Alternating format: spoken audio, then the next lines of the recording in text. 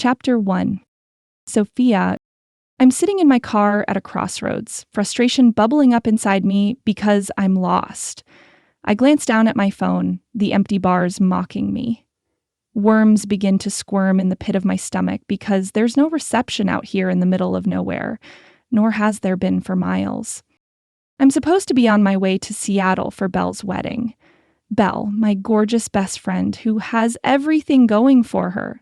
The looks, the confidence, the wonderful fiancé. I should be used to living in her shadow, but it still stings a little. I'd never take anything away from her. She's beautiful, kind, and generous. She deserves all the good things life can bring.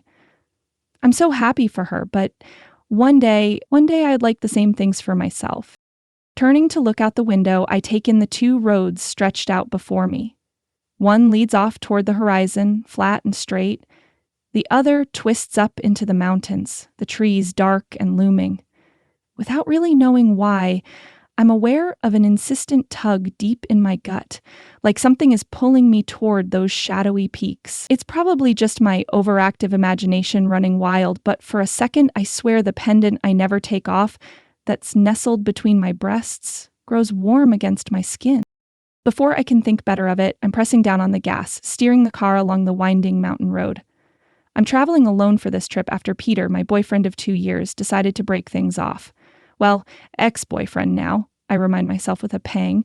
He wanted someone more exciting, he said, something more, and I was holding him back from everything he wanted.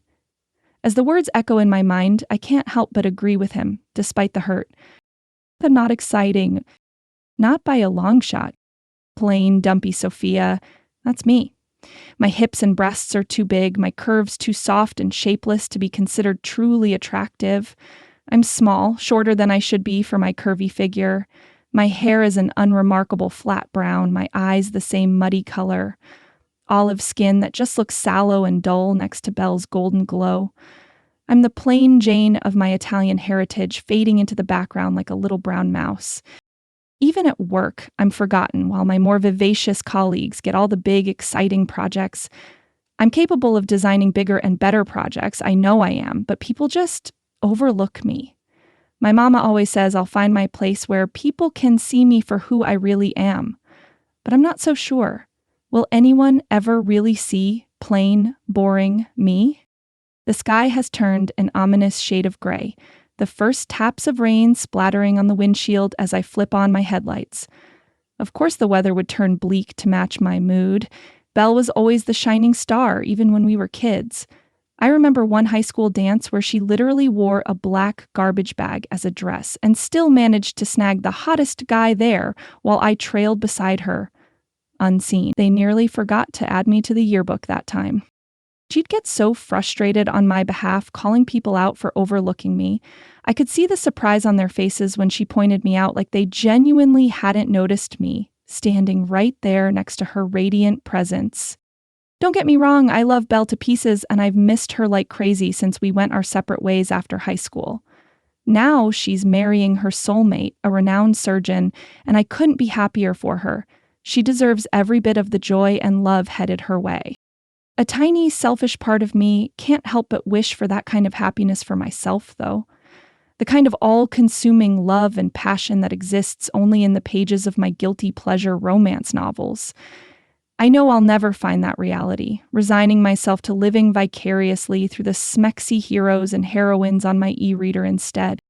But I won't let any of my own hang-ups take away from Belle's big day. She's going to look radiant as she walks down the aisle, I just know it. And I'll be there, her shadow once again, but beaming with pride for my best friend all the same. That's if I even get to Seattle at this rate. I crank the windshield wipers up to their highest setting as rain buckets down in sheets. Visibility is dangerously low. I can barely make out the steep valley dropping away on my right through the deluge. I slow the car to a cautious crawl, peering through the gloom for any sign of a turnoff or wider shoulder where I can turn around. But the narrow road just winds higher and higher into the mountains, the trees crowding in thicker until their shadowy trunks blot out what little light filters through from the stormy sky. It feels like I've climbed up into the belly of the clouds themselves. A quick glance at my phone confirms there's still no signal up here. Of course not. I'm completely alone, cut off from the world on this forsaken mountain road. A tendril of unease snakes through me. If something happened out here, would anyone even know where to look for me? As I round another sharp curve, a bright pop of color catches my eye, a cheery red sign with "Welcome to Willowbrook" painted in looping white script. A pang of relief courses through me at the sight of the name. Civilization, at last. As I pass beneath the sign, though, a strange static charge seems to crackle over my skin, making the fine hairs on my arms stand on end. Weird, but I shake it off, just relieved to be getting somewhere. Sure enough, just a little farther up the road, the warm yellow glow of a diner's windows beckons out of the gloom like a beacon. Sally's Diner promises the well-maintained sign above the door as I pull into the gravel parking lot, rain still pounding down in a torrent. Even through the blurred windshield, I can make out the comforting shapes of people inside, chatting and eating. A strange sense of peace settles over me at the homey site. This is the perfect place to wait out the storm and get my bearings. Moving quickly, I throw open the car door and make a mad dash through the downpour, boots splashing into deep puddles before I reach the diner's covered entrance. The little bells tied to the door jingle merrily as I shoulder my way inside, leaving a wet trail in my wake. I stand there dripping onto the welcome mat, pushing sodden strands of hair out of my face as I take in my new surroundings. So much for being a mouse, right now I'm a drowned rat. Of course, that's when I finally register the weight of several pairs of eyes trained directly on me. The low murmur of conversation has fallen away, leaving me center stage in the sudden silence. Awesome. Just what I need. More attention drawn to my pathetic, soggy self. The prickly sense of unease returns as a tall figure rises from one of the booths and strides down the narrow aisle between the seats. He's well over 6 feet tall, with broad shoulders and a powerful, muscular build that fills the entire space.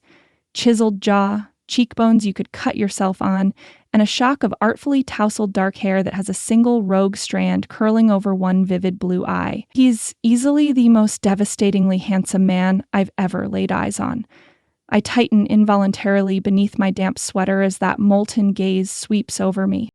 I turn to glance behind me, certain he must be heading for someone else. There's no way this Adonis of a man is coming toward plain little me. But there's no one else in the entryway. Whipping my head back around in confusion, my breath catches as I realize, yes, he's definitely headed straight for me. Those brilliant blue eyes are locked right on mine, full lips curved in the barest hint of a smile, as he crosses the last few feet to where I stand rooted to the Chapter 2. Ethan. The little bells above the diner's entrance jingle merrily as a petite, sexy woman darts in from the rain, water droplets clinging to her curves, but it's not her lush body that has me frozen in my tracks. One deep inhalation, and I'm assaulted by the most intoxicating scent. Sweet, creamy vanilla blended with lilac. It slams into me like a freight train, and my wolf rears up inside, howling with ecstatic joy and utter disbelief. My mate. She's my mate. Finally, she's here. She's finally here. I can scarcely wrap my mind around it after all this time, all the years of loneliness and resignation that I may never find her. My mate is here. In Willowbrook. Fate has finally seen fit to bring her to me. Lunch with my brother Jake and his mate Maya is forgotten. My entire world has narrowed to this one tiny, gorgeous creature standing in her entryway, dripping rainwater onto the mat. She's so delicately petite, barely coming up to my chin, but her body is all lush, womanly curves, generous breasts, flared hips, a soft, rounded figure that makes me ache to pull her against me, to let my larger frame envelop her tiny one as I breathe in that addictive floral scent from the sensitive skin of her neck. But it's her face that truly steals my breath away. Those large, soulful eyes, the rounded apples of her cheeks, pert little nose and rosebud lips just begging to be kissed. She's gorgeous, stunning, A siren's call to the restless wolf prowling inside me, seeking its eternal mate. A silent prayer of thanks escapes me. Gratitude to the wolf shifter goddess for finally delivering this amazing woman into my life. I'd given up hope of ever finding the one person who would complete my soul, resigning myself to a half-life of loneliness. And here she is, as if fate itself decided to take pity and grant me this greatest of gifts. I can't tear my eyes away from her perfect form. Hopefully she doesn't notice the obvious bulge straining the denim. I'm mesmerized, watching raindrops sliding down the delicate column of her throat as she brushes damp tendrils of hair from her face. That won't do at all. I frown at the thought of her soft skin being exposed to the cold like that. Those beautiful eyes flare wide when she finally notices me striding toward her between the booths. She shifts her weight, glancing over her shoulder as if expecting someone else to be standing behind her. When she swings that bewildered gaze back to me, her brows knit in a tiny, adorable frown, as if she can't quite believe I'm actually coming toward her, as if there's any other possibility in this world besides me claiming what is mine. A low, rumbling growl rattles in my chest as the wolf strains against my skin, both of us stalking instinctively toward our mate. The need to reach her, to pull her into my embrace and scent every inch of that soft feminine skin is all-consuming. This is mine, my mate, my other half. Ethan! Sally's voice cuts through the possessive haze, the older woman hurrying out from behind the counter to plant herself in my path. I pull up short, blinking in surprise as she holds out a hand to halt my progress. Her eyes dart from me to the damp beauty, then back again, with a cautioning look. Go slow. The girl's human, she murmurs under her breath. The words are like a bucket of cold water being upended over me. Guilt washes through my veins as I catch the acrid tang of fear wafting from my mate, no doubt due to the feral growling and behavior she's just witnessed. I've already terrified the poor woman. Reining in my wolf is a struggle, but I force myself to acknowledge the truth in Sally's words. My mate is human, like Maya and the other extraordinary women who have found their way to the shifter mates waiting for them in Willowbrook. Just because she's my other half doesn't give me the right to lose control and frighten her. I can't have her scared of me. She won't know anything about our world, or about mates, or have the slightest idea of who and what she is to me. I have to go slow, so I don't scare her off. Sally glances around me towards the rest of the diner's occupants, who have all gone silent and still. Okay, everyone, show's over. Go on back to your lunches. Finding a mate isn't a common occurrence in Willowbrook, and they're as surprised as I am. Still, it's going to unnerve my mate, who won't know what's happening. To her, we'll look like a bunch of redneck hillbillies. The low hum of conversations slowly picks back up behind me, but I'm rooted to the spot, struggling to bring the wolf to heel. I can still smell her, that warm, mouth-watering blend of vanilla and lilac that has both sides of me straining to get closer. My wolf huffs impatiently, not giving a damn about her being human.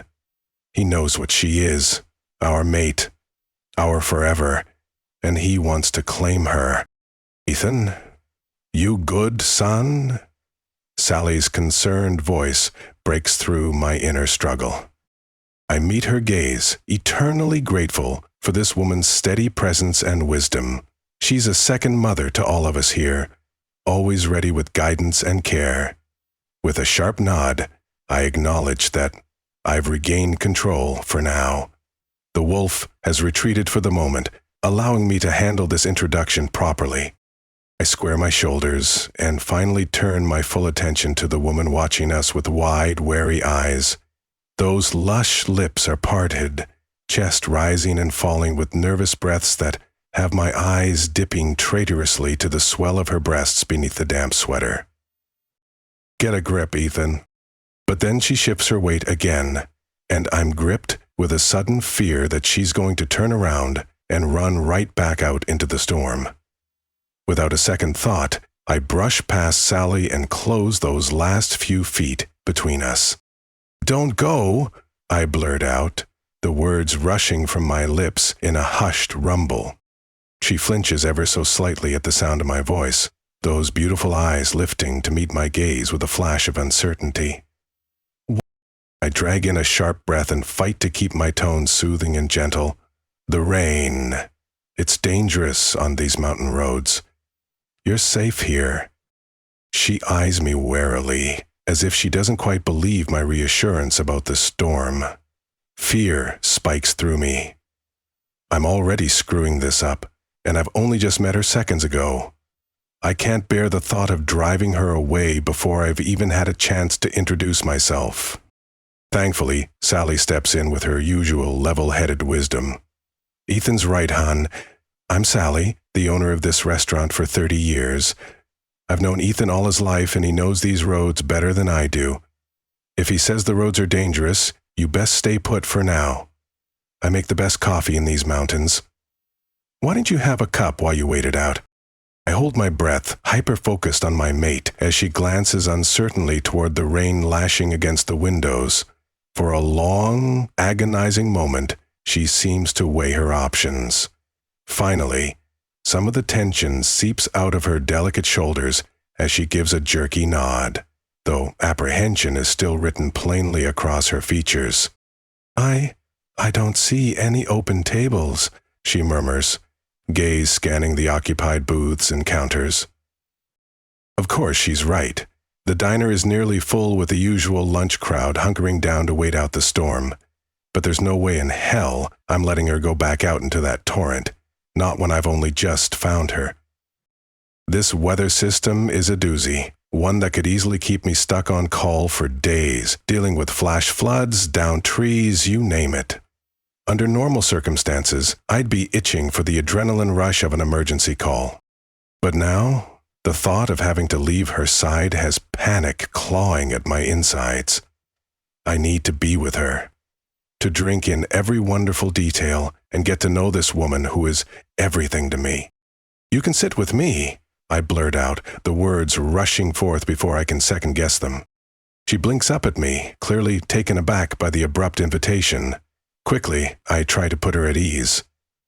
"I'm just having lunch with my brother and his mate." I stumble slightly over that last word, mentally kicking myself.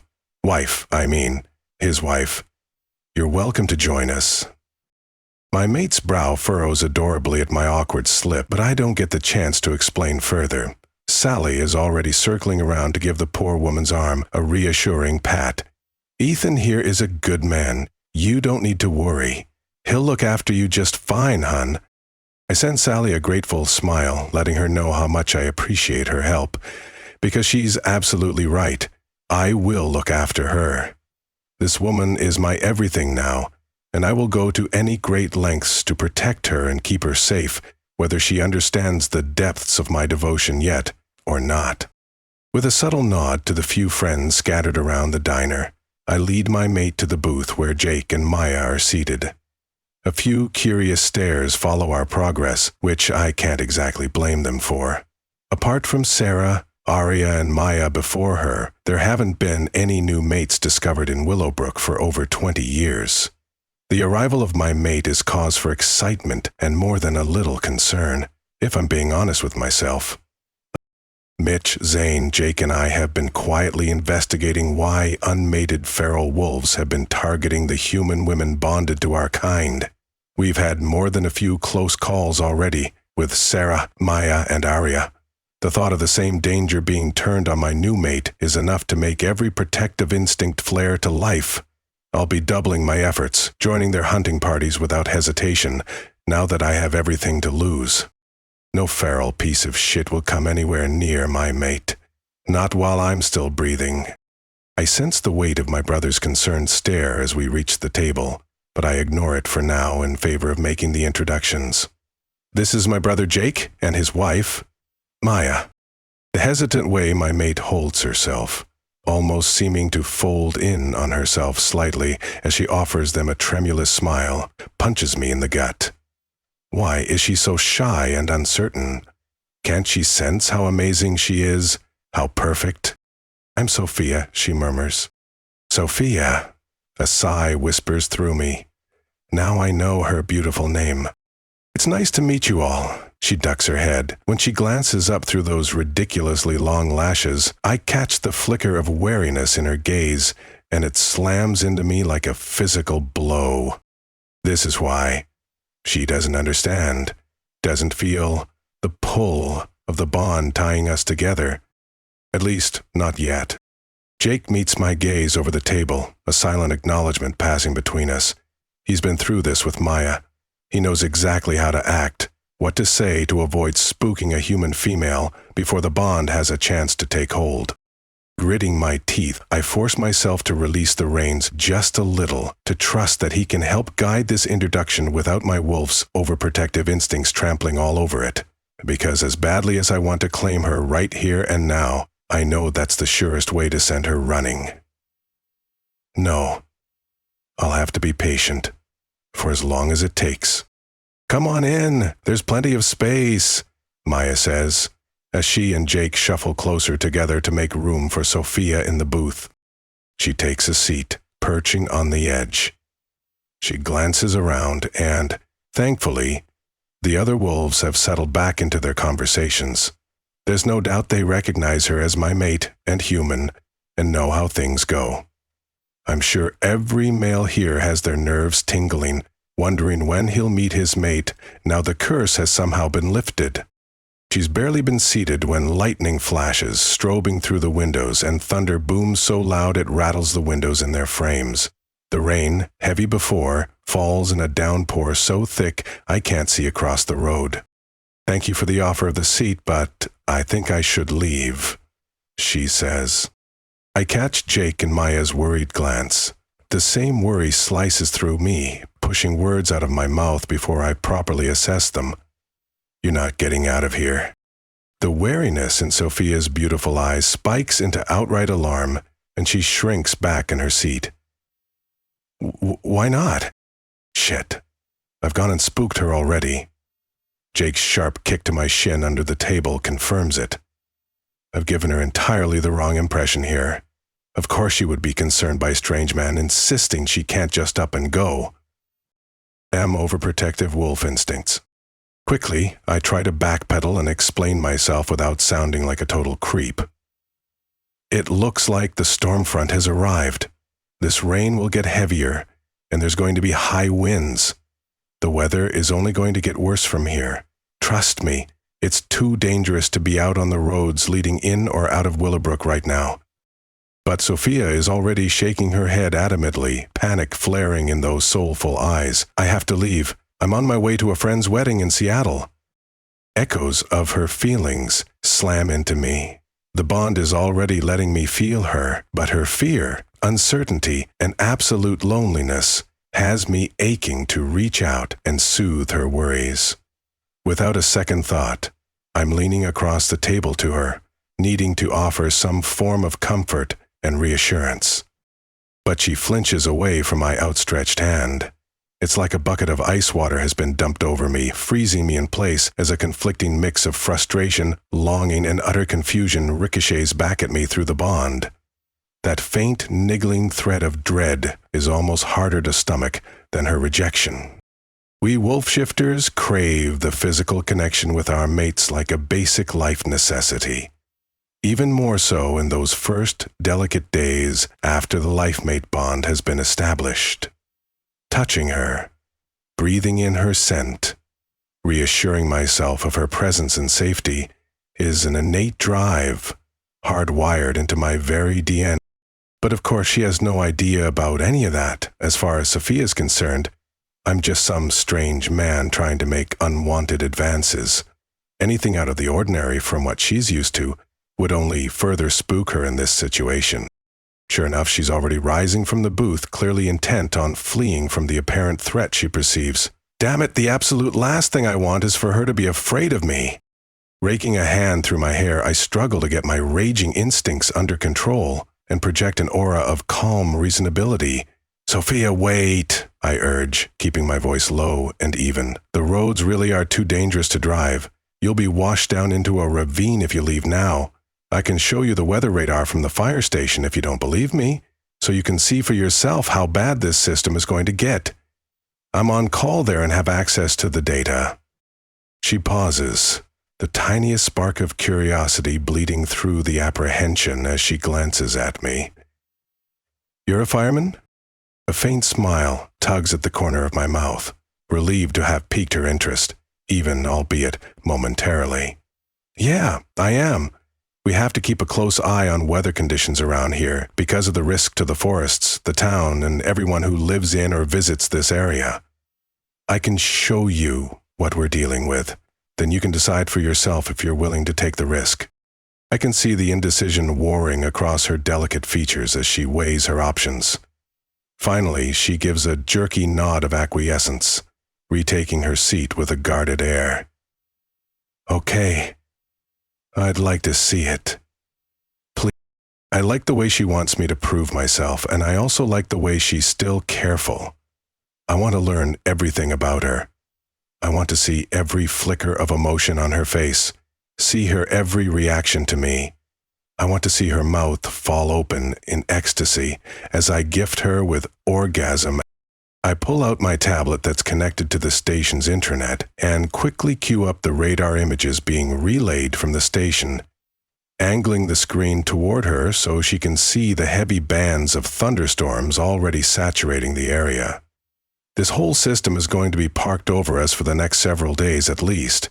Lots of rain, high winds, the threat of flash floods, and slides on the roads heading down the mountain. Her eyes widen as she takes in the severity of the weather maps, lips parting on a soft exhale. I try not to stare at the gentle rise and fall of her chest, but then she glances up at me through those ridiculously long lashes, and I'm transfixed.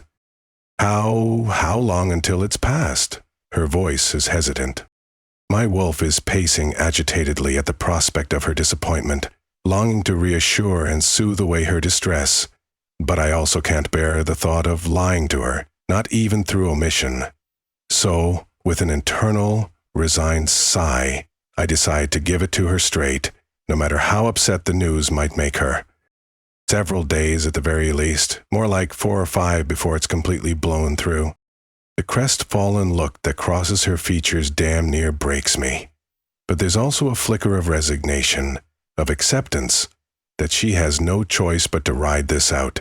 And for that, I'm immensely grateful, because it means more time for the bond to strengthen between us, for her to get used to my presence and scent. More time for me to allow her to fall for me before I have to shatter her world with the truth of what I really am.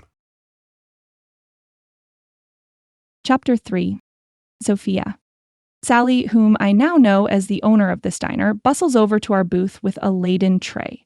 She places a mouth-watering burger and fries down on the table, and before I can even process what's happening, Ethan is sliding the plate right in front of me. I glance up at him in surprise, wondering why on earth he'd order food for me, a complete stranger. Self-consciously, I tug at my sweater, making sure it's covering the soft roll of tummy that always seems to spill over my jeans, no matter how many sit-ups I do. Is he trying to tell me I need to eat? That he thinks all fat chicks are perpetually hungry? I can't get a read on his intense stare, and it's putting me on edge. In fact, all he's been since I met him is intense. I'm not used to this type of scrutiny from a man, and it makes me twitchy. "Eat up. Sally makes the best burgers in Willowbrook," he rumbles, giving me absolutely no clue to his motivation. Sally lets out a chuckle. There are fine crinkles at the corners of her eyes, suggesting she's a woman who laughs often, and something about her warm presence sets me more at ease than Ethan's mercurial intensity. She shoots back with a sly wink. "Well, they're the only burgers in Willowbrook. But if you prefer Mexican, I can recommend the Howling Jalapeno on Main Street."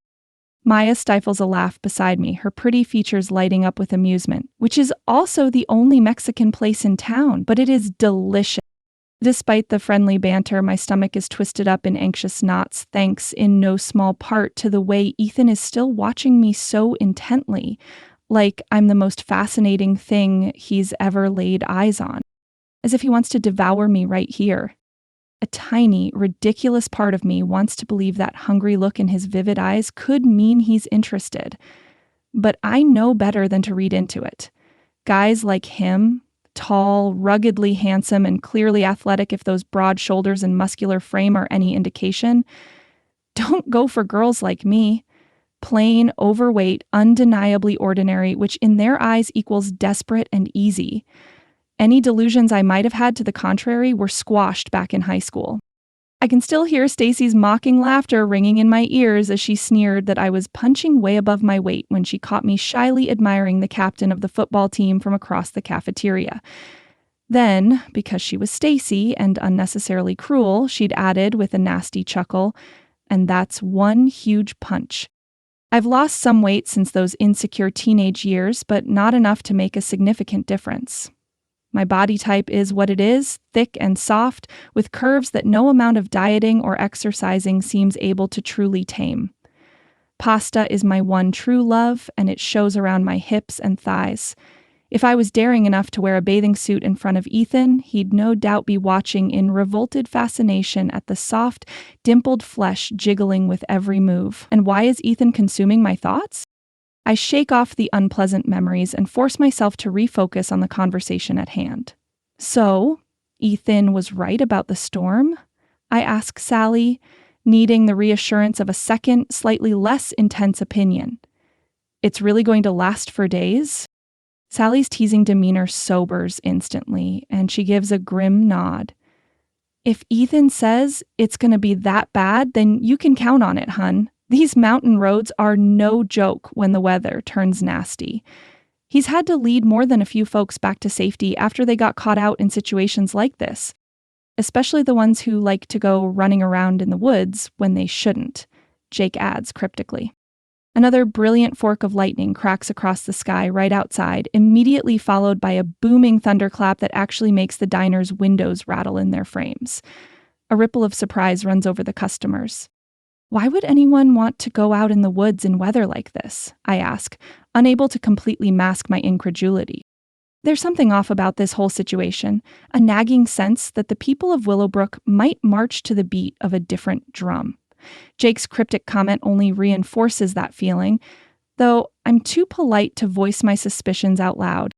No, the creeping unease simply reaffirms my need to get out of this strange little town as soon as is humanly possible, especially when I chance another glance at Ethan, finding his vivid eyes still trained on me with that same hungry intensity as from before. I must be imagining things. Guys like Ethan don't go for the plain, overweight types like me. At best, he probably just sees me as a temporary diversion, a chance for a meaningless hookup while he's stuck in town riding out the storm. Well, he can forget that notion right now. I'm nobody's to pity, not even for a scorchingly attractive man like him. The moment this relentless deluge lets up, I'll be out of Willowbrook and on my way, putting this bizarre encounter out of my mind for good. Squaring my shoulders and ensuring my fate to wait out this storm, I turn my attention to Maya beside me. "So, where's the best place to get a hotel room around here on such short notice?" Ethan answers, that low, rumbling tone sending an unbidden shiver down my spine. "There are only two places in town I'd trust for you to stay. One of them is the Wolf's Bite Inn, Willowbrook's only hotel." I swallow hard, perfectly aware of what, or rather where, he's insinuating as the other option for my accommodations. His house. The thought has a weird sort of heat unfurling low in my belly, fanning outward through my veins until I'm warm all over. But it's also incredibly presumptuous of him to assume I'd ever... My spiraling thoughts are interrupted as Jake rises from the booth with a stretch and a regretful glance at his wife. "I need to go check on the house, get things prepared before this storm gets any worse." Maya nods, rising as well and offering me a warm smile that somehow doesn't seem the least bit condescending or pitying, a small miracle in itself. "It was nice meeting you, Sophia. I'm sure we'll be seeing you around town." Ethan tosses a meaningful look Jake's way, and I notice how similar their eye color is, such a strange light blue that almost glows. "Take care, brother." Murmuring their goodbyes, Jake and Maya take their leave. An awkward silence stretches between us, and I find myself grasping for something, anything, to say to fill the void. Well, I guess I should go check into the wolf's bite before the storm gets worse. I grab my phone and swipe across the blank screen in a fruitless attempt to pull up Google Maps and get directions. But of course, there's still no signal. Willowbrook doesn't exactly get reception, let alone during a weather event like this. But don't worry, I can take you to the bite once you've finished your lunch, Ethan says. Talking about lunch, I'd better make sure everyone else gets theirs. Now you're settled. The storm's brought in a bigger than usual crowd. Take your time and enjoy, hun. Sally smiles at me and bustles away, leaving me alone with Ethan and the mouth-watering aroma of charbroiled beef wafting from the plate in front of me. As delicious as it smells, there's another, infinitely more enticing scent teasing my senses. The warm, woodsy blend of cedarwood and sage with just the barest wisp of smoke that seems to cling to Ethan's very being. It's rich and earthy and captivating, making my head swim. I'm vividly aware of his watchful gaze lingering on me as I draw in a deep breath, letting the mingled aromas flood my senses. The delectable burger suddenly seems terribly unimportant in the face of this strange, overwhelming hunger awakening somewhere deep inside me. But at the same time, a little voice of pragmatism reminds me that there's no telling what kind of dining options the Wolf's Bite Inn will have, if any. This juicy burger might just be my last real meal for who knows how long. Squaring my shoulders, I force my attention back to the plate and take a determined bite.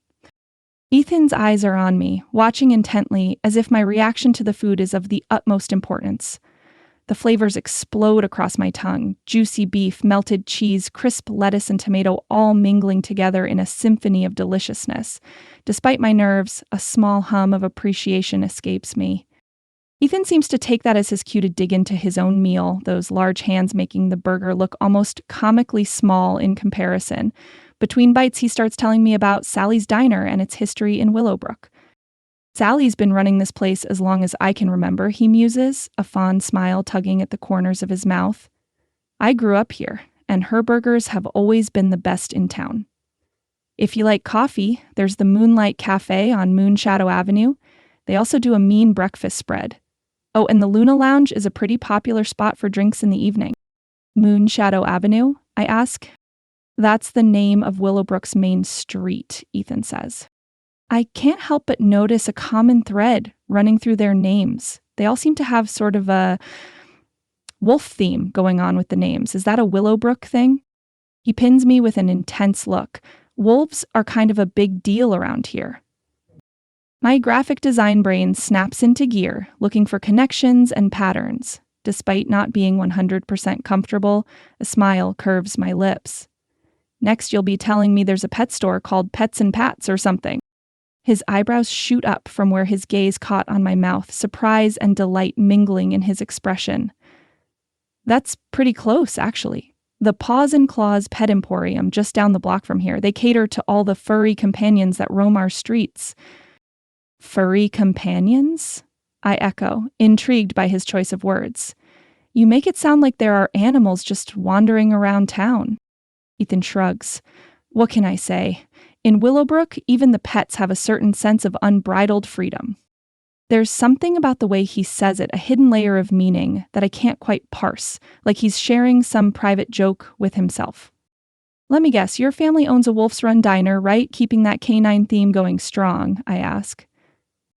Ethan laughs, a rich, warm sound that fills the whole booth.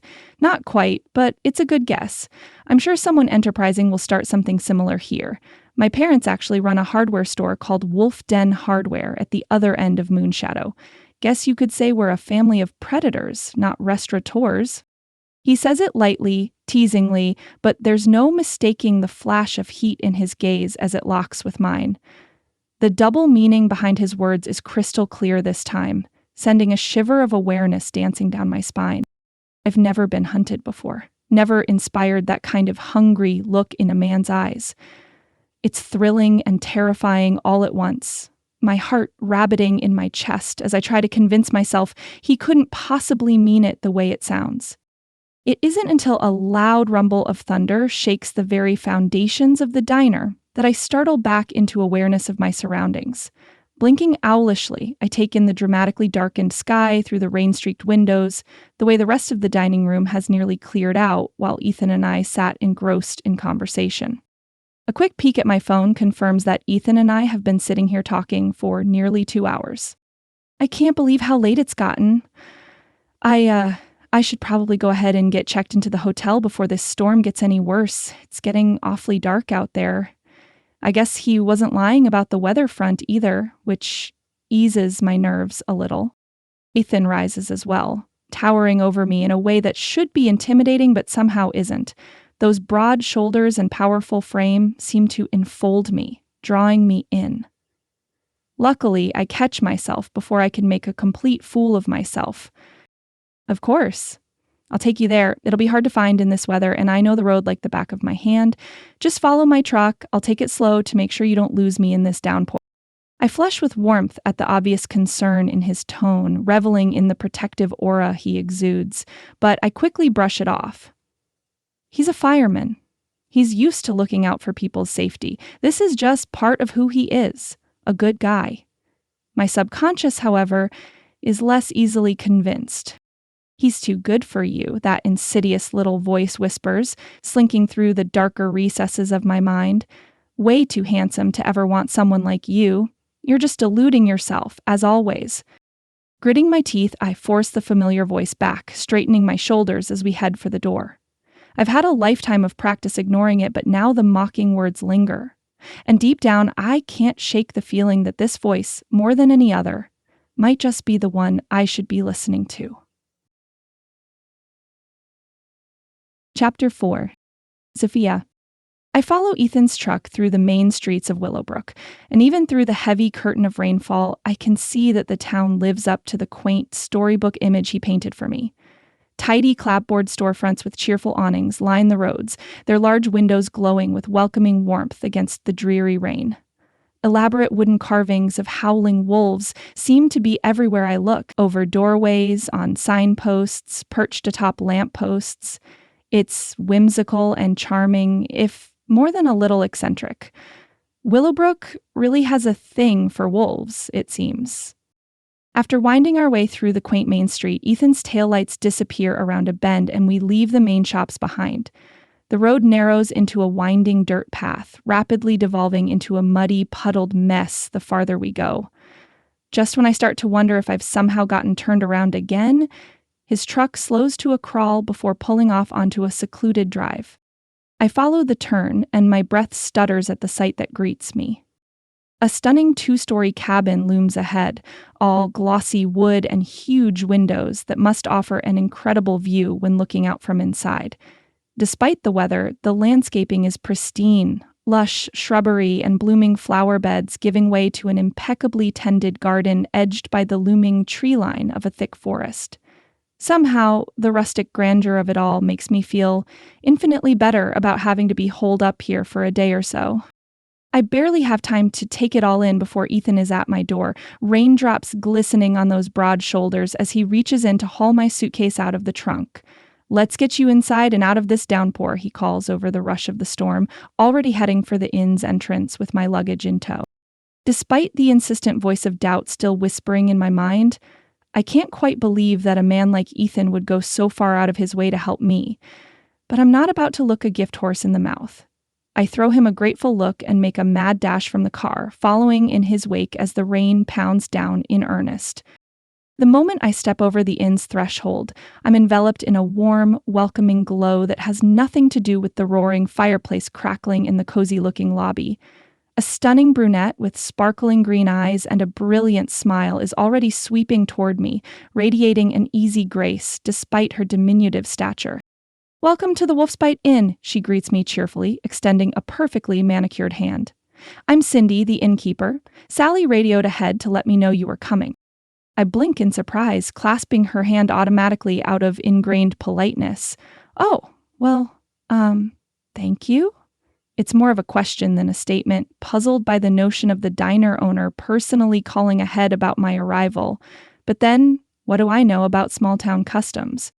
Cindy's dazzling smile doesn't falter, but There's a hint of mischief dancing in those emerald eyes as they slide sideways to take in Ethan, hovering protectively at my side. "Give her your safest room," Ethan rumbles. A frown tightens my brow as I wonder at his choice of words. Comfortable would have been a better word choice. Then I wonder why he even cares which room I have here at all. "There have been wild wolves running around here," Ethan says, as though he's delved into my mind. A lick of fear races up my spine at his words, my gaze snapping to Ethan in alarm, my thoughts of the town's naming trend dissolving into something less cozy. Ethan moves closer to me, the solid wall of his frame almost pressing against me as he addresses Cindy. "You'll be perfectly safe, Sophia, but if anything happens, anything at all, Cindy knows to call me. I'll come straight away." Why would she call him if I don't feel safe? This is above and beyond the call of duty for a firefighter, but Cindy simply nods. And I can't shake the nagging sense that I'm missing some vital piece of information here. Ethan's behavior toward the innkeeper is anything but flirtatious or suggestive. There's no lingering looks, no subtle cues or body language to indicate any kind of romantic interest on his part, as I might have expected in the face of a gorgeous woman. If anything, his entire focus seems laser-locked on me. That isn't right. The long drive and the stress of the storm must be taking its toll, and yet as he turns those brilliant blue eyes on me once more, I can't deny the thrill of awareness that sluices through me. "I should probably get to my room now. Thank you for the lunch and, well, for welcoming me to your town when I would have been alone otherwise," I say. Ethan's voice rumbles out again, that deep timbre caressing over my senses. "Would you like to join me for breakfast tomorrow morning?" I might have believed Ethan had lunch with me out of the kindness of his heart, but now I know he's only humoring me. Still, I force a polite smile and nod, happy to indulge a fantasy that someone like him would want to spend more time with someone like me. Sure, that would be nice. But if the rain eases up tomorrow morning, I'll be on my way at first light. I won't have to witness his absence when he doesn't show." Ethan takes a step toward me, and I instinctively move back, unsure of his intentions. If he's angling for a kiss, he's going to be sorely disappointed. I've learned my lesson about letting myself be drawn in by men who see me as an easy target. Stepping back, I give him a tight smile before turning to follow Cindy, eager to escape the confusing maelstrom of emotions Ethan stirs up in me. Cindy points out the kitchen area on the way to the room, letting me know there are tea and coffee supplies available for my use at any time. "Feel free to come down and make yourself something to eat or drink whenever you like. The refrigerator is full if you want to make something to eat later. As I can imagine, you don't want to drive back into town in this storm. It's all part of the service here at the Wolf's Bite Inn." I'm touched by the generous offer, making a mental note to leave extra payment for any food I might consume during my stay. "Thank you, that's very kind of you." To my surprise, Cindy's grin turns impish as she adds, "I'll make sure there's enough for Ethan in the morning, too. That way you two can enjoy breakfast together in the kitchen if the storm keeps you in." Once again, I'm thrown by her lack of possessiveness or jealousy. Shouldn't she be staking some kind of claim on Ethan, marking her territory? The fact that she isn't only compounds my confusion about the entire situation. "Thank you." She leads me to my room, which is only a little way further down the corridor. The room is an absolute oasis. Comfortable, modern, and inexplicably welcoming in a way that immediately puts me at ease. Warm wood tones and plush fabrics create an inviting, rustic yet luxurious ambience. A king-size bed piled high with downy duvets and pillows are a veritable cloud. Across the room, a stone fireplace is flanked by two overstuffed armchairs that are just begging to be curled up in with a good book. There's something undeniably homey about the space that has the tension melting from my shoulders almost at once. Perhaps it's the low ceilings and the abundance of windows that give the room such an open, airy feel, or the way the decor, while elegant, still befits the rustic charms of the inn. And I can't resist drifting over to the wide glass panes overlooking the woods outside. Even through the relentless downpour, I can make out the looming shapes of towering pines and firs bent by the harsh winds, their inky silhouettes swaying against the misted glass. "This is a beautiful room," I say. Cindy smiles at me, welcoming and friendly. I'm glad you're comfortable. I live in the cabin out the back, but if you want me, the phone is connected. I turn to see an old-fashioned desk phone on the bedside table. After Cindy takes her leave, I waste no time in stripping down for a hot shower, desperate to wash the road grime from my skin and ease the chill that has seeped into my bones from the relentless rain and my wet clothes. The steaming spray works wonders, and by the time I crawl into the plush bed with a book, I'm feeling marginally more human. But even the comforting familiarity of my favorite novel can't keep exhaustion at bay for long. My eyelids grow heavy, the words blurring on the page as sleep tugs insistently at the edges of my consciousness.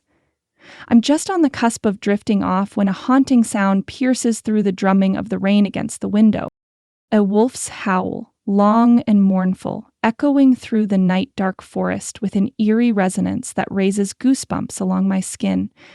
It's an unsettling noise and sends a shiver of unease down my spine, even as my drowsy mind tries to dismiss it as perfectly normal for such a remote, wooded area. Sleep is a long time coming after that, my restless dreams interspersed with visions of a massive brown wolf with glowing blue eyes, so light blue they remind me of the summer sky, watching me from the shadows. By the time dawn breaks, I'm groggy and unsettled, the night's rest doing little to refresh me. To my dismay, the rain is coming down even harder than the previous day, the storm showing no signs of abating anytime soon. Checking my phone in a futile hope, I confirm that there's still no reception to be found, just like Ethan and everyone else warned me. I'm well and truly stuck here in Willowbrook, with no way to let anyone know where I am or what's happening. A tendril of real fear unfurls in my gut at the realization if something were to happen to me out here, if I went missing, no one would know. Chapter 5. Sophia. I've showered and dressed, and the rain is still pouring. As though to make a point, thunder claps overhead and vibrates the floor under my feet. I might as well make the best of it with a fresh cup of coffee. I make my way down to the kitchen and stop dead in my tracks when I spot Ethan there, cooking up a storm. The mouth-watering aroma of sizzling bacon and eggs hits me, but it's not what has my stomach erupting into a frenzy of butterfly wings. No, that would be the sight of Ethan himself, casually manning the stove while looking edible in a pair of faded jeans that cling to his muscular thighs and globes of his backside. The thin sweater he's wearing does absolutely nothing to hide the broad expanse of his shoulders and biceps, those defined muscles shifting beneath the soft fabric with every tiny movement. How in the world did I forget just how heart-stoppingly gorgeous this man is? He's a vision straight out of one of my guilty pleasure romance novels. The kind of hero whose smoldering good looks and powerful masculine presence make my knees go weak. As if he can sense my heated regard, Ethan turns with a smile that has my breath catching in my throat. Those brilliant eyes dance with a warmth that spreads through my chest like a steadily building pressure, awakening a reaction I try in vain to ignore. "Good morning, Sophia," he rumbles, the deep timbre of his voice sending a shiver down my spine. "Sleep well?" You're really here," I blurt out, immediately wanting to kick myself. "Way to state the obvious, genius." Ethan's smile falters slightly, a tiny furrow creasing his brow. "Of course I am. I meant what I said about joining you for breakfast. I've been looking forward to it all night." He gestures to the sizzling pan with the spatula. "I just figured, with the rain still coming down so hard, I'd bring it to you instead. Do you like bacon and eggs?" There it is. I tense automatically, waiting for the other shoe to drop. For him to make some snide comment about my weight and breakfast portions, or imply that of course that's what I want since I'm overweight, bracing myself for the inevitable mockery that's been my lifelong experience with men who look like Ethan. But he just watches me expectantly, that tiny furrow deepening between his eyes. "Are you all right, Sophia?" I give myself a mental shake and force a tight smile to my lips. "I'm fine, nothing to worry about." A rich, enticing scent of freshly brewed coffee hits my senses, making my mouth water. As if reading my mind, Ethan nods at the steaming pot. "I made sure there was plenty for you, cream and sugar on the counter." Thank you, I murmur automatically, still half expecting this all to be some sort of elaborate prank as I move to fill my mug. Throwing him a sidelong glance, I can't resist asking, I'm assuming Cindy's already been by for her breakfast? There's a brief pause before Ethan shakes his head slowly. No, I haven't seen her this morning, but she's welcome to join us if she stops in. His obvious confusion at my question only deepens my own. If Cindy isn't the reason he's here, then why is he? The nagging sense of being out of the loop, of missing some crucial piece of information, is stronger than ever. Ethan picks up on my unease, those mercurial eyes softening as he changes the subject. Did you not sleep well? You've got bags under your eyes this morning. I huff a mirthless laugh, taking a long pull of the steaming coffee. No wonder Willowbrook names all its businesses after wolves. There were way too many of them howling in the forest last night, keeping me up. The words are out before I can stop them. I don't mention the haunting vision of a massive brown wolf with glowing blue eyes that plagued my restless dreams when I did eventually sleep, eyes that were an uncanny mirror of Ethan's own. Some secrets are better left unspoken, especially when I can't begin to make sense of them myself. Ethan's casual demeanor shifts in an instant, his expression turning serious and intense as he asks, Did any of the wolves try to get inside last night? There's a taut thrumming of tension radiating from him that vibrates through me on some unseen frequency. I rub unconsciously at the dull ache blossoming in my chest, unsure of where the strange sensation is coming from. Wait, you mean like try to get into my room? I ask as a lick of fear traces its icy tendrils up my spine. How could they get inside? Don't wolves usually avoid people? I didn't think they'd actually approach a building like this. Besides, I'd think they'd be more concerned with finding shelter, not breaking and entering a building they have no hope of getting into. Some of the rigid set of Ethan's shoulders eases, but his expression remains solemn as he shakes his head. No, you're right. Wild wolves don't typically come that close to humans unless there are unusual circumstances. He seems to be murmuring more to himself than me as he adds under his breath, You'll be safe here. Turning back to the stove, he flips the sizzling eggs with a deft hand, but I'm no longer focused on the tantalizing aromas wafting from the pan. There's a growing sense of unease blooming within me, a nagging feeling that the sooner I can get out of this kooky little town, the better. When Ethan glances back at me, there's a subtle shift in his manner, as if he's trying to guide our interaction onto less unsettling ground. What do you do for work? I blink, momentarily thrown by the conversational left turn. Oh, nothing as exciting as being a fireman, that's for sure. I'm a graphic designer. To my surprise, his face lights up with genuine interest and curiosity. A designer, huh? That's really cool. What kind of design work do you do exactly? As soon as I answer, he asks another question. He's so earnest, so engaged, that I almost believe he truly cares about the minutiae of my relatively boring career. But as I stumble through an explanation glossing over the tedious typesetting jobs that make up the bulk of my workload, a hint of melancholy seeps in. I don't really like where I work, to be honest, but I do love being a designer. I've always dreamed of going freelance, being able to pick and choose the clients and projects I want to work on. The words tumble out in a rush before I can reconsider sharing such personal information. I'm not sure why I felt the need to tell him, but the urge to spill was overwhelming. Perhaps it's only because someone is showing interest, and apart from Mom and Dad, I've never had that before. A sad truth. Ethan is nodding slowly, his penetrating gaze holding mine with that same unwavering intensity. Then you should do it. I'm sure you'd be amazing at it. The butterflies in my stomach take flight. He's so sure, so interested. I'm missing something vital. I'm sure of it. I remember my earlier line of questioning and quickly pivot before this conversation can go down paths I don't want it to go. So, where is Cindy anyway? Ethan's brows knit in confusion and he regards me with open curiosity. Why do you keep asking about Cindy? Is there something you need from her? He seems so genuinely perplexed that I suddenly feel foolish for implying something based on my confusion and jealousy. Cheeks heating, I shake my head and focus on the plate he's just placed in front of me, piled high with enough food to feed a small army. So much for my assumption that he doesn't see me as some calorie-guzzling glutton. I'm hungry, so I take a bite of eggs. They're rich and fluffy with just the right hint of salt and pepper. Oh, they're delicious, and now I look as though I'm surprised he could cook something like this. My cheeks burn, and I wish a hole would open up and swallow me. I'm sorry. I didn't mean to imply. The slow, genuine smile that spreads across his face in that moment is disarming.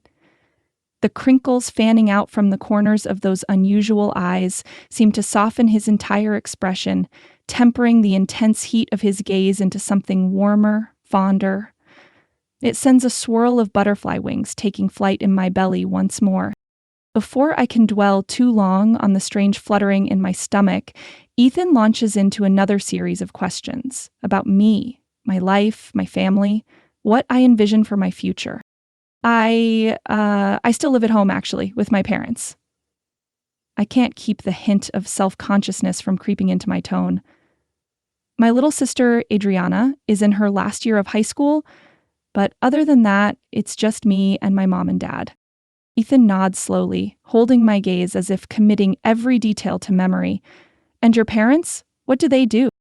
They own a little mom-and-pop convenience store back in New York City. It's not the most exciting life, I guess, but they've worked hard to give Adriana and me opportunities. I'm unable to shake the feeling that I'm being evaluated on some hidden metric with each response. Every question he asks, I answer. I need to answer. I find myself opening up more than I'd intended, bearing pieces of myself I usually keep closely guarded. All the while, an odd sort of pressure builds inside my chest, filling me up with something that doesn't quite feel like it belongs to me alone. It's not painful, but it's also not something I've ever experienced before, this sense of being tugged toward Ethan on a deeper, more elemental level that goes beyond simple attraction. There is an itch underneath my skin that I can't scratch, a restless energy thrumming through my veins and setting my nerves alight. I shift my weight, rubbing subconsciously at the tight ache between my breasts as if I can physically dispel the disconcerting sensation. But there's only Ethan eager excitement flashing across his features, and that somehow makes the building pressure even more unsettling. Did you put something in this food? I blurt out, nodding at the half-eaten plate with a look of accusation. Ethan's expression shifts in an instant, the lines of his face tightening with concern as he shakes his head adamantly. Nothing but eggs and bacon. Why would you think? I am already pushing back from the table, the strange pressure in my chest bleeding outward until it's a lead weight of dread low in my gut. This is all too bizarre, too far outside the realm of anything that makes sense. I need. What exactly is going on here? I demand, anger and frustration lending an edge to my voice as I stand abruptly, sending my chair clattering backwards. I've had enough of this bizarre charade. Ethan flinches at my sudden outburst, eyes going wide. Nothing is going on. I'm here for you, to get to know you, I swear. But I'm beyond listening at this point, fear and anxiety giving way to righteous indignation. Just drop the act already, I snap, squaring my shoulders defensively. We both know men like you aren't actually interested in women like me. The words are out before I can rethink them, harsher than I intended. But this has gone on long enough. The awkward flirting, the lingering looks, the inexplicable pull I feel toward this man who is utterly, irrefutably out of my league. There has to be an angle here, some ulterior motive I haven't yet seen. And then it hits me, the obvious explanation. Of course, how did I not see it sooner? You're gay, aren't you? I blurt out, almost giddy with the rush of piecing it all together. That's why you're here. You need me as a cover. To make your boyfriend jealous, right? I force an awkward, reassuring smile to my lips, some of the tension seeping from my shoulders now that I think I've figured it out. Hey, I get it. You could have just told me from the start. I'd have been happy to play along and help you out. Ethan is already shaking his head, rising to his full towering height until I have to crane my neck back just to hold his inscrutable gaze.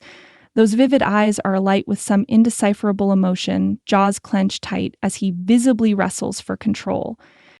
I'm not gay, Sophia, he bites out, each word clipped and precise like he's forcing them past gritted teeth. Why would you think that? It's my turn to gape at him, bewildered and more than a little unsettled by the intensity radiating off him in waves. Then why in the world are you here? I demand, throwing my hands up in a gesture of pure exasperation. I don't understand what's happening. Rather than answer directly, Ethan's expression melts into one of flustered discomfort, color blooming high on those chiseled cheekbones. I'm here for you, he murmurs, sounding almost pained by the admission. That's the truth. A startled laugh bursts from my lips before I can rein it in, part hysterical mirth and part utter disbelief. What, you made some kind of bet with your friends? See if you can bag the fat chick for $100? I'm sorry you pulled the short straw, by the way. I've got news for you. You already lost your money on that one because there's no way in hell I'm sleeping with you. The words are barely out of my mouth before Ethan is closing the distance between us in 2 long strides, the sudden proximity stealing my breath as he towers over me. When he speaks, his tone is low and thrumming with an undercurrent of barely restrained anger that has me instinctively taking half a step backwards. Don't you ever talk about yourself like that. It's not true, and I don't like hearing it. His eyes blaze with an intensity that sends a shiver racing down my spine. Well, that protective streak is new, and more than a little confusing given our circumstances. Gathering what tattered shreds of defiance I can muster, I lift my chin in a silent challenge. You don't get to tell me how to feel or think about myself. I know how this game is played, how guys like you look at women like me. You don't have to keep pretending to be nice or interested.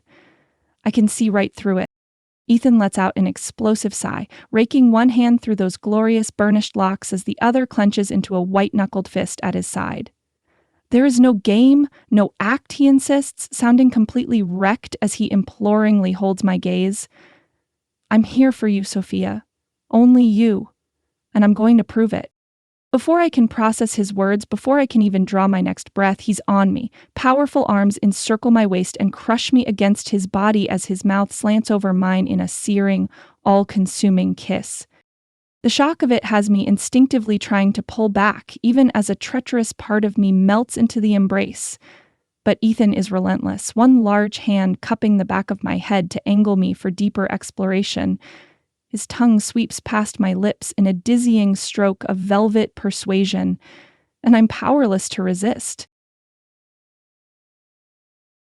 Chapter 6. Sophia. The moment Ethan's lips crash into mine, the world drops away. Those full, soft lips move against mine with an urgency that shakes me to my core. I part my lips with a silent gasp that allows his talented tongue to delve deeper. The taste of him is intoxicating. Cedarwood, sage, and a hint of smoke, with the barest hint of the coffee we've been drinking. It sweeps through my senses in an overwhelming tide, obliterating any last vestiges of rational thought. I'm drowning in the sensations, in the overwhelming maleness surrounding me as Ethan's powerful frame presses flush against my softer curves. One of his large hands cups the back of my head with exquisite tenderness, angling me for his devouring exploration as gentle fingertips tease through the strands of my hair. The other spans the small of my back, that broad palm branding me through the thin fabric of my shirt as he crushes me even closer.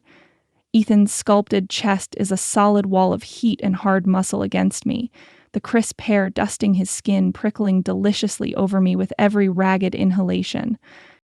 I should be pulling away, putting a stop to this madness before it goes any further, and yet even as the thought tries to take shape, Ethan's hand tightens in my hair, holding me immobile as he breaks the heated kiss, just enough to rasp against my tingling lips.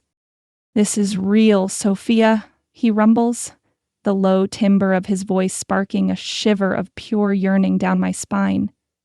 "You have to know how much I want you, how incredibly beautiful you are." The reverent words unlock something deep inside, setting off a chain reaction I can barely comprehend. A wild torrent of emotions and sensations that aren't entirely my own crash over me. Desire spikes hot, sharp enough to steal my breath, But it's more than just the physical desire simmering in my blood. There's a fierce possession underlying it all, a protectiveness and overwhelming sense of belonging that reverberates from my very core. I don't understand how or why, but I feel it, know it with my entire being. Within is everything I've ever yearned for, even if I didn't realize it until this moment. Something clicks inside me, a rightness to the world that has never been there before blooms. Unbidden, the memory of Peter's words slither to the forefront of my mind. We have to do it with the lights off. I don't want to have to see you while I'm trying to perform. The cruel recollection is enough to pierce through the haze fogging my mind. With a mighty effort of will, I tear my lips from Ethan's and pull back just far enough to catch my breath, though his arms remain locked around me in an unyielding embrace. "Stop the act," I pant out, hating the tremor in my voice, but powerless to mask it entirely. "You got what you wanted, but I can't go any further than this." Ethan is breathing just as raggedly as me when I finally manage to pull away, putting a few scant inches between us, though his arms remain locked around my waist. Our mingled breaths intermingle in the charged space separating us, his eyes glittering with naked hunger and something far more profound. A muscle ticks in his chiseled jaw, those full lips pursing briefly, before he shakes his head in a slow, solemn denial. "This is no act, Sophia. There is no one else I want, no one else for me, but you." The stark sincerity in his tone sends a shockwave of dismay ricocheting through me. There are two vastly different currents raging inside me, one of insecurity and self-doubt whispering that this can't possibly be real, and another deeper part scorches with absolute yearning and a sense of fated belonging. For a fleeting moment, the latter threatens to drown out all of my reservations. But the reprieve is short-lived as the jarring truth of his words finally computes.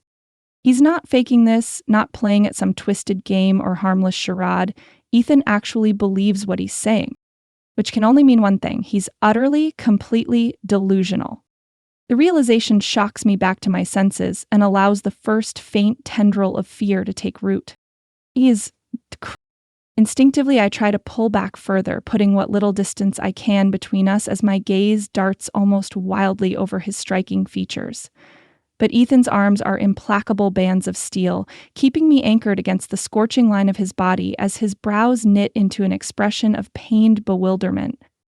"Please, you have to believe me. I know how this must seem to you, but I swear on everything I am.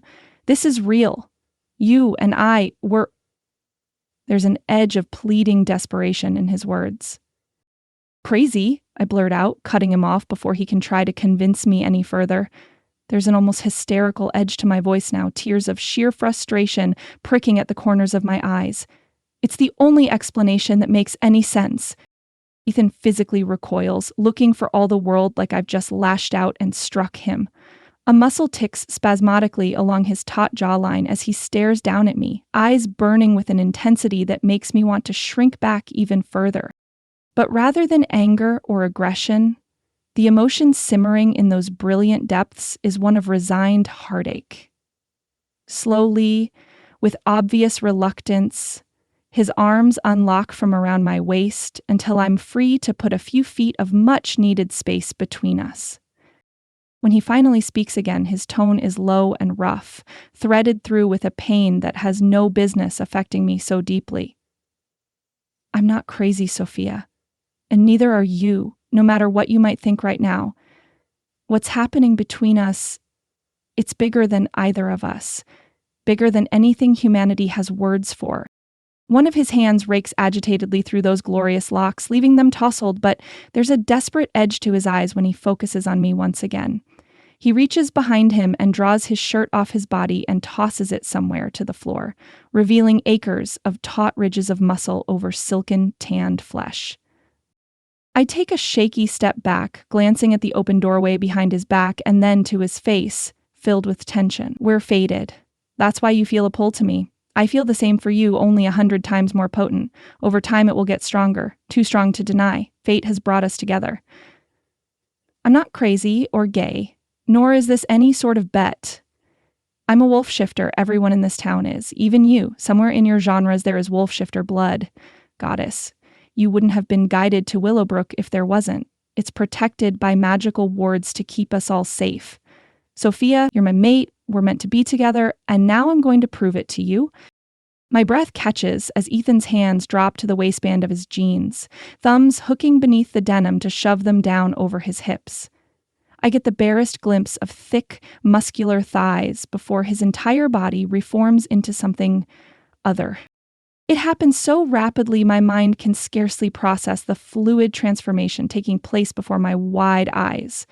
The planes and angles of Ethan's sculpted physique blur and elongate, skin darkening into a rich, glossy pelt as his bones reshape with a series of sickening crunches and pops. His rugged features contort, muzzle extending into an unmistakable snout filled with wickedly curved fangs. Within the span of a few heartbeats, the stunningly masculine form I'd been admiring moments ago is gone, replaced by a massive dark brown wolf easily larger than any normal beast. Rippling muscles bunch and roll beneath that sleek pelt as the creature shifts its weight, piercing eyes flaring to vivid life in the newly lupine face. Even on four legs, he's taller than me. And those eyes, those extraordinary, glowing summer sky depths, are the only remnant of Ethan's humanity staring back at me. The familiarity of that gaze is enough to rob me of breath and reason in equal measure. Pure, unadulterated terror blazes through my veins, setting every last nerve alight with the urge to run. This can't be real. Wolves that size don't exist in nature, not with pelt colors and human mannerisms. This has to be some sort of twisted nightmare, a horrific delusion conjured by my overtaxed, overactive imagination. But the vice around my lungs refuses to ease, cold sweat prickling along my nape as the wolf, Ethan, regards me with that same unsettlingly familiar intensity. A piteous whine rumbles from the depths of its enormous chest, the sound resonating through me in a bizarre sort of empathic frequency that has nothing to do with my ears. I remain motionless as the beast lowers its great head and comes down on his belly. He shuffles across the kitchen floor toward me. His cool, damp nose nudges the trembling fingers of my limp hand, and another mournful whine reverberates straight into my soul.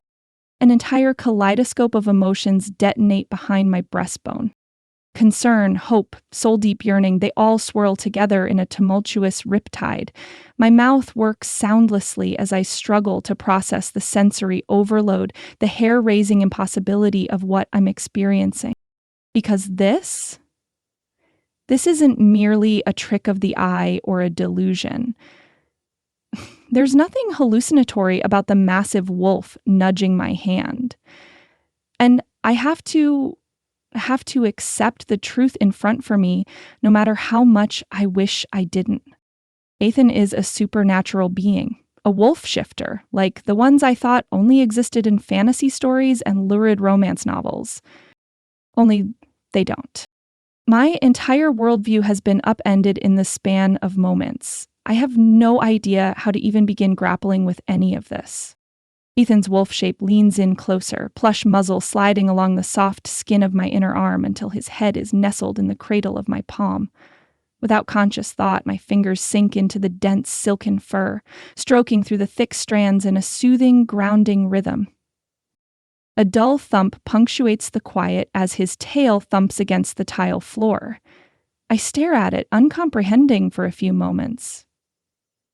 He's wagging his tail. This massive, scary-as-hell wolf is wagging his tail like a common house dog. But it's the swell of pure, unadulterated joy shooting through me that shatters what little remains of my composure. Because this time, there's no mistaking the fact that the unfettered elation coursing through my veins isn't my own. It's his. Ethan's emotions bleed into me. The realization is staggering, and I can't quite muffle the shuddering gasp that escapes my lips. Instantly, the wolf's head snaps up, gaze pinning me in place as his body begins to shift and contort once more. I should look away, but some perverse fascination holds me immobile, drinking in every detail as lean muscle and sinewy tendon rearrange with a series of grotesque pops and snaps. Within seconds, Ethan is crouched before me in all his naked, glorious humanity, chest heaving as he catches his breath. A thin sheen of perspiration gleams over his bronzed skin, only enhancing the masculine allure of those rippling ridges and defined plains. I should be running, screaming, putting as much distance between myself and this man as I possibly can. But even as the thought tries to take shape, a deafening crack of thunder peals through the air, rattling the windows in their frames. The ear-splitting wail of a siren splits the air a heartbeat later, high and shrill and laced with urgency. Ethan's head whips toward the sound, eyes widening as he curses vividly under his breath. I sense the conflict raging through him, the desperate need to stay with me, and underneath that, the heavy responsibility that weighs on his shoulders. I have to go. That's the emergency call from the station. I can't ignore it no matter how badly I want to, he grits out, gaze snapping back to me with visible reluctance. He rises to his feet and closes the distance between us in 2 purposeful strides, palms cradling my face with infinite tenderness. Promise me you'll stay here where it's safe. I need to talk to you, explain everything so you can understand, but I can't do that if you leave, he pleads, thumbs stroking over my cheekbones in a soothing caress. A dozen different emotions war within me at his impassioned request: fear, uncertainty, anger, and a reluctant flicker of yearning, all vying for dominance. But in the end, I can only manage a jerky nod, trapped in the scorching intensity of his stare. Say it. Promise me, Sophia, he growls, the words rumbling through me alongside his desire, but I can't promise anything. Ethan's jaw works silently for a suspended moment, as if warring over whether or not to accept my vow at face value, but the siren's shrill cry decides for him. Releasing me with obvious reluctance, he turns and scoops his discarded jeans off the floor, yanking them on with sharp, economical movements. I'll be back as soon as I can. He pauses at the doorway to level me with one final, searing look. Don't go anywhere. I need you to be here when I get back so I can finally help you understand. And then he's gone, leaving me alone with no company but the echoes of his parting words and the tumultuous storm of emotions and revelations swirling through my consciousness. Slowly, I sink back into the chair, hands pressed against my temples, as I struggle to make sense of anything, to grasp onto one coherent thought amidst the chaos. But there's nothing, only a headache that's beginning to flower behind my eyes. I knew there had to be a reason Ethan seemed interested in me. I just never could have imagined it would be because he's some kind of supernatural being, or that we're somehow bound together by a force neither of us understands. One thing is painfully clear, though. He doesn't truly want me, not in the way I might have deluded myself into hoping. This fated mate claim of his doesn't change the reality staring me in the face. For whatever reason, he has to want me, has to pursue this bond between us. I'm still not a choice he would make. And that's something I would never ask of him, never ask of anyone. The last thing he needs is to be saddled with no one's choice. I have to leave, despite the rain and the storm and a mystical bond. I have to go before I drown altogether. Chapter 7. Sophia. Now might be my only chance to get out of here. Something tells me if I wait for Ethan to return, I'll be trapped, and I won't do that to him. I need to leave while I still can. Moving with frantic urgency, I scurry back to my room and begin haphazardly shoving my belongings into my suitcase. My breakfast churns uneasily in my gut, but I ignore the nauseous sensation. All that matters is getting out of Willowbrook before Ethan comes back and tries to reel me in with his impossible claims and staggering presence. But he changed into a wolf, a real-life, massive beast who wagged his tail like a house pet. I don't know how to begin to explain that. My head spins so much I nearly stagger. It hurts too much to try to have any sort of logical explanation. I don't fully understand what I saw, so I don't try to make sense of it. It's all too much. I dive into the mechanical motions of bolting down the corridor and tugging my case after me. I'm already soaked to the bone by the time I've loaded my case into the trunk and thrown myself behind the wheel. Rain hammers relentlessly against the windshield in percussive sheets, the wipers working overtime as I squint through the grayish downpour. Visibility is horrendous. The smart choice would be to wait out the worst of the storm, but I can't risk that, can't stay put and potentially let Ethan return to stop me. If I can just get back onto the highway, put some distance between myself and the madness of this place, maybe I can outrun it all. Ethan and his ludicrous claims of being my fated mate, the supernatural happenings, the lingering sense that my entire world has been upended, I need to escape before it swallows me whole. My brain kicks and throws meaning against the inside of my skull. He's a wolf, both a man and a wolf. He didn't lie about anything. He showed you his real self. Stranger things have happened. Impossible things have turned out to be possible. A pang of something that is disturbingly like longing tries to take root in my chest at the thought of never seeing Ethan again. But I shove it aside ruthlessly, throwing the car into gear and easing out onto the puddled gravel drive. The main street of Willowbrook is deserted as I pass through, the quaint storefronts taking on an almost eerie sort of ambience in the dreary downpour. My palms sweat on the steering wheel, muscles taut with nervous tension as I navigate the slick roads. This is incredibly dangerous, stupid even, but I can't bring myself to stop. Not until I'm well away from this place and whatever strange influence it exerts. At last, I reach the outskirts of town and pass back under the arched "Welcome to Willowbrook" sign, the brush green screen letters almost mocking in their idyllic whimsy. The road immediately narrows into a winding, treacherous path, little more than a muddy trail clinging to the side of the mountain. Luckily, there's no other traffic to impede my progress, likely because no one else is foolish enough to be out driving in these conditions. I've only made it a couple of miles when a deafening crack of thunder splits the sky, the sound swallowed an instant later by a tremendous crash as a massive tree branch is blown loose by the wind. It slams onto the road directly in my path, forcing me to stomp on the brakes and skid to a precarious halt. Pulse thundering in my ears, I throw the vehicle into park and scramble outside, instantly drenched by the wind-whipped deluge. I have to move that branch, have to clear my path before the weather takes an even more treacherous turn.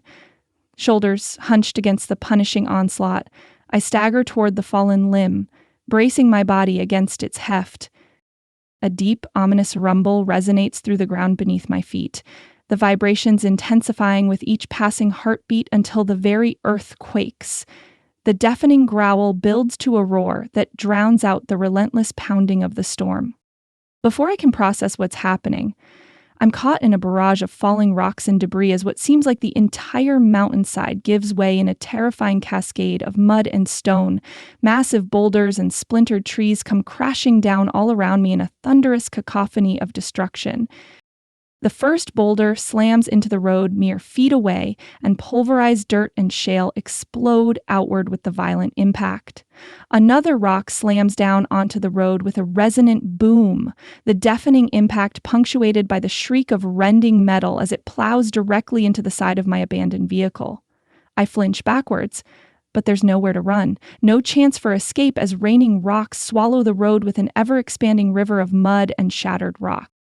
Rooted in place, I can only watch in numb horror as a series of smaller stones come spinning through the chaos, directly at me, whipped along by the sheer ferocity of the slide. This is it. The cold realization washes over me with horrifying clarity. I'm about to be buried alive beneath tons of unforgiving earth and stone. Panic claws at my throat as I brace for the brutal impact that's sure to follow.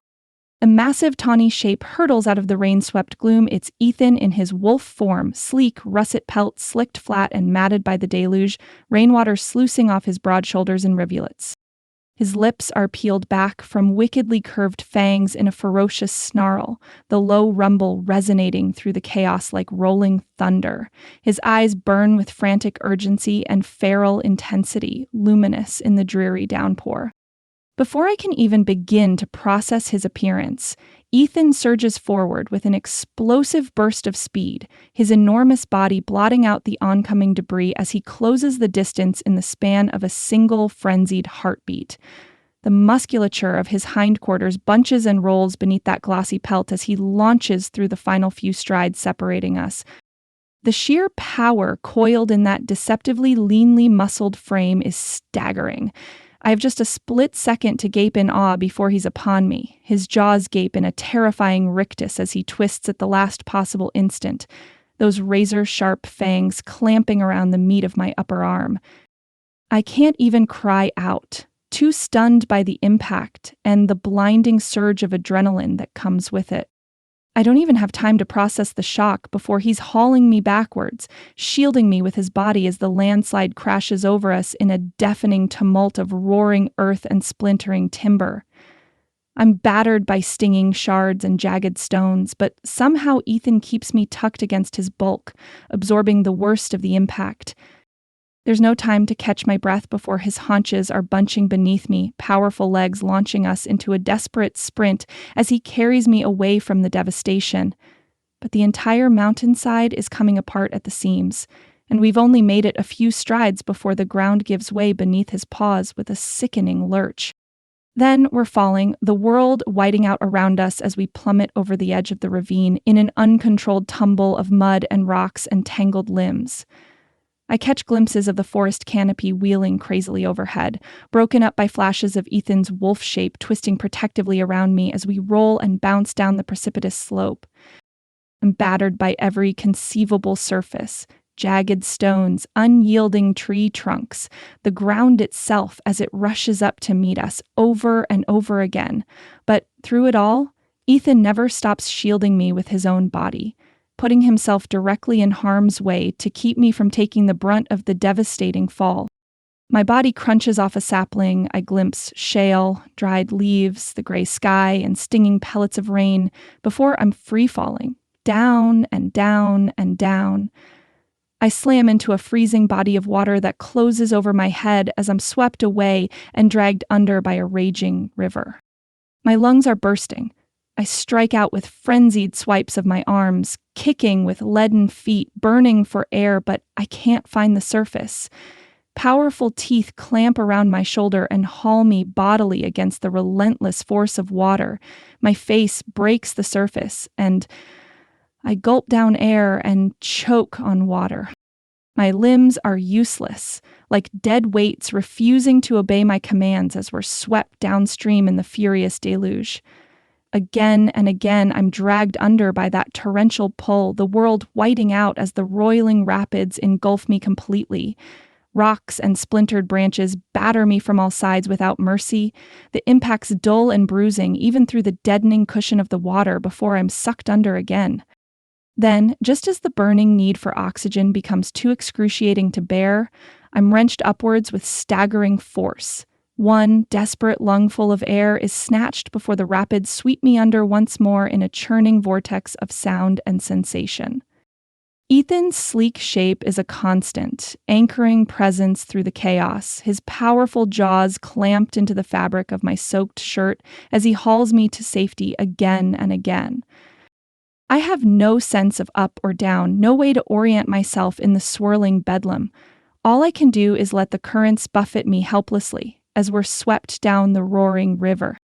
My waterlogged clothes weigh me down, the icy liquid burns with every desperate gasp I manage. Each time I resurface, it's a struggle not to simply let the stinging liquid fill my senses. And each time, Ethan pulls me up with superhuman strength. At some point, though, the haze of sensory overload, I become aware that the current is slowing, the raging, white-capped surges giving way to a less violent flow. Then, finally, Ethan hauls me up onto a rocky bank, my deadened limbs dragging uselessly as I collapse in a shuddering, soaked heap. We're alive. Somehow, miraculously, against all odds and logic, we are still alive. Ethan doesn't waste any time once we're on solid ground again. Moving with an urgency that speaks to the gravity of the situation, he slides his massive wolf form beneath my trembling body, allowing me to drape limply over his broad back. With what little strength remains, I clutch desperately at his dense, water-slicked pelt, gripping tight as he lumbers away from the riverbank and into the sheltering depths of the forest. I'm shaking hard, racked by violent tremors that have absolutely nothing to do with the frigid rain still lashing us. Exhaustion has seeped into my very marrow as we press deeper into the shadowy tree line. The cold has long since leached past my waterlogged clothes to settle in my core. I can't even feel my fingers or toes anymore. A small mercy considering the battering my body has just endured. The deluge continues to pound down in heavy, punishing sheets. I'm only vaguely aware of my surroundings, the world taking on a surreal, dreamlike quality as adrenaline bleeds from my system. How is Ethan still upright, let alone able to support me? Still able to put one paw after the other when I'm fighting to remain conscious? The sight of a small wooden structure materializing through the rain-swept gloom doesn't register at first. The cabin coalesces from the misty forest, its rough-hewn cedar planks dark and glistening with moisture. Heavy, hand-split oak shingles cover the steeply pitched roof, their time-worn edges curled and mottled by years of exposure to the elements. Despite its rustic, ramshackle appearance, there's an unmistakable solidity and sturdiness to the structure that speaks of expert craftsmanship. In the span of a few heartbeats, the massive wolf's shape is shifting and contorting, realigning into Ethan's stunningly masculine form with a series of crunches and snaps. He scoops me up into his arms, shoulders through the cabin door, and carries me inside to the blessedly dry interior. The moment the rain stops pelting my chilled flesh, it's like a switch has been flipped. The tremors racking my body intensify tenfold, violent enough to set my teeth chattering. "Hang on, little mate," he rumbles, those vivid eyes boring into mine with naked concern as he lays me carefully atop a narrow cot and lays a blanket over me. "I'm going to get a fire started to warm you up." Ethan crosses the small space in a few strides, deft hands working to stoke the pot-bellied wood stove tucked into one corner. Within moments, flames are licking at the fresh logs stacked inside. Once satisfied that the fire is blazing steadily, Ethan returns to my side and sets about stripping me of my sodden outer layers with gentle efficiency. I'm too far gone to even summon a whisper of protest or embarrassment, too glad to get them off me.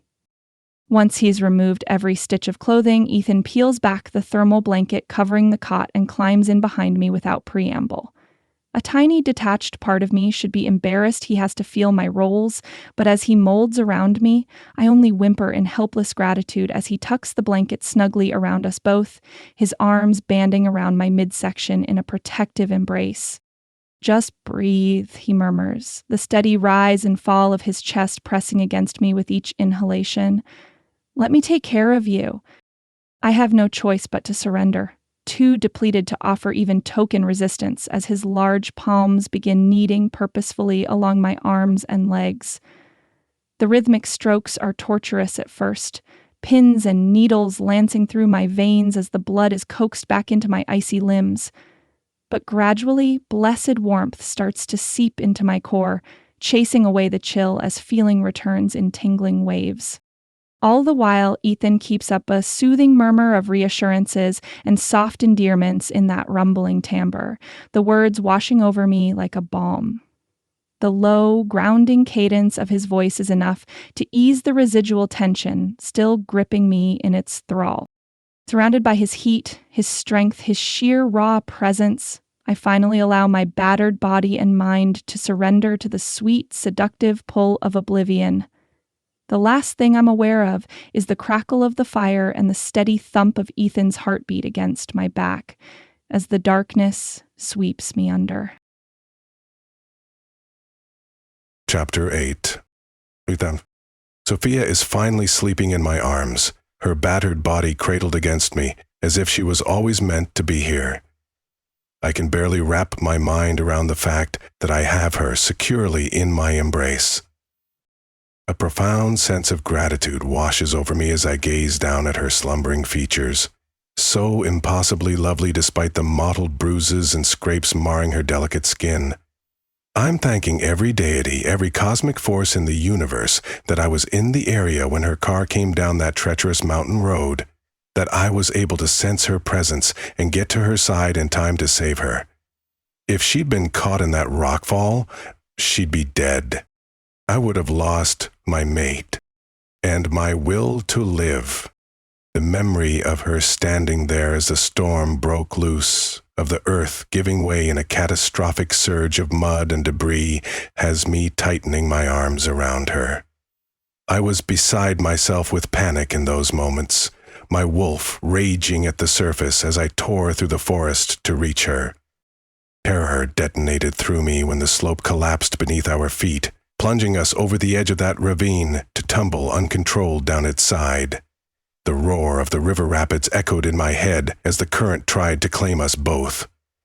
It took every ounce of my strength to keep Sophia above the surface, to fight against that merciless torrent and ensure her survival, which I would have done at the cost of my own life. The thought alone is enough to have my arms constricting around her frame once more. I would have died 1,000 times over to keep her safe, gladly. But she's here, nestled against me, with her steady breaths ghosting against the bare skin of my chest, alive, despite the brutal lashings her body took from the elements. Spectacular bruising mars her skin, scratches are all over her body. I'm grateful she hasn't suffered any broken bones, although the cost to her mental health is yet to be seen. If I could take her injuries myself, I'd gladly do that too, but thanks to my advanced healing capabilities, I've already recovered. A muscle ticks in my jaw as I gently brush the pad of my thumb over the darkening welt on her cheekbone, a silent vow resonating through me. She should never have to suffer a single moment's hurt or fear or pain. Not my mate, not the other half of my soul and reason for existing. I'll keep her sheltered and cherished, ensure that she wants for nothing as long as I'm drawing breath. The only reason she was ever in that deadly situation to begin with was because of me. Because I hadn't been able to contain myself any longer. I'd pushed more than she was ready for, letting my impatience and need for her to understand who we are to each other overrule common sense. And in doing so, I terrified her to the point of fleeing, of putting herself directly in harm's way. I can't bear to feel the echo of her anguish, her disbelief, hurt and panic crashing through our bond. Her emotional storm was excruciating, all because I hadn't been able to stop from revealing the truth of myself too soon. Hadn't been able to withstand the notion of her not believing how utterly, consumingly I want and need her, all of her, exactly as she is. My wolf snarls with impotent rage at the very notion, bristling protectively around the sleeping form of our mate. Some pathetic, weak-willed excuse for a male has done severe damage to this gorgeous, caring woman's sense of self-worth, destroyed her ability to see her own incredible beauty, her innate desirability in a way that makes me want to track them down and tear them apart, piece by piece. Because they were so unforgivably wrong about her, so deluded, that it offends my very being down to its core. The woman cradled in my arms, the precious bundle of soft curves and delicate strength, is the physical embodiment of everything I've yearned for over countless lonely seasons. She's fragile, precious in a way that stokes my wolf's protective instincts into an inferno. And yet, she's all woman, lush and feminine, so much so that she has my blood burning liquid fire. More than that, I've caught tantalizing glimpses of the brilliant, loving soul blazing away inside her as our bond strengthens. Sophia is kind and thoughtful, brave in the face of immense adversity. She's strong and resilient in a way that doesn't stem from physical fortitude, but from a deep well of compassion and empathy that seems to know no bounds. In short, she is everything I could ever hope for in a mate. And the fact that she can't perceive her own worth, her own perfection, is a crime of staggering proportions. I'll make it my life's mission to rectify that. I'll show her, make her see herself through my eyes, until she can't help but understand just how amazing, how captivating she truly is. It's going to take time and patience, likely more than I've ever had to exercise before. Because this damage, this obliteration of her self-confidence, runs soul deep. It won't be an easy path to walk. But for her, I'll do anything. I'm the luckiest man alive to have this incredible woman sleeping in my arms. If it were possible, I would keep her cradled here forever. Hopefully, once she accepts the truth of our bond, of how vital she is to my existence, I'll get to have her by my side every night, just like this, with her soft curves molded against me as I hold her close. And perhaps, if she'll allow it, I can finally know the bliss of making love to her, of joining with her in the most intimate way possible. The thought alone has my body tightening with yearning, a dull, throbbing need taking root low in my belly, but I ruthlessly tamp down the urge. That particular intimacy, as desperately as I crave it, will be entirely Sophia's choice. Bond or no bond, I'll never force her into anything she doesn't wholeheartedly consent to. For now, I'm just immensely relieved to feel the warmth finally returning to her from the brink of hypothermia. I was so frightened when I first carried her into this hunting cabin. She was like a slab of ice in my arms, deathly still and devoid of warmth. The fact that she was still breathing after being swept away in that raging torrent was a miracle in itself. Subconsciously, my gaze drifts down to where the gentle swell of her breasts rises and falls with each steady inhalation. It's then that I notice the glint of gold nestled in the valley between those lush mounds. A delicate pendant rests against her pale skin. Frowning, I lean closer to examine the unusual charm, carefully lifting it to get a better look. My blood turns to ice in my veins as the intricate design finally registers an ornate heart encircled by delicate swirling filigree, the metalwork deceptively ancient in appearance, that frames a strange-looking symbol.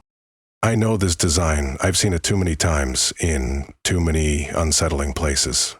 It's the same as the emblem Jake found etched on a small stone in Arya's car. The same design gracing Sarah's charm bracelet, and the pendant worked into Maya's earrings. All four of them, my brother's mate, my two closest friends' mates, and now my own, bear the same mysterious rune symbol that has been tattooed onto feral wolves who keep attacking our mates. A tremor of dread lances through me as my eyes snap back to Sophia's sleeping features. She's so vulnerable, so precious, and we're out here, alone in the deep woods, miles from the safety of Willowbrook and the protection of my pack. This hunting cabin may be temporary, but we're still trapped out here until the storm front blows through and the floodwaters recede enough for travel. And given the way the skies continue to unleash against the landscape, that could be days from happening. For now, all we can do is lay low and hope the pounding rain masks our scents from anyone or anything that might be out there stalking her. A violent shudder racks Sophia's frame, breaking me from my increasingly dire thoughts. Her eyes flutter open, still heavy with lingering exhaustion and the after effects of our ordeal. The moment her gaze locks onto mine, her entire body goes rigid in my arms, every muscle pulled taut as bowstring. "You're safe, little mate. We're in a hunting cabin, deep in the woods, a long way from Willowbrook," I say. I hear the tiny hitch in her breathing as she registers our state of undress. Those beautiful eyes going wide as saucers, and despite my most ardent efforts, I can't quite stifle the instinctive response of my body against the soft curve of her belly. Please, goddess, don't let her be afraid. Her fear spikes through the bond and has me gritting my teeth against the onslaught. But there's something else too, something I never could have anticipated. A slow, molten curl tinged with an undercurrent of embarrassment that is as infuriating as it is heartbreaking. My jaw clenches hard enough for the tendons to cord along my neck.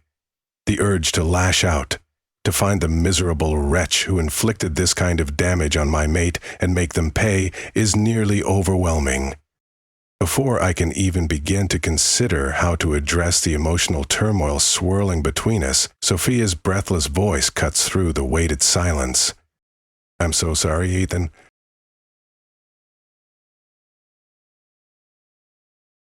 Chapter 9. Ethan? My lungs push out air as I gape at her in utter disbelief. What, in all the sacred realms, could she possibly be apologizing for? She's the victim here. She has nothing to be sorry for. Then the bond swells with deeper, darker emotions. The bitter taste of bile rises up my throat as the realization washes over me. She's apologizing for her very existence. For the fact that she takes up space in this world, like she's a burden, an imposition that I'm being forced to endure, rather than the priceless gift she truly is. Her wound runs deep and toxic. It has now become my life's mission to eradicate it. "Why would you say a thing like that?" I ask. "I'm sorry for you having to rescue me," she whispers, her voice thick with self-reproach. "It was so stupid of me to get in the car and drive in this storm." My chest constricts painfully at her words, at the naked shame and remorse bleeding into me through our bond. Instinctively, I pull her more securely against me. "What happened was completely understandable," I counter, keeping my tone soft, but allowing the undercurrent of conviction to shine through. "You were scared, confused. You didn't know what to do after witnessing my shift. Anyone would have reacted the same way." She shakes her head minutely, those soulful brown eyes clouding with a sheen of unshed tears. "But you got hurt, trying to protect me. I never wanted that." Her disbelief rattles through the bond, an ingrained lack of self-worth that has surely been reinforced over years of emotional trauma.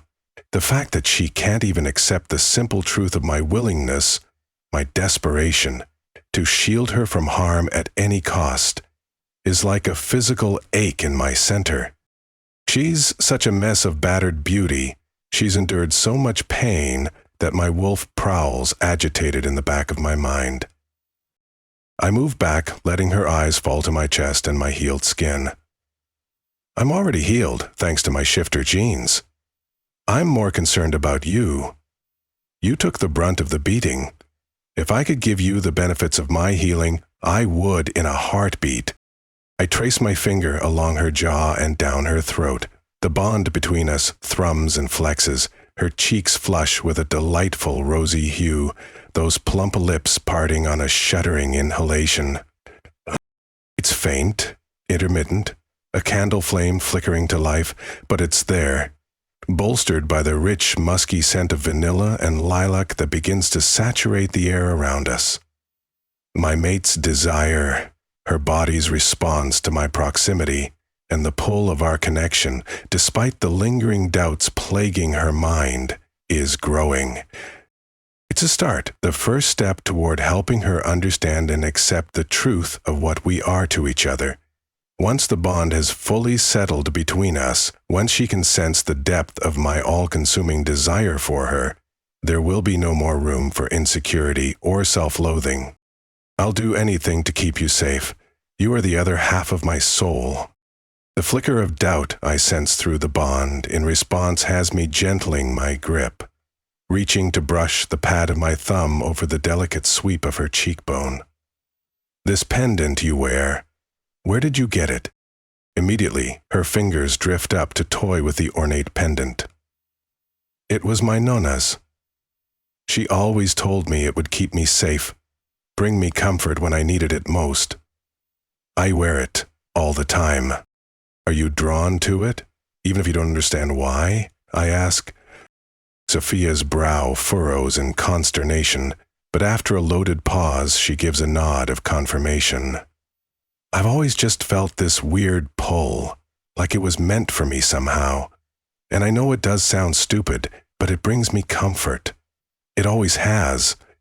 I thought it was because my Nana gave it to me, Are you saying it's something else? Releasing a slow, steadying breath, I trace the rune symbol while she holds the pendant. This symbol is an emblem of the most sacred sort, a blessing from our goddess to those she deems worthy of finding their fated mates. The words hang in the air between us as Sophia's eyes go wide. I sense her resistance. I understand. She probably thinks I'm telling her unicorns are real, but there's also a glimmer of recognition in those brown depths as well. Pressing on, I elaborate. Maya, Arya, and Sarah all found this symbol in some form. All of them draw comfort from it. They're all human females drawn to Willowbrook who have found their mates. Understanding blossoms in Sophia's eyes, swiftly followed by a tendril of uncertainty as another question forms. There are other women? Human women like me? Human female mates, yes, all with wolf shifter blood in their ancestry. You've met Maya at Sally's Diner, but I'll take you to meet Arya and Sarah soon, I promise. I know you'll have questions they can help answer. I can feel her yearning to know more, to try and make sense of what I've told her. Part of me aches to give her the space and time required to truly process it all. All I want is for her to feel precious, cherished, desired. A heavy silence stretches between us. Sophia's brow is furrowed, those soulful eyes clouded with a myriad of emotions I can only catch fleeting glimpses of through our tenuous bond. Then, so soft I almost miss it entirely, her voice cuts through the weighted quiet. I'm sorry that I turned out to be your mate. The words squeeze my heart as I gape down at her. The need to tell her how perfect she is becomes an overwhelming urge. Don't ever say that. Don't you ever apologize for being mine. You're everything to me. My whole world, my reason for breathing. I'm not sorry, not even for a moment, I choke out. But even as the words tumble from my lips, her doubt and pain still swirl through the bond. Sophia shrugs one slender shoulder in a tiny, defeated motion. Her eyes drop, unable to hold my stare. Not many men would want to be saddled with a woman who looks like me. And I'm sure this wasn't what you were hoping for when you found your mate. The utter resignation in her tone forces me to confront how deeply her self-loathing has taken root.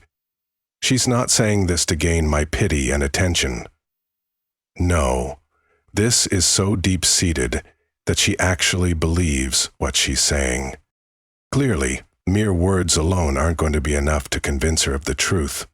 I need her to feel it, to experience the intensity of my desire and devotion with the same certainty as I do. Gentling my grip, I lift one hand to cup the delicate line of her jaw, tilting her face up so I can hold her gaze captive. Look at me. I need you to understand exactly how I feel about you.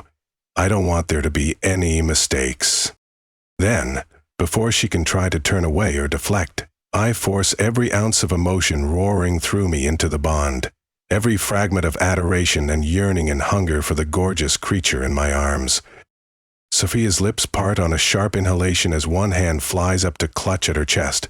I can sense the exact moment the tidal wave of emotion crashes over her. For an endless, suspended heartbeat, she's frozen in place. Then, slowly, her spine relaxes into a soft curve as she melts back against me, dark lashes fluttering in a daze. I'm honored to be your mate.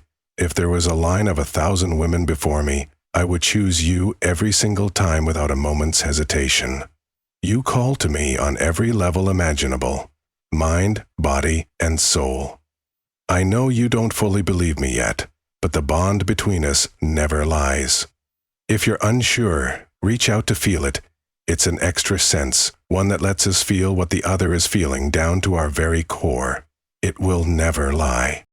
Through the bond, I can sense her desperate yearning to accept the truth, to let the reality of what I feel pierce through the toxic scars and self-doubts. How many others have you felt this way about? She asks at last, the words a tremulous whisper that has my wolf's ears straining to catch them. A swell of shame and insecurity bleeding into me is a physical ache, one I desperately want to soothe away with every fiber of my being. There has been no one else for me, not a single other woman who has ever turned my head or captured my interest, let alone stirred this level of desire in me. You're it. You're the one I was literally made for. If you don't want me, then there will never be another for me. There never was, never will be. You're my everything, my one and only. Ever. Sophia's breath leaves her in a shuddering exhale, eyes wide and stunned as she searches my face for any hint of deception.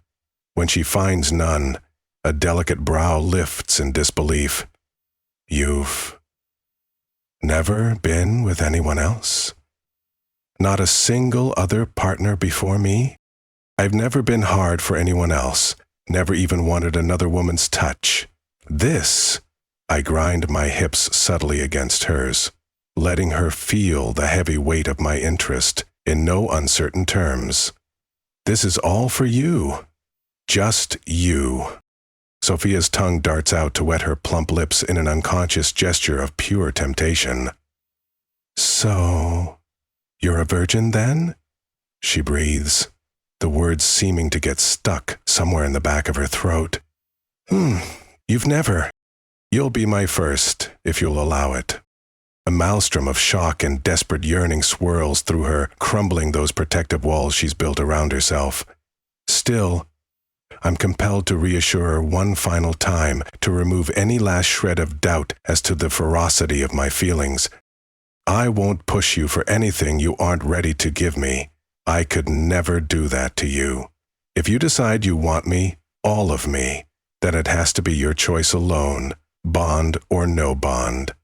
I need you to want this, want me, as fiercely as I burn for you. My words trigger an avalanche of emotion through our bond. Every pent-up longing for love and embers of yearning detonates through me, obliterating her restraint as the full intensity of her desire crashes over me. A harsh groan rips from my throat. I clutch my chest as the pleasure pain of her unleashed passion sears along every nerve ending. I'm drowning in the best possible way, every ounce of her want and need burning away the last remnants of her doubt, until there's nothing left but perfect, incandescent clarity. And it's in that state that I finally find the strength to meet her smoldering stare, to put voice to the question burning white-hot between us. Sophia, may I kiss you? For a suspended heartbeat, the world stills with anticipation. Then she parts those lush lips, and the answer that spills forth is the most beautiful blessing I could ever hope to receive. I want so much more than that. Chapter 10. Sophia. Ethan's touch ignites a slow-burning blaze that radiates outward from every point of contact between us. His large, callous palms map the curves and planes of my body with a reverence that makes my heart stutter, tracing over each mottled bruise and scrape with infinite tenderness. So beautiful, he rumbles, the words a low rasp against the heated flush of my skin. Every inch of you is perfect, Sophia. The bond between us thrums and pulses in time with his fervent murmurs. I gaze into his eyes, looking for the lie, but what I see there brings me to a complete stop. Sincerity, honesty, profound truth. This isn't placating flattery, nor is it some twisted game of seduction. Ethan's emotions are an open book, vivid and visceral in a way that leaves no room for doubt or ambiguity. He isn't just telling me I'm beautiful. He's feeling it, radiating that sense of wonder and adoration through a bond I never knew anything about until yesterday. He nuzzles his whiskered jaw against the slender column of my throat. I am so thankful to have finally found you. You're everything I could ever hope for in a mate.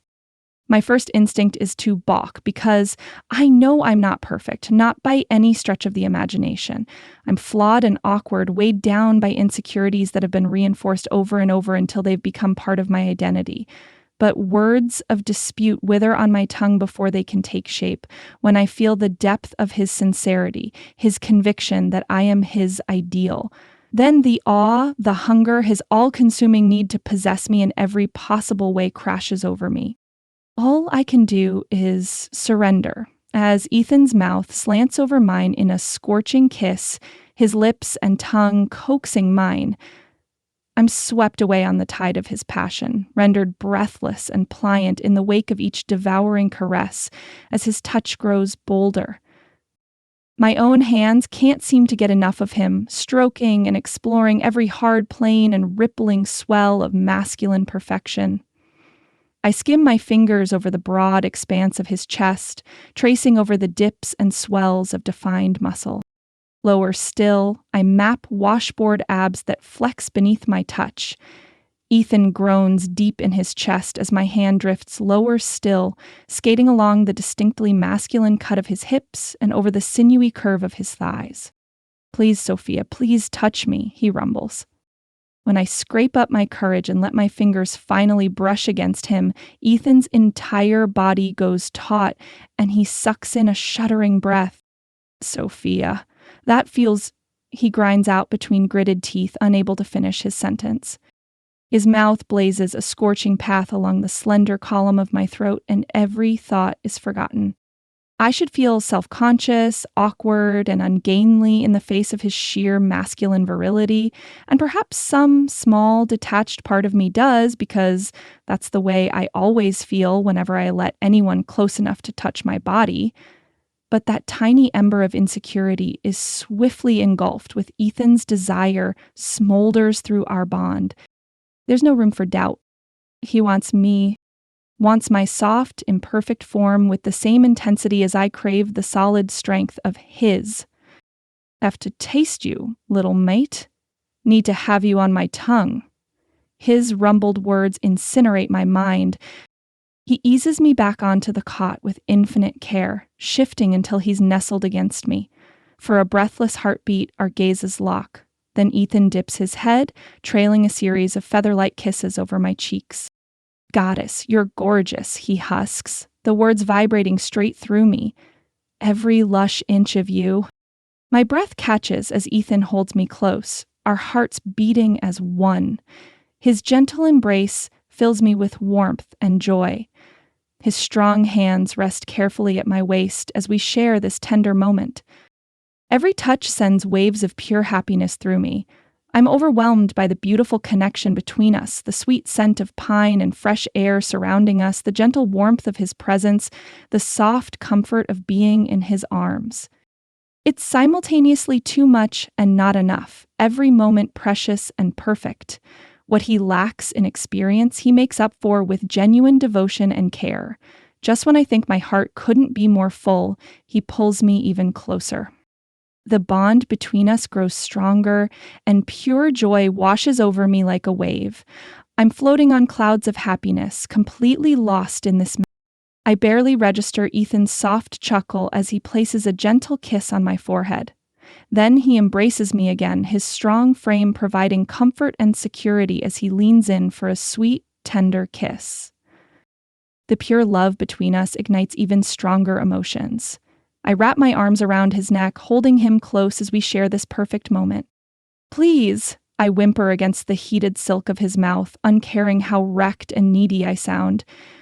"Ethan, I know what you need, Sophia. Let me love you properly, show you how perfect and cherished you are." All I can do is agree. "Please, yes, please, Ethan, please make love to me." We sway together in a tender dance, each movement filled with care and devotion. Every gesture speaks of pure love, making my heart soar with joy. I've never felt so completely cherished, so perfectly matched with another soul. It's as if we were created to complement each other in every way. Through our spiritual bond, his emotions flow freely. This isn't just attraction or simple affection. What Ethan is giving me, offering me with every fiber of his being is his heart, his soul. This is a joining of spirits, a connection that transcends the physical, leaving me vulnerable yet safe. Instead of feeling afraid of this profound intimacy, I embrace it completely. This is what I've yearned for my entire life. To be truly seen and known, to be cherished not just for my appearance, but for my very essence, flaws, insecurities, and all. As Ethan senses my realization, our dance becomes more passionate, our spiritual connection growing stronger with each moment. I'm overwhelmed by pure emotion as we share this perfect moment. The bond between us blazes like a brilliant star, filling us both with light and joy. Finally at peace, we rest in each other's arms, our hearts still racing. Ethan holds me close as we lie together, completely content in our perfect connection. That was perfect, Sophia. You are perfect. He kisses my forehead, my cheek, my jaw, my lips, his arms tightening around me. His breathing evens out and his body goes lax against mine as sleep consumes him. I listen to the steady thump of his heart, and as the bond simmers, a tiny ember of shame takes root in the back of my mind. The lingering whisper of self-doubt refuses to be exorcised, no matter how thoroughly I've just been adored and worshipped. Because as earth-shattering as this joining was, as much as I want to let myself get swept away by Ethan's devotion, the insidious voice reminds me that this is only temporary. A fleeting illusion destined to be shattered the moment a woman worthy of his true desire comes along. Surely I'm a temporary infatuation that will fade once the shine wears off. As much as I hate myself for it, I can't banish memories, can't stop myself from dwelling on the bitter sting of Peter's words, of his mocking disdain, of words that, deep down, I know are true. What are the chances of someone like me being able to keep a man like Ethan truly satisfied? So I lay cradled in silence against Ethan's powerful frame, letting the steady thump of his heartbeat lull me into sleep, and I commit every second of this moment to memory, determined to sear it into my consciousness so I can call upon it later when the rose-tinted luster has faded and the cold light of reality sets in. So as weariness pulls me under into oblivion, I can't shake the sinking feeling that I've already begun bracing for inevitable heartbreak. Chapter 11. Ethan. The storm outside rages with a ferocity that matches my swirling emotions. Despite the howling winds and lashing rain, I can't bring myself to be anything but grateful for the turn of events that have led me here, trapped in this cozy hunting cabin with my mate, my Sophia, nestled safely in my arms. It's been too treacherous to even consider venturing outside, but truthfully, there's nowhere else I'd rather be. Every moment spent in Sophia's presence, every opportunity to worship her body and soul with my own, is a precious gift I refuse to squander. As the hours bleed into days, the bond grows stronger, deeper. It's a palpable thing now, a shimmering thread of energy and emotion that pulses between us. With each passing moment, I can sense Sophia becoming more attuned to my feelings, my very essence, just as I am to her. Just this morning, as I was stoking the fire and basking in the simple pleasure of providing for my mate's comfort, I felt a sudden swell of awe and adoration suffuse me from head to toe. Glancing over my shoulder, I caught Sophia watching me with wide, wondering eyes, her plump lips parted on a soft exhale. "I can feel you," she whispered, one hand drifting up to press over her heart. "What you're feeling right now. It's like I'm experiencing it too." The knowledge that she's beginning to sense the depths of my devotion, the sheer magnitude of my feelings for her, has me crossing the room in 2 long strides to gather her into my arms. That's the bond. It lets us share what's in our hearts, our souls. And mine is filled with nothing but love for you. Her answering shiver of pleasure, the way she melts into my embrace with a sigh of contentment, tells me that she's finally starting to accept the truth of our connection. that she's opening herself up to the possibility of this life-altering intimacy between us.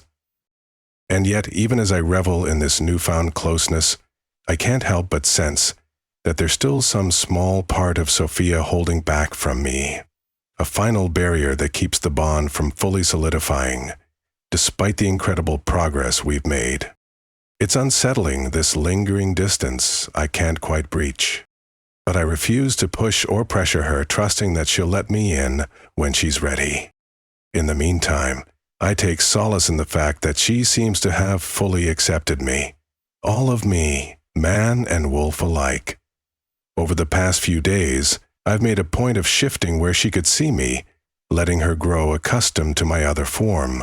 To my immense gratification, Sophia has embraced my animal side with the same openness and affection as she does my human one. Just yesterday, I dozed off in front of the crackling fire in my wolf form, only to wake with my mate snuggled into my side. Her slender fingers were buried in the thick ruff of my pelt, stroking absently as she nuzzled her cheek against my furry shoulder. The simple rightness of it, the sense of belonging, had my wolf rumbling in bliss. We've made love often over the past 2 days, losing ourselves in the give and take of pleasure as the storm continues to rage outside. I can't get my fill of Sophia's lush curves and velvet heat, and she meets my every advance with equal enthusiasm. It's a heady thing to be so utterly desired by the woman who owns my heart. Thankfully, the cabin is well stocked with non-perishable provisions, and a nearby stream provides fresh water for drinking. We certainly don't go hungry or thirsty, even if the fare is a bit Spartan compared to the comforts of home. I know we'll both be eager for a proper hot meal and shower once we finally make it back to civilization. Sophia is healing remarkably well from her injuries, the visible evidence of our harrowing ordeal fading a bit more with each passing day. She confesses that she's always been a quick mender, never quite understanding why. But now, armed with the knowledge of her wolf shifter heritage, however diluted, it all makes a strange sort of sense. I can't help but marvel at her resilience, her ability to adapt to these earth-shattering revelations about herself. On the 3rd morning, when I wake to bird song instead of howling wind, weak shafts of sunlight filtering through the cabin's small windows, I know our time here is drawing to a close. Sophia and I set about tidying up the space, a comfortable silence stretching between us as we work. But even in the quiet, I can sense a shift in her mood, a subtle dimming of her carefree joy. Glancing over at my mate, I catch the flicker of melancholy that crosses her lovely features as she carefully folds the blankets we shared, her bottom lip caught between her teeth. I set aside the trash bag I'd been filling to cross the short distance separating us and gently tug Sophia into the circle of my arms. She comes willingly, melting into my embrace with a soft sigh. "Talk to me, little mate. What's going on in that beautiful head of yours?" I murmur into her hair, my palms smoothing over the delicate curve of her spine in a soothing caress. For a long moment, Sophia is quiet, her fingers absently tracing the ridges of my abdomen as she seems to gather her thoughts.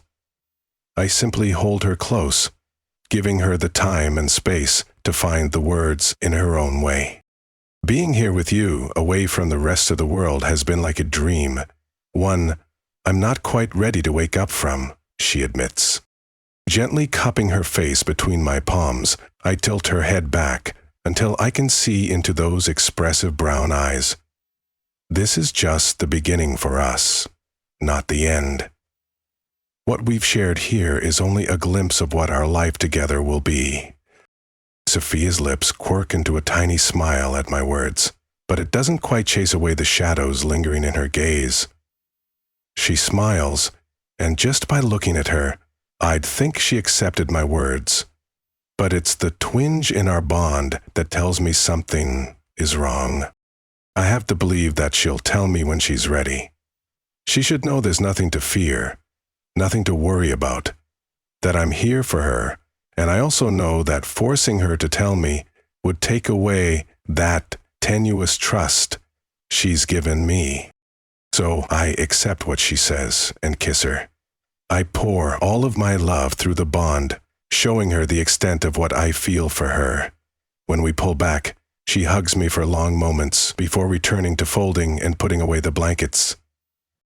I watch her and then tend to my task of going through the supplies we've used, making a mental note to replenish what we've used to ensure the cabin remains a functional bolt hole for any other wolves who might need it in the future. My overriding concern is getting Sophia back to town, safe and sound, and to work out the last thing holding her back. Her clothes were a casualty of my urgency to help her and are too shredded to wear, so I rummaged through the stash of emergency garments kept on hand in the cabin, finding a pair of worn sweats and a hooded pullover that swim on her. "You have women's clothes out here?" Sophia asks as she rolls up the overlong sleeves, genuinely curious. "We've got caches like this all over Packlands, just in case someone gets caught out after a shift." "Trying to make it home in your birthday suit is never a good time, trust me," I explained, dropping a kiss to her hair. "At last the time comes for us to leave the sanctuary of the hunting cabin. I've packed a few meager supplies to aid in our journey, knowing it will take the better part of a day to reach the nearest access road, even in my wolf form with Sophia riding on my back. From there, I plan to use one of the emergency communication boxes strategically placed throughout Packlands to contact a fellow firefighter for a pickup. The distance is simply too great and the terrain too treacherous to attempt the full trek back to town in one go, especially with the threat of nightfall and plummeting temperatures, not to mention the ever-present danger of ferals lurking in the wilderness, a risk I haven't yet brought myself to share with Sophia, for fear of needlessly frightening her. As I secure the cabin door behind us, ensuring no enterprising wildlife will take up residence in our absence, Sophia lets out a soft, wistful sigh. "I'm going to miss this place," she murmurs, her gaze drifting over the rustic little structure with a hint of melancholy. "It's been our own private world, just you and me." "I know, little mate, but we'll come back someday, I promise.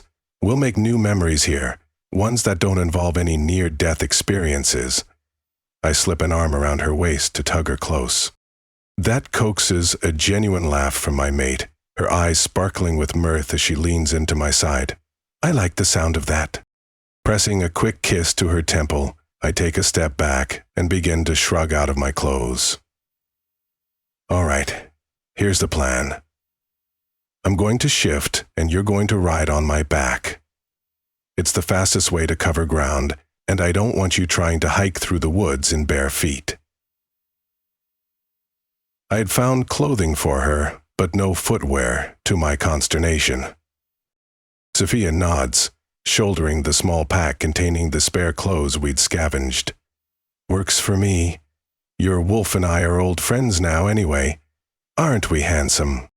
I can feel my wolf preening beneath my skin at her words, eagerly pushing to the surface in response to our mate's playful affection.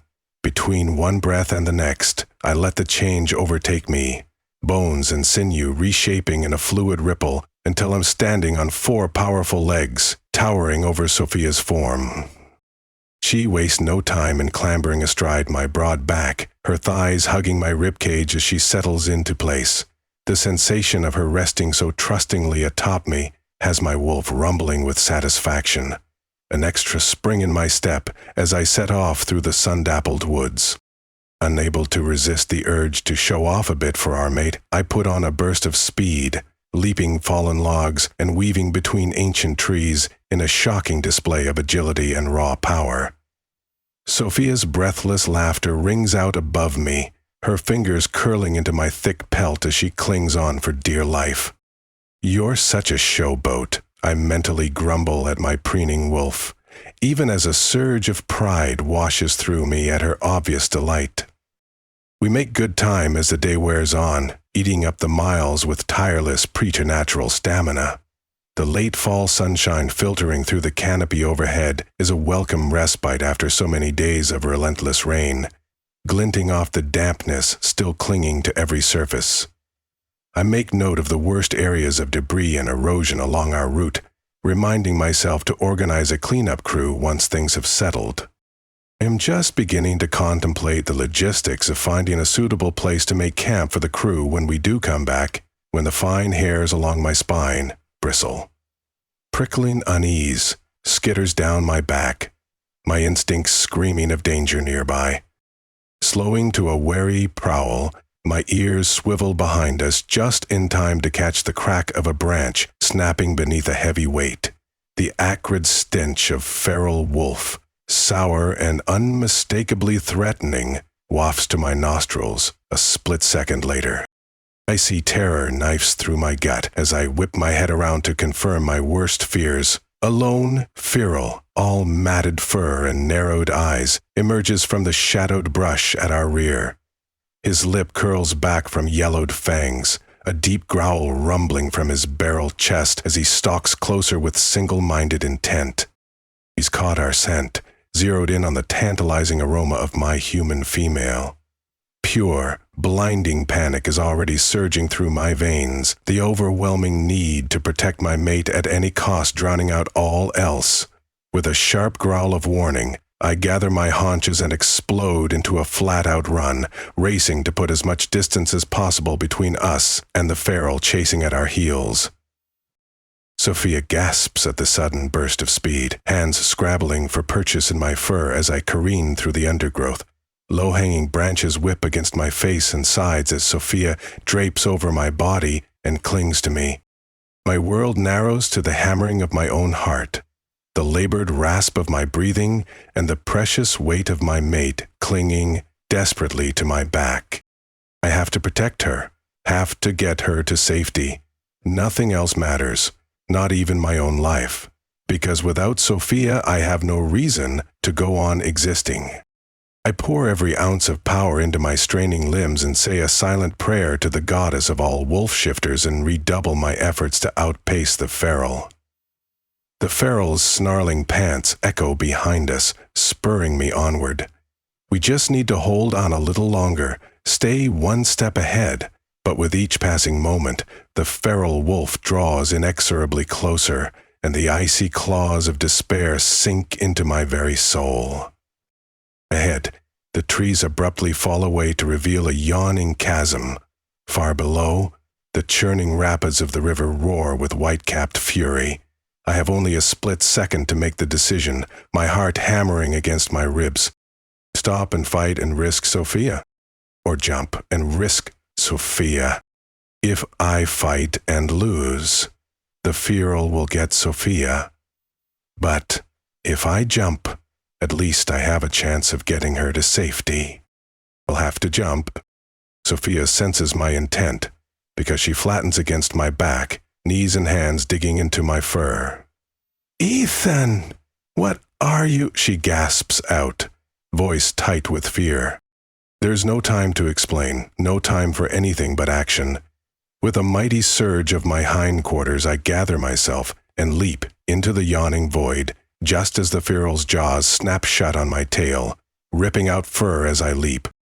For a breathless eternity, we hang suspended over the gaping maw of the gorge, nothing but empty air beneath my paws. The deafening roar of the rapids below fills my ears, the icy spray misting my fur as we sail across the impossible distance. My whole focus is on the shrubs and trees that line the other side, but we're not high enough. I haven't leaped far enough. I wasn't strong enough. It's too far, and a distant part of my brain registers, with sinking dread, that we're not going to make it. Chapter 12. Sophia. Ethan stretches his powerful wolf form to its absolute limits as he strains for the lip of the opposing cliff face. His heart pounds beneath my thighs, and his muscles coil with tension as we fly toward the other side of the gorge. His front paws hit the rocky ledge with a bone-jarring thud that rattles my teeth and scrabbles frantically for purchase on the damp, uneven surface. For a heart-stopping instant, I'm certain we're going to slide backwards into the river, but then his claws find a tenuous grip, gouging into the stone as he hauls us up and over with a massive heave. We tumble onto solid ground in a graceless tangle of limbs and heaving flanks, our chests rising and falling as we both struggle to catch our breath. My fingers are knotted in Ethan's fur, and I can't seem to loosen my grip. The adrenaline coursing through my system has me shaking like a leaf, my heart galloping against my ribs in a staccato rhythm. Ethan cranes his massive head around, running his cold nose over every inch of me he can reach. The gesture is so tender, so at odds with the deadly urgency of our situation, that I can't help but let out a choked little half-sob. He takes that as reassurance I'm unharmed if severely shaken by our near brush with death, and I am, miraculously, whole and in one piece. On the other side of the gorge, the wolf who chased us paces back and forth along the cliff's edge, lips peeled back from his fangs in seething frustration. He lets out a deep howl that sends icy tendrils of dread skittering down my spine. Ethan nudges me with his snout until I reluctantly uncurl from my protective huddle against his side. He shifts, the movement changing his form from wolf to man faster than I've ever witnessed. We have to keep moving. He might look for another way across. Who, what? I stammer, not quite able to spit any words out. Hurry, Ethan says. He shifts back to his wolf form and hunches down for me to climb on his back again. My thighs clamp down on either side of his ribs, as if I can somehow meld us together through sheer force of will. My heartbeat pounds as hard and fast as his, and I know with utmost certainty that if Ethan hadn't made that jump, that wolf would have attacked us with intent to kill. Ethan bolts into the forest. I catch one last glimpse of the wolf to see that his gaze is locked on me before the shadows swallow us. The forest blurs by in a kaleidoscope of greens and browns as Ethan races through the underbrush, his powerful wolf legs eating up the distance with each bound. The musty scent of damp earth and decaying leaves fills my nostrils, and the cool evening air whips through my hair, chilling the sweat on my brow. I cling to Ethan's fur, my fingers knotted so tightly they ache. His muscles ripple beneath me with every stride, his chest heaving as he gulps in air. The slick sheen of sweat coats his pelt, dampening my legs where they grip his sides. Through our bond, Ethan sends me pulses of reassurance and comfort, trying to soothe my frayed nerves, but the images of that deranged wolf with his wild eyes and snapping jaws are seared into my mind. Fear claws at my throat. There was something very wrong with him. He looked unhinged, rabid, not right at all. Questions swirl through my head. Where did that wolf come from? How did he find us out here, miles from civilization? Why did he attack us? Ethan had assured me we were alone in these woods. Dread coils in my gut as I glance over my shoulder, half expecting to see the wolf burst from the shadows and attack us again.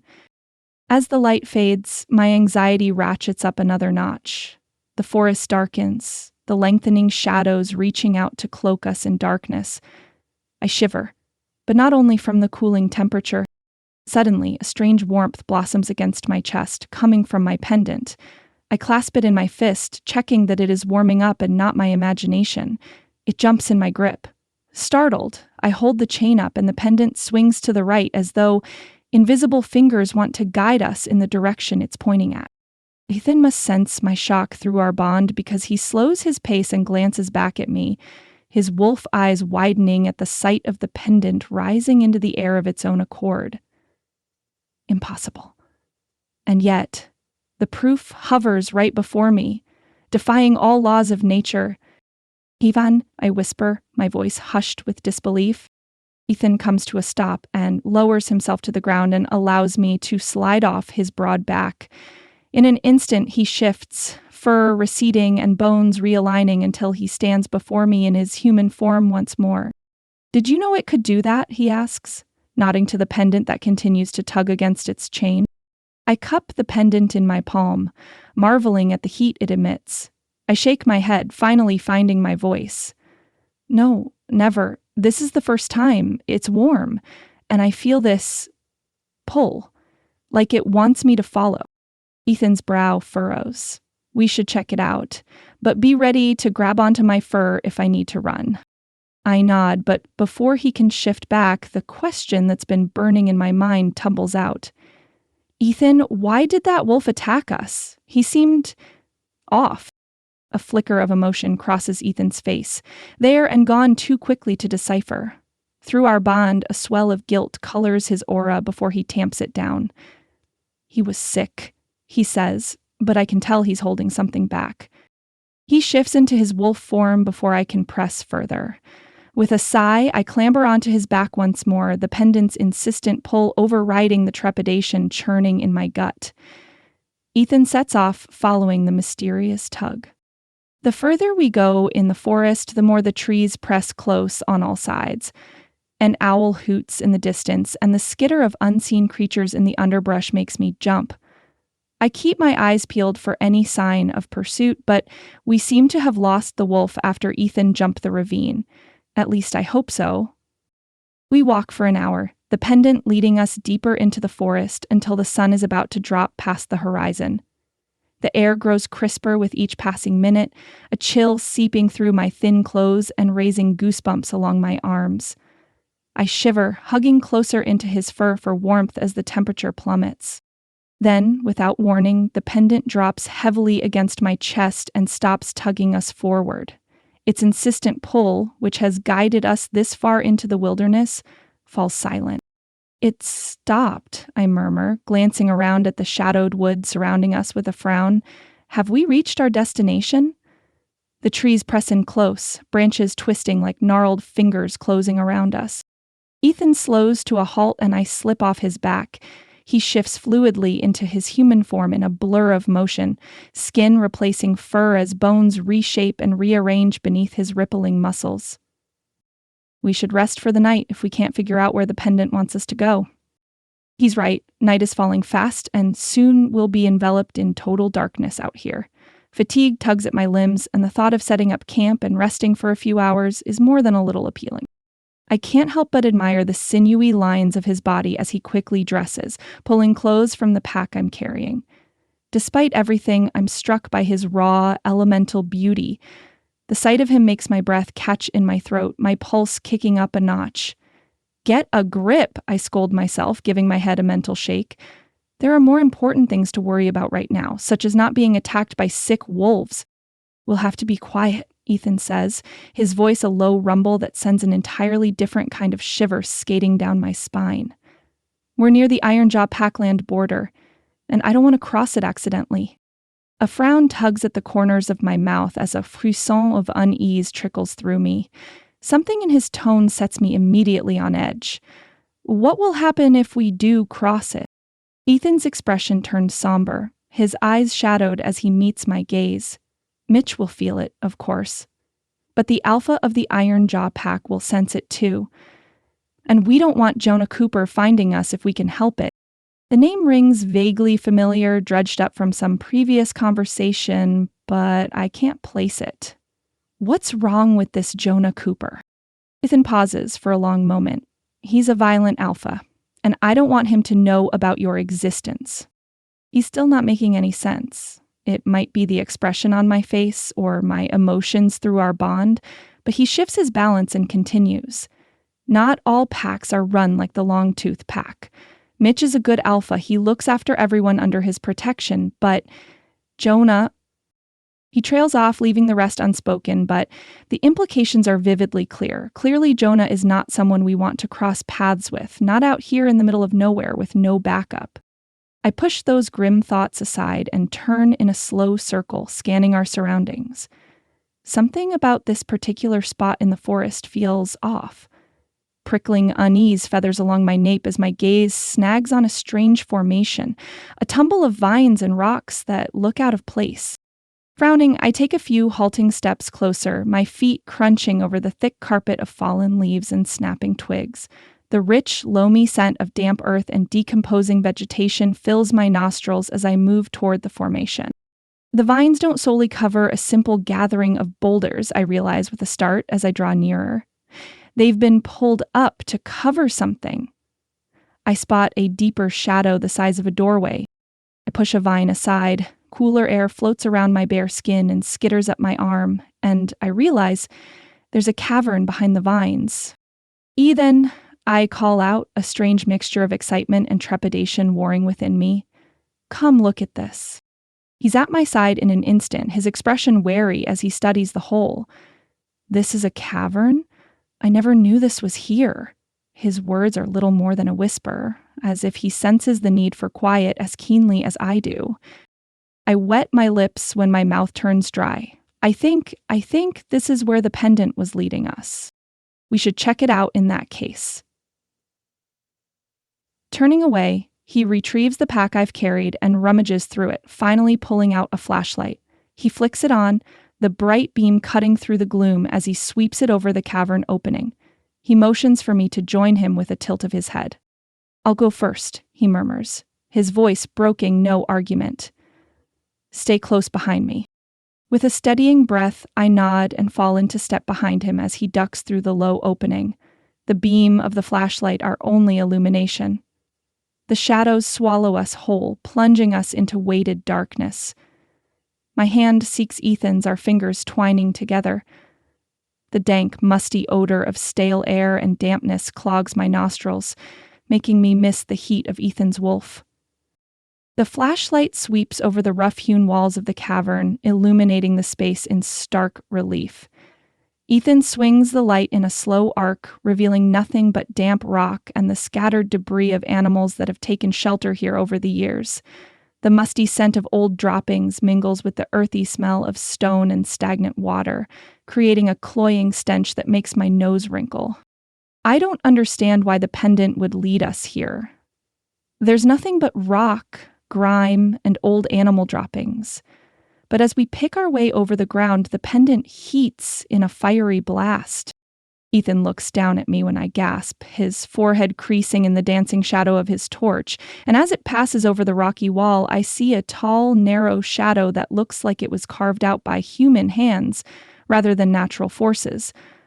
Only it's not a shadow, it's a narrow gap that's been cleverly hidden behind a natural bump in the wall. If the light hadn't hit it, I would have missed it altogether. I point to the wall, my heart leaping into my throat. What the hell is that? Chapter 13. Sophia. As we step through the narrow opening, the beam of Ethan's flashlight illuminates a space that makes my breath catch in my throat. The walls are lined with rough-hewn shelves, each one laden with an assortment of jars, bottles, and boxes crafted from materials I can't even begin to identify. Some look to be made of tarnished metal, others carved from wood or bone, still more fashioned from clay or stone. Their surfaces are etched with strange symbols and sigils that writhe and dance in the wavering torchlight. In one corner in the darkness, a massive iron cauldron squats, its belly stained with dark flakes, and I have no desire to find out what it is. Bundles of withered herbs and flowers hang from the low ceiling, filling the air with a heady, musky aroma that makes my head swim. Tucked into another nook is a human-sized effigy crafted from sticks and straw, its rudimentary face twisted into a rictus of agony. What is this place? I breathe, unable to tear my gaze away from the unsettling display. A frisson of dread prickles along my spine, raising the fine hairs on the back of my neck. Ethan shakes his head. I had no idea this existed. It looks like a witch's cavern. Everything is decayed, I say. It's abandoned, that's for sure. He sweeps the beam over the shelves once more, his brow furrowed in concentration. I wonder if Ilara knows about this. It's well hidden even from the pack. The name rings a faint bell of recognition. Ilara, I prompt. Who's that? She's our pack witch. She oversees the wards and protections around the packlands, ensuring our territory remains safe from outside threats, Ethan says. A pack witch. Of course, it makes sense that a community of werewolves would have their own mystic practitioner to call upon. Still, learning about yet another facet of this world I've been thrust into fills me with a creeping sense of being out of my depth. I wonder how much more of Ethan's world I know nothing about. How much more is going to blindside me? Pushing those disquieting thoughts aside for the moment, I turn my attention back to the shelves, peering at the strange and unsettling artifacts. One jar, filled with a viscous crimson liquid, pulses with an inner glow.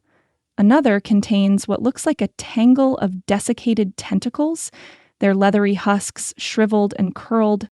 I reach out with a trembling hand and lift a small, intricately carved box from its resting place. It's fashioned from some sort of pale wood, its lid inlaid with a mosaic of polished gemstones in a glorious array of colors.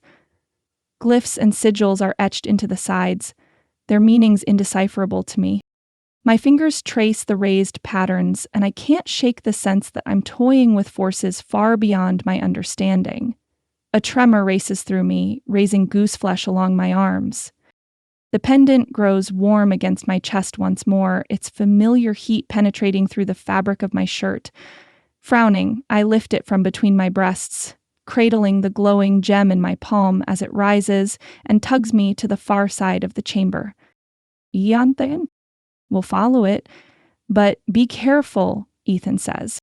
He aims the torch beam across the chamber, where it falls on an ornate silver chalice sitting innocuously between jars and a filthy crystal ball.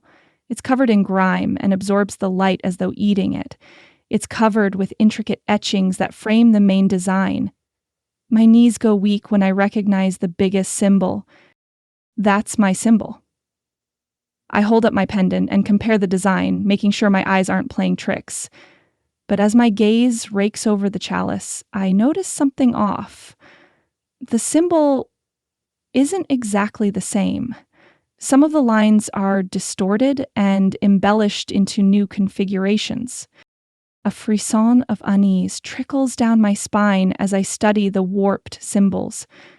There's an aura of darkness about them, something malignant and corrupt that sets my teeth on edge. Ethan, I begin, my voice emerging as little more than a hoarse croak. Ethan's fingers wrap around my wrist. I didn't realize how cold I was until he touches me. Don't touch it, Sophia. I don't think it's safe. Magic isn't something that can be messed with without a payoff. His eyes blaze with an intensity that is all wolf. We should take it, show it to Alara, let her examine it properly. But we'll need to be careful how we handle it. He retrieves a shirt from the backpack and uses it to gingerly wrap the chalice, swaddling it until not a hint of silver shows through, before he carefully places it inside. Can we leave? This place gives me the creeps, I say. He nods, fingers linking through mine again, and slings the pack over his shoulder. Gladly. I won't want to come back here anytime soon. I don't blame him. Despite the thrill of discovering such an extraordinary find, there's an undercurrent of malice in this cavern. My skin crawls with the sense of being watched, judged, and found wanting. I shake my head, trying to dislodge the sensation, but it sinks through my skin and wraps around my bones. I cling to Ethan and soak up the reaffirming warmth he sends through the bond as we retrace our steps toward the exit. I'll be glad to leave this place far behind. So far, finally we duck through the cavern mouth and emerge into the chill night air. I pause for a moment, letting my lungs fill with the crisp, clean scent of the forest as the last traces of that cloying, musky odor are banished from my nostrils. Panic claws at my throat, annihilating my short-lived relief. A haunting sound rends the air, raising the fine hairs on the nape of my neck. A wolf's howl. Long and mournful. And close, too close. Ethan's voice is tight with barely contained panic as he grits out the words. It's the feral. The bond surges with fear, desperation, and a grim determination. I cling to him, my fingers digging into his arm hard enough to bruise as terror claws my throat with razor-sharp pincers. What's a feral? I manage to choke out, my voice little more than a strangled whisper. Ethan pins me with a gaze that glows supernaturally in the darkness, his wolf riding close to the surface. The sight sends a fresh wave of fear crashing over me, stealing my breath. I'm sorry, he says, his words clipped and harsh. I should have told you before, the wolf who attacked us. He wasn't just sick, he was feral. Images of the wolf flash through my mind, the rictus snarl twisting his muzzle, the lack of humanity in his crazed eyes. What does that mean? I press, even as a part of me recoils from the answer, dreading the confirmation of my worst fears. The word feral implies many things, the topmost being dangerous. Ethan's jaw clenches, a muscle ticking in his cheek, and when he talks, his voice is strained. A feral is a male who hasn't found his mate. They go mad, lose all sense of reason or control. Ferals have been attacking women in Willowbrook, human women, our mates. His words deliver a punch to my gut. I'm in danger, real, terrifying danger. We have to go, Ethan says, a note of urgency thrumming through his words. Now. He thrusts the pack into my arms, quickly shucking his clothes and pushing them into the pack. He steps back, his form already blurring and reshaping as he shifts with a speed I've never witnessed before. In the space of a heartbeat, the man is gone, and the wolf stands in his place, hackles raised and teeth bared in a silent snarl as the last of his clothes flutter to the ground. The bond surges with a fear that eclipses anything I've ever felt before. Terror that weakens my limbs and sets my heart racing at a breakneck pace. But beneath that overwhelming panic, I sense something that is all Ethan, his fierce protectiveness and burning need to keep me safe at any cost. Ethan's fear isn't for himself, I realize with a jolt. He's terrified of what will happen if the feral catches me. And hesitates, leaping onto his back and tangling my fingers in the thick fur at his neck as he launches forward in a burst of coiled power. The world blurs around us as Ethan pushes himself faster than he's run before. His paws eat up the distance in great leaping bounds. There's no grace to his movements, no fluidity or finesse. He runs like a creature possessed, every sinew and muscle straining as he pours every ounce of strength into the single-minded need to escape. I flatten against his back, trying to make myself as small a target as possible, my heart in my throat as branches whip past, inches from my face. But even as we hurtle through the undergrowth, the thud of heavy paws and the sound of ragged panting closes in. As fast as Ethan is running, somehow, some way, the feral is catching up. But the feral isn't carrying a woman on his back, a woman with curves and extra weight. I sob out loud. I know we're losing ground, and it's because of me. A flash of teeth glints in the darkness as a massive muzzle snaps at Ethan's heels. He yelps, and we go tumbling in a tangle of limbs and fur and raw panic as Ethan loses his footing. We crash to the forest floor. I'm thrown from his back, rolling through the damp ferns and fetching up hard against gnarled roots. Pain lances through my shoulder, hot and bright, but it's drowned out by the sheer animal terror that swamps me as I struggle to right myself. I can't breathe, can't think. My chest heaves with great shuddering gasps that saw in and out of my lungs, but it feels like I'm suffocating, drowning on dry land.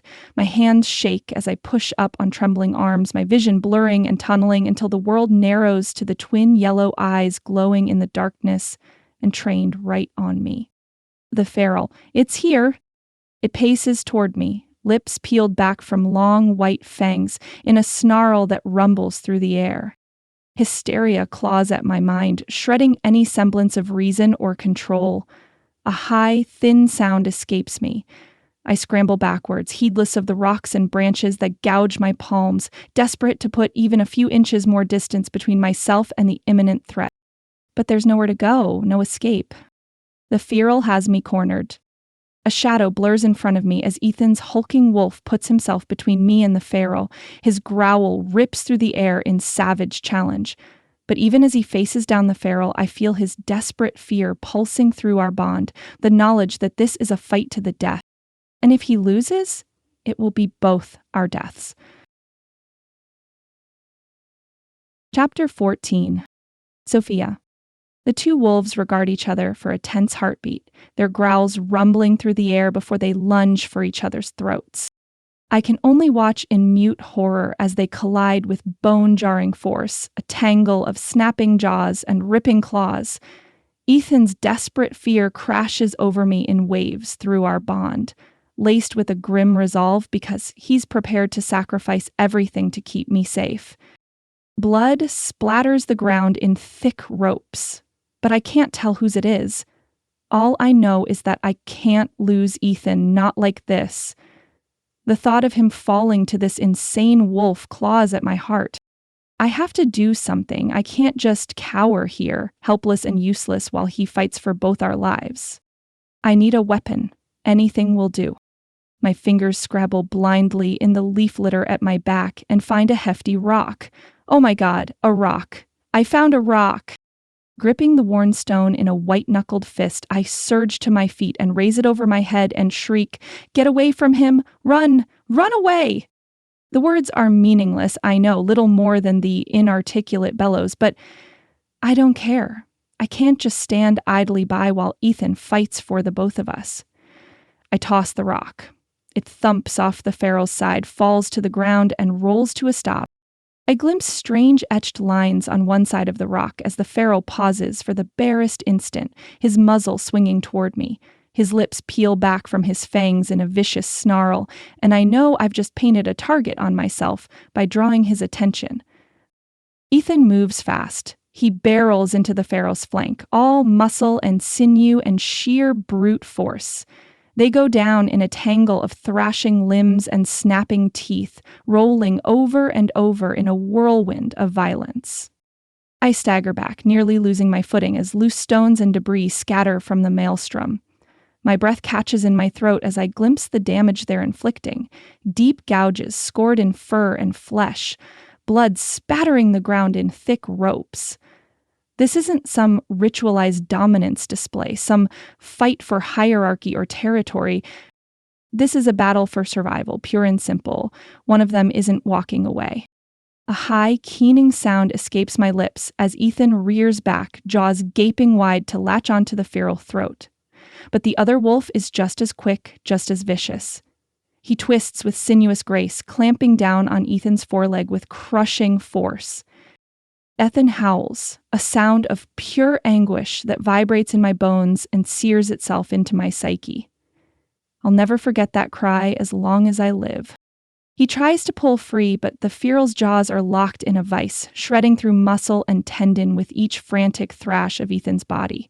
More blood joins the growing puddle, this stream more vibrant and viscous than the rest. Ethan is hurt. Badly hurt.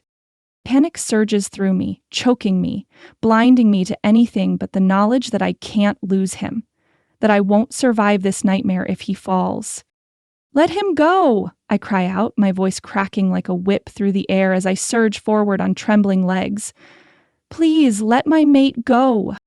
The words are little more than the inarticulate pleas of a terrified human faced with super strength. I can't remain frozen in fear, can't simply stand by and watch as Ethan is torn apart before my eyes, but the feral doesn't seem to hear me. His growl reverberates around me, through me, making my legs weak and futile tears flow down my cheeks. The feral releases Ethan's leg to snap at his throat, but before those wicked fangs can tear into his flesh, 4 massive shapes materialize from the shadows. Wolves. 4 huge wolves as big as Ethan. Their muscles ripple beneath their thick pelts as they pace forward with liquid grace, heads lowered, eyes glowing.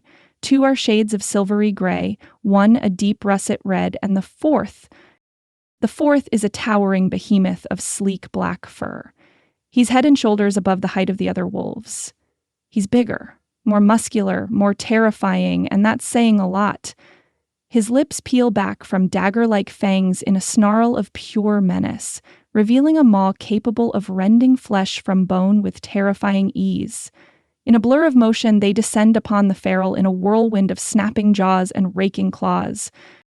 The feral releases Ethan, whirling to face this new threat with a ferocity that would be admirable if it wasn't so unhinged. But even his wild savagery is no match for the coordinated onslaught of the 4 wolves. Heedless of the danger, of the rending claws and gnashing teeth that could tear me apart in an instant, I fling myself over Ethan's prone form. My body is a pitiful shield, but it's all I have to offer as I curl around him, protecting him as best I can. "Don't hurt him, please, he's my mate, don't hurt him," I scream. But to my shock, the wolves are laser-focused on the feral as they drive him away from us with vicious efficiency. The 2 gray wolves lunge in tandem, their jaws closing around the feral's hindquarters. He howls, a sound of pure animalistic agony that raises the hackles on the nape of my neck. But the red wolf is there in an instant, its powerful jaws clamping down on the feral's throat with a sickening crunch of cartilage. The feral's cries are abruptly cut off, reduced to a gurgling wheeze as he thrashes and writhes in their grasp. The black wolf hangs back, surveying the scene with an air of cold calculation in those glowing amber eyes. With a heave of brutal strength, the three wolves drag the feral away until their forms are swallowed by the shadows of the forest, until the only sounds are the fading snarls and the metallic tang of blood in the night air. Silence descends, heavy and oppressive in the wake of such savagery. I can't tear my gaze away from the spot where they disappeared, my breath sawing in and out of my lungs in harsh, ragged gasps. Only when a low groan of pain escapes Ethan do I snap back into the moment. Frantic, I uncurl from around him, my hands fluttering over his torn and bloodied form as I fight back a wave of nausea. Ethan? Ethan, can you hear me? I plead, cradling his face between my palms and forcing him to meet my frantic gaze. His eyelids flutter, those brilliant blue irises glazed with pain, but still present, still aware. Relief washes over me in a dizzying rush. A low, rumbling growl has me whipping around, every muscle in my body tensing as I brace for another attack. But the sound doesn't come from the forest. It emanates from the black wolf towering over us. I glance around, hoping for a sharp rock, anything to protect Ethan. I don't know what I'll be able to do against such an enormous, deadly creature, but I'll be damned if I don't go down fighting to protect my mate. The wolf shifts, bones crackle and reshape, fur receding into tawny skin as a massive man takes form in a series of pops and snaps. He's easily 7 feet tall, with shoulders broad enough to block out the moon. His chest is a wall of tanned, rippling muscle. There's not an ounce of excess flesh on his frame. He's all brute power and coiled menace. Golden hair, shaved into a severe buzz cut, frames a chiseled face composed of harsh angles and jutting planes, accentuating the slant of his cheekbones and the brutal cut of his jawline. When his eyes open, they're the same eerie, glowing amber as his wolf's, pinning me in place with molten intensity. Apex predator. My chest heaves with the force of my pounding heart as I stare, rooted in place by the weight of his gaze. I don't know what to do, where to look, how to react. Every instinct screams at me to run, to flee, and never look back. But I can't abandon Ethan, not after he nearly sacrificed himself to keep me alive. A tremor racks my frame as the alpha sweeps that scorching gaze over me from head to toe, taking in every inch of my disheveled, bloodied appearance. Then, when he speaks, it's in a voice so deep and resonant that I feel the vibrations in my bones. You say this wolf is your mate? The words are precisely enunciated, devoid of any inflection or emotion, just a simple question delivered with the weight of a death sentence. Ethan's battered body shudders as he forces himself to shift.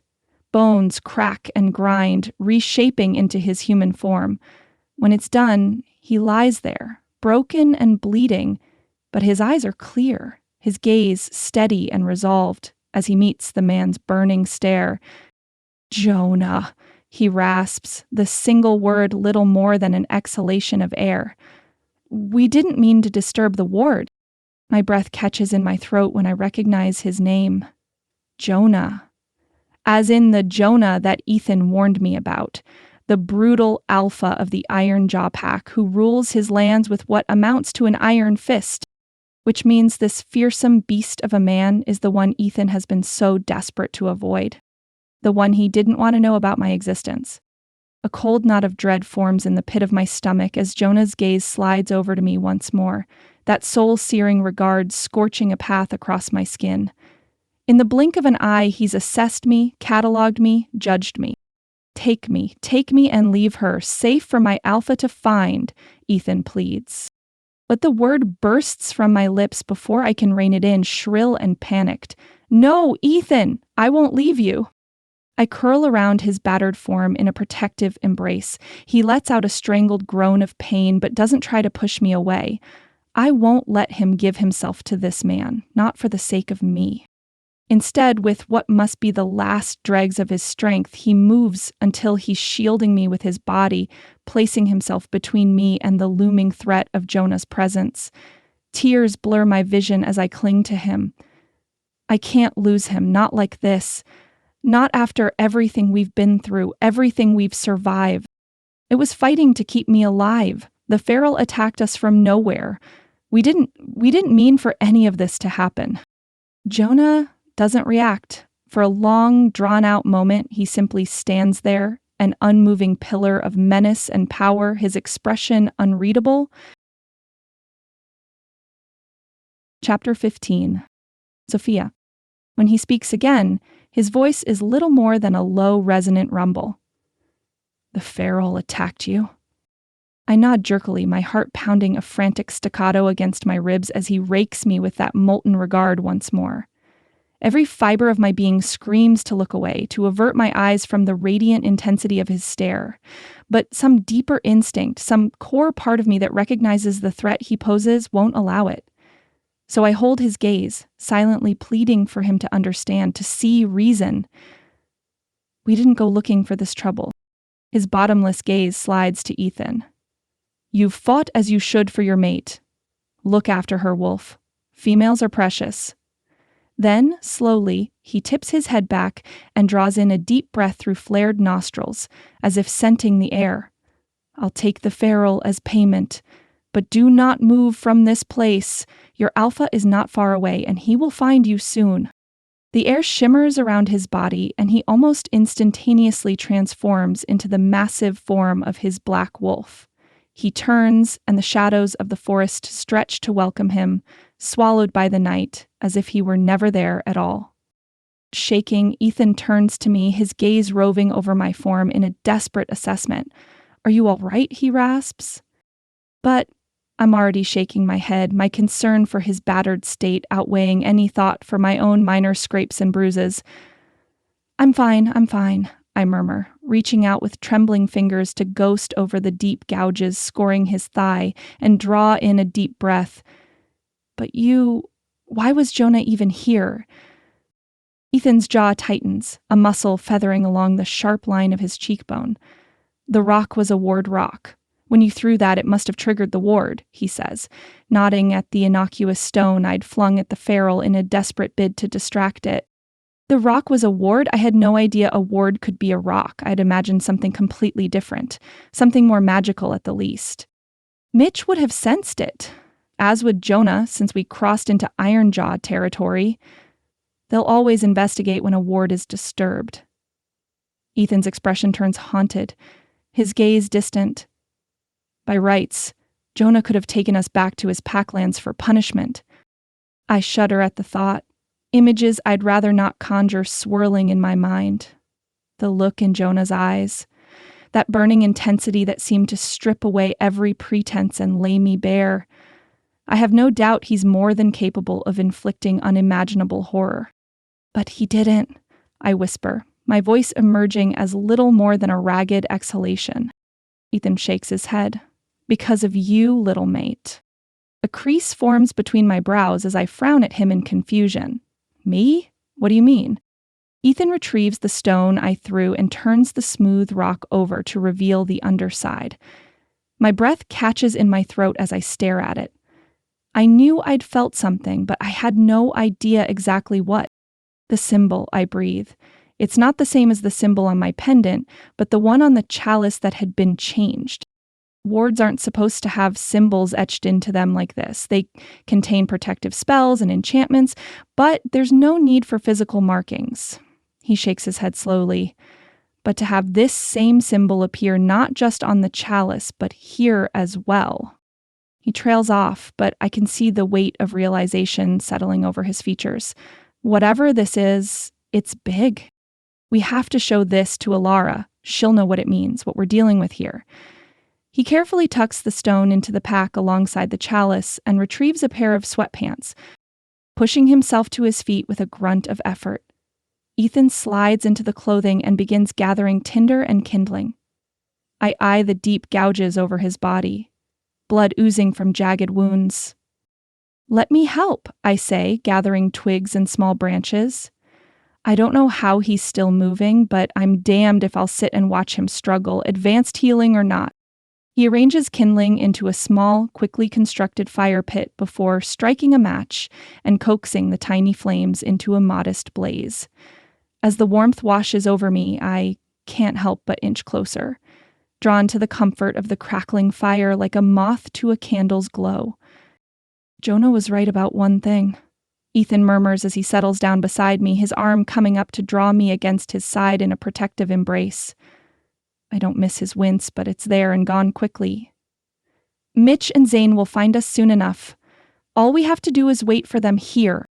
I nod mutely. I'd rather not be here at all, but the fire makes our surroundings seem a little less foreboding, and it's clear Ethan's too injured to shift again and carry me back. Not that I'd ask him to do that now. I curl into the reassuring solidity of his form and allow the tension to bleed from my muscles as weariness sets in. Now that the adrenaline has faded, every inch of me aches with exhaustion. But I can't relax fully, not yet, not with the lingering sense of eyes upon us, watching from somewhere in the shadows. Will Jonah come back? I ask after a long stretch of silence.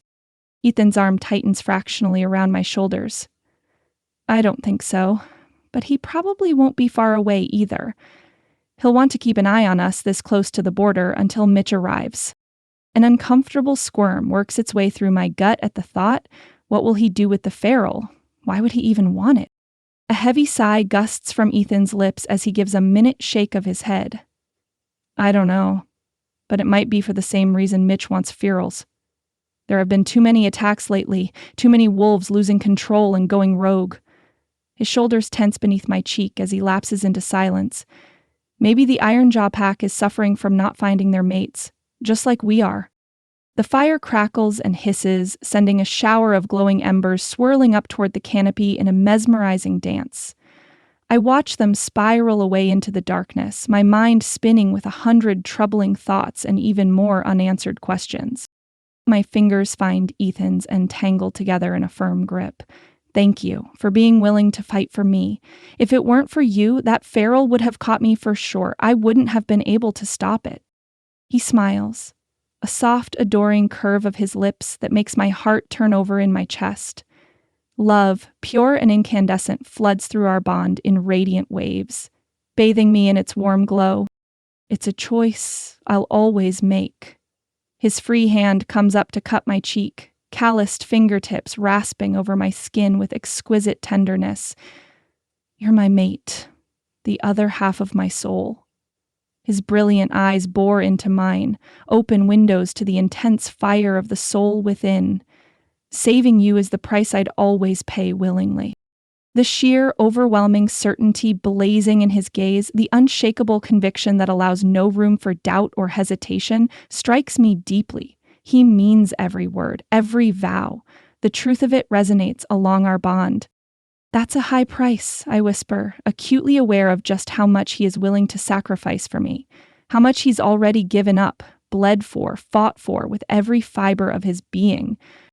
And his eyes gleam like deep pools of ocean blue. It's the only price that matters. Then his lips are on mine, claiming me in a kiss that obliterates every other thought from my mind. I melt into the intense heat of his touch, surrendering to the fathomless depth of his passion as it crests over me. The bond between us flares into brilliant, blinding life. It's a living force, incandescent and vibrant. I feel it in every atom of my being until I'm fully consumed with his love. Ethan's fingers tangle in my hair, the other hand skimming down the curve of my spine to draw me flush against the solid planes of his body. I'm drowning, suffocating in the best possible way on the sheer, overwhelming force of his passion, his need, his devotion. When Ethan finally breaks the kiss, I'm left dazed and trembling, clinging to him with everything I have as the world slowly reassembles itself around us. His forehead rests against mine, our mingled breaths gusting in harsh pants over swollen, tingling lips. I love you, he rasps, the words reverberating through the bond we share. More than life itself, my mate, my other half, I'll never leave you, never reject our bond. His thumb traces the line of my cheekbone in a feather-light caress. You're it for me. He means every word, every vow, every declaration. They're meant to comfort me, to reassure, to chase away the lingering shadows of doubt and fear that lurk in my heart. Instead, they only serve to intensify the knot of dread coiling in the pit of my stomach. Because I know with a soul-deep certainty that Ethan would sacrifice everything without a second of hesitation. He already has. That terrifies me more than any feral or alpha or anything else that being a wolf shifter mate can throw at me. How can I accept that? How can I allow this extraordinary man to surrender himself so completely to me? I wonder if the price of the bond is too much, too high to pay. Chapter 16. Ethan.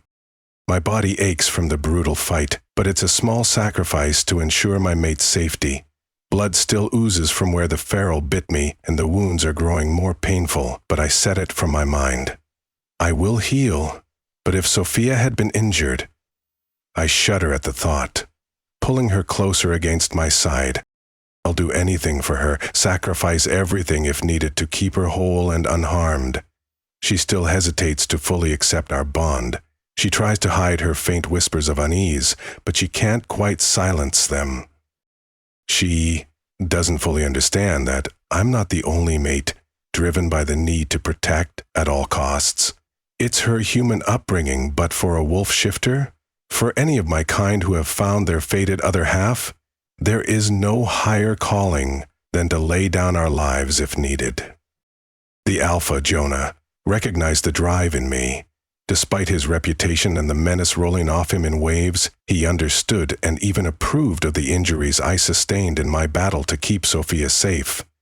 He knows exactly what I would do, what any true mate would do without a second's hesitation.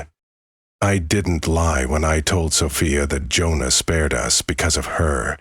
There was an undercurrent of awareness that makes me wonder if the Iron Jaw pack is suffering from the same curse as us.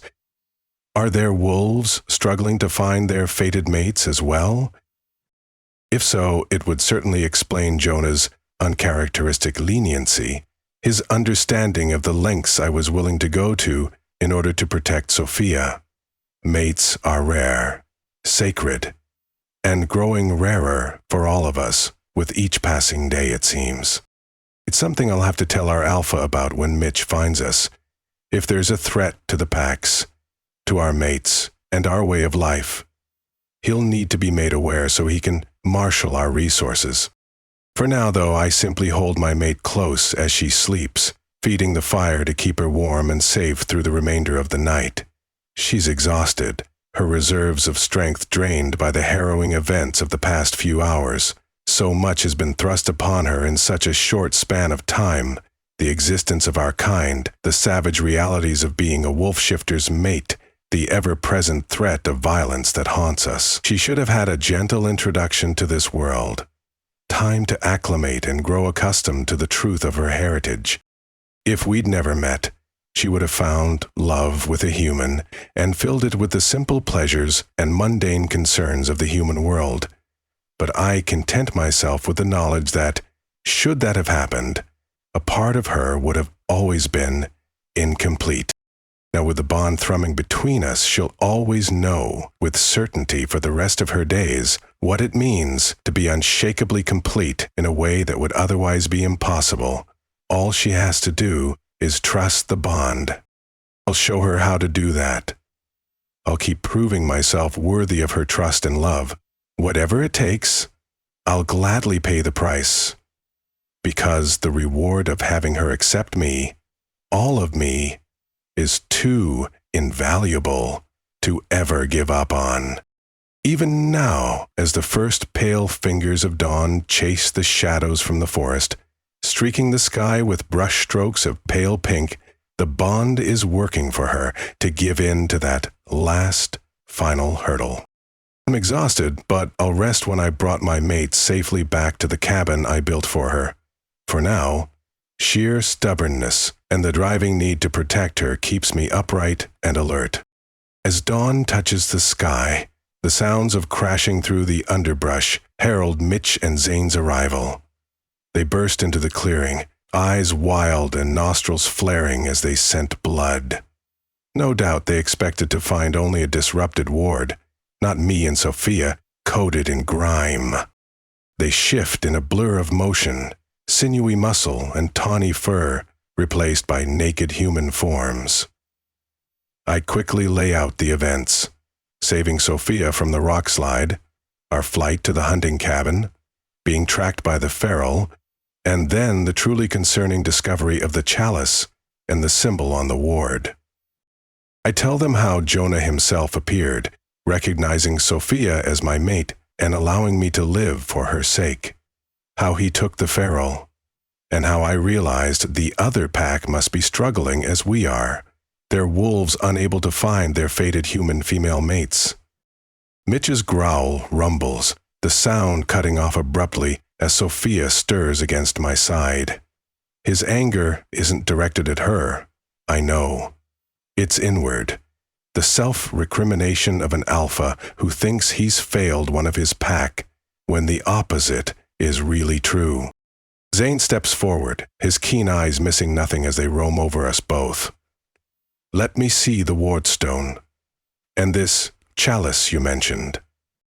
I nod at the pack lying discarded nearby. The chalice is wrapped.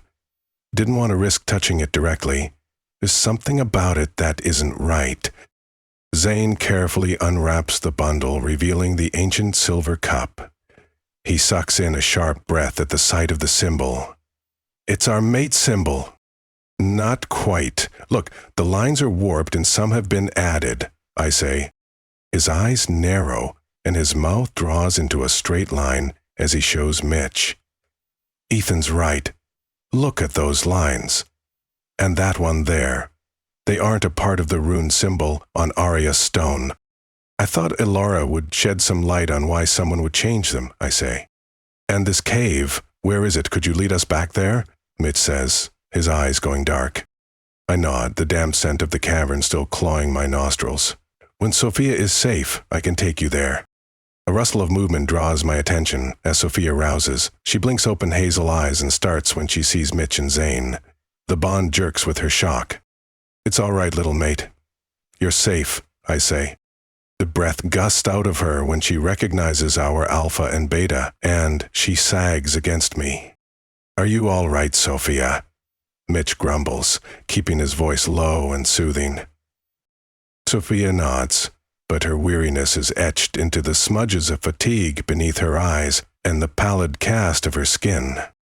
We're taking you home now, I tell her, reaching out to brush a stray lock of hair back from her brow. Can you climb on my back one last time?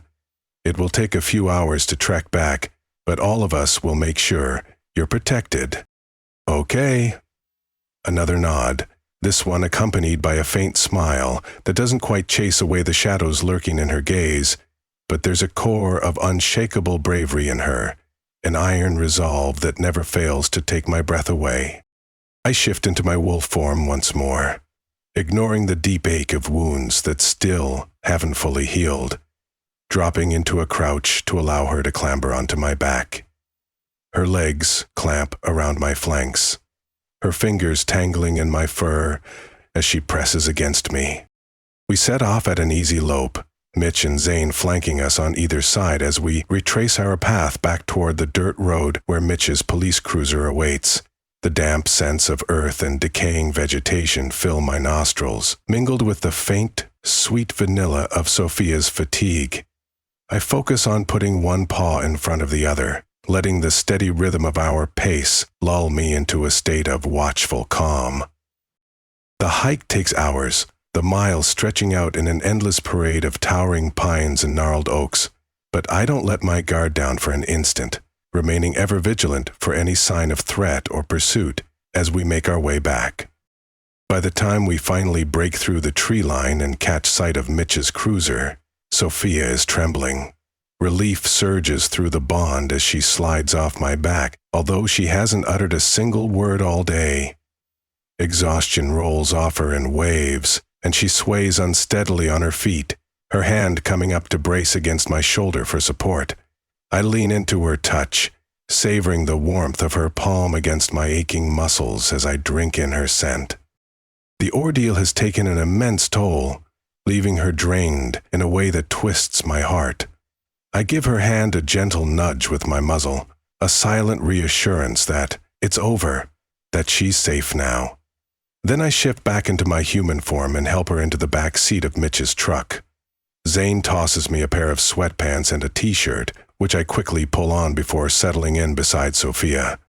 Her brows furrow when she sees blood oozing from various teeth marks over my body. "Ethan, you're still bleeding." "I'll be fine. I'll heal, little mate. All I need is a good night's sleep." I pull the t-shirt over my stomach, giving up the fight and succumbing to my fatigue. Mitch and Zane are already in the front, the engine rumbling to life when Zane hands us each a large protein bar and water. "Sorry, it's all we have. We were expecting an inspection, not an extraction," he says. His eyes rake me over, and his brow creases. "Ethan, you shouldn't still be bleeding." I look down at my chest and the spreading red stains. Zane is right. I should have healed by now. Pain throbs from the wounds. Pain I hadn't noticed until now that my mate is safe. Sophia's hand trembles as she covers her lips, trying to contain the shock that radiates through our bond. The concern hits me first, a wave of raw emotion that tugs at my heartstrings, followed closely by anger. "Why didn't you tell me you were still hurt?" The pain, now that I'm aware of it, is a dull, throbbing ache that pulses with every beat of my heart. I lift the hem of my t-shirt, exposing the wounds. The sight is unsettling. Angry red gashes with ominous black lines spidering outwards, a stark contrast to my pale skin. I was so focused on you, on getting you out of there safely, that I didn't even notice, I admit. Sophia's sob wrenches my gaze back to her stricken face. "Zane, Mitch, please. You have to help him." "Don't worry, we'll get Ilara to meet us at the bite. She'll be able to help Ethan," Mitch says, urgency lacing his tone. "Take us home. It's the only place I trust Sophia will be safe," I say, not able to hide my wince when we go over a bump in the road. Mitch's eyes meet mine in the rearview mirror, understanding and concern mirrored in his gaze. He nods and picks up the CB radio, his voice urgent as he relays our destination to Ilara. "You're home?" Sophia asks. Whom?" I want to tell her how I made it with my own hands for her before I knew who she was. That I haven't lived there yet. I hadn't planned to until I'd met my mate, and it stood empty for years before she came into my life, but I hold back. So much has been put on her, I don't want to overload her anymore. "It's safe, Sophia. You'll be safe there." Mitch's expression tightens in the rearview mirror. "We didn't know where you went. The whole pack was out searching for you. Luckily, we were in the area when I felt the ward being tripped." My heart lurches when I think of how they must have felt looking but not finding anything. "There was no way I could have gotten word to you. No need to worry, Ethan. I know you would have if you could. Your first priority was Sophia," Mitch says. A flicker of distress ripples through our bond, and Sophia's gaze drops to her lap. "I'm so sorry. It's all my fault. I shouldn't have been out on that road. I should have known better." I wrap my hand around hers, fighting off the way it shakes. "You have nothing to be sorry about." Mitch's piercing gaze slides to me, holding my own for a waited moment. "Ethan did well to protect you. He's a good male, a good mate. I'll do everything in my power to make sure he's okay." The cruiser accelerates with a growl, tires spitting gravel as Mitch pushes the vehicle to its limits.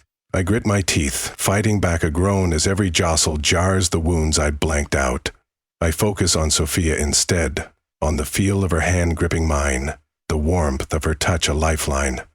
I can't help the dark thought that creeps in, unbidden and unwelcome. Have I gotten Sophia to safety, only for me to die? Chapter 17. Ethan. The cruiser skids to a stop in a spray of gravel, jolting me awake with a start. When did I fall asleep? The fact that I drifted off at all is deeply worrying, a testament to how severely drained I am. Sophia's face is ashen, her eyes wide with fear as tendrils of anxiety bleed through our bond. My wounds burn with searing agony as if acid flows through my veins instead of blood. I grit my teeth against a groan as Mitch and Zane help me from the back seat. As I step onto gravel, I see they've brought me to my cabin. Sophia rounds the back of the cruiser, hovering next to me as I hang off Mitch and Zane's shoulders, her face pale and deep shadows under her eyes. I hate that this is the way Sophia had been introduced to her own home. I can't help but hope this experience hasn't scarred her against the forests that are so integral to my world, to who and what I am. I pray it doesn't make her want to leave me, to go back to the familiarity of her human life. However, if that's what it takes for her to feel secure, I'll gladly go wherever she does. I'll leave Willowbrook and the Packlands behind without a second's hesitation if that's what she needs. It would mean being endlessly cautious about concealing my wolf, about maintaining the secrecy of our kind. But I'd do it. And gladly. I'll do whatever it takes. Ilara is already waiting outside, her long silver hair rippling like silk in the breeze. Relief courses through me at her presence. I hope to the goddess she can help me. I've never been wounded like this before. I'm never going to take my shifter healing abilities for granted again. My legs falter as we climb the front steps, knees buckling as a wave of dizziness washes over me. "We'll have to carry him inside," Mitch grunts to Zane, the two of them shouldering my dead weight with effort. Despite being over 6 feet of dense muscle, like most shifters, they manage to get me through the door. "Take him to the bedroom," Mitch instructs, and they half-drag, half-carry me down the hall. Delirium edges my vision as they lay me on the bed I'd hoped to share with my mate, under far different circumstances. Sophia's panic claws at me through our bond, her despair a tangible force that leaves me aching to soothe her fears. But I can barely keep my eyes open as Ilara looms over me, her lilac gaze raking over my prone form with an inscrutable expression. An ethereal aura surrounds the witch, her silver hair cascading like moonlight. I could easily mistake her for some celestial being rather than flesh and blood. Truth be told, I've never been this up close and personal with Ilara before. She tends to keep to herself deep within the forests, emerging only when Mitch, as Alpha, requires her counsel or magic. An uneasy sliver of trepidation snakes through me at being so vulnerable in her presence. Ilara rips away my ruined, blood-stained shirt, her delicate fingers tracing the inky black lines radiating outward from the inflamed wounds. The barest brush of her touch leaves a fiery wake across my skin. "These look just like Zane's injuries from the feral attack," she murmurs, more to herself than anyone else. "Please, can you help him?" Sophia's voice drifts to me as if from a great distance, laced with naked worry that has my heart clenching. Ilara's expression softens as her gaze lands on my mate. "I can, little human. I've created a spell that should work," she assures Sophia, the promise in her tone doing little to ease the furrow of distress between my mate's brows. "Should," Sophia parrots, her eyes narrowing infinitesimally. "Or will work." A wry smile curves Ilara's lips at the hint of steel in Sophia's voice. "Spoken? Like a true wolf shifter's mate?" she remarks with an approving nod before turning her attention back to me. "Brace yourself, shifter. This might hurt." She presses her palm directly over the inflamed, oozing wound, and I tense in anticipation of the agony to come. But I'm wholly unprepared for the searing, blinding torrent of white-hot light that explodes from her hand to engulf me. It scorches every nerve ending, the blistering pain eclipsing every other sensation, until blackness claims me.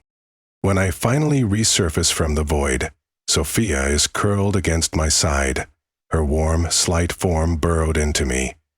Relief washes over me as I take a deep, easy breath, my chest rising and falling smoothly, the wounds healed without so much as a scar marring my skin.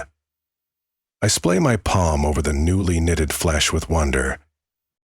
Another swell rises, one of innate need as Sophia's sweet, intoxicating scent surrounds me from the sheets, the pillows, the very air itself.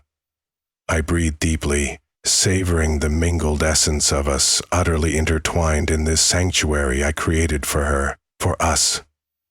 The bed I've dreamed of sharing with her 1,000 times over.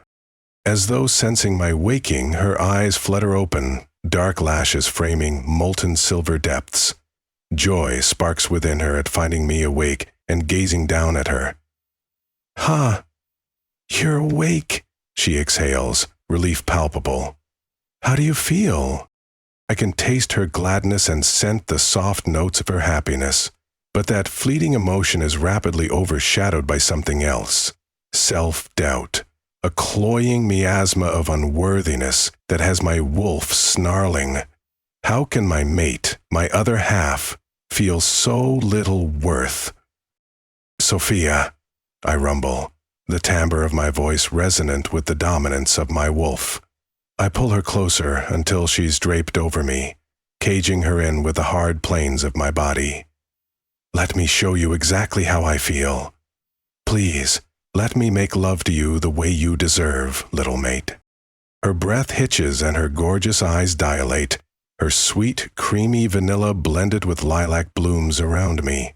I inhale, greedy for her scent, hungry for everything about her, but the sour notes I detect stop me, as does her hesitation that spears through the bond. "What is it, little mate? Why do you feel like this?" I trace her cheek, satisfied when her eyelids flutter.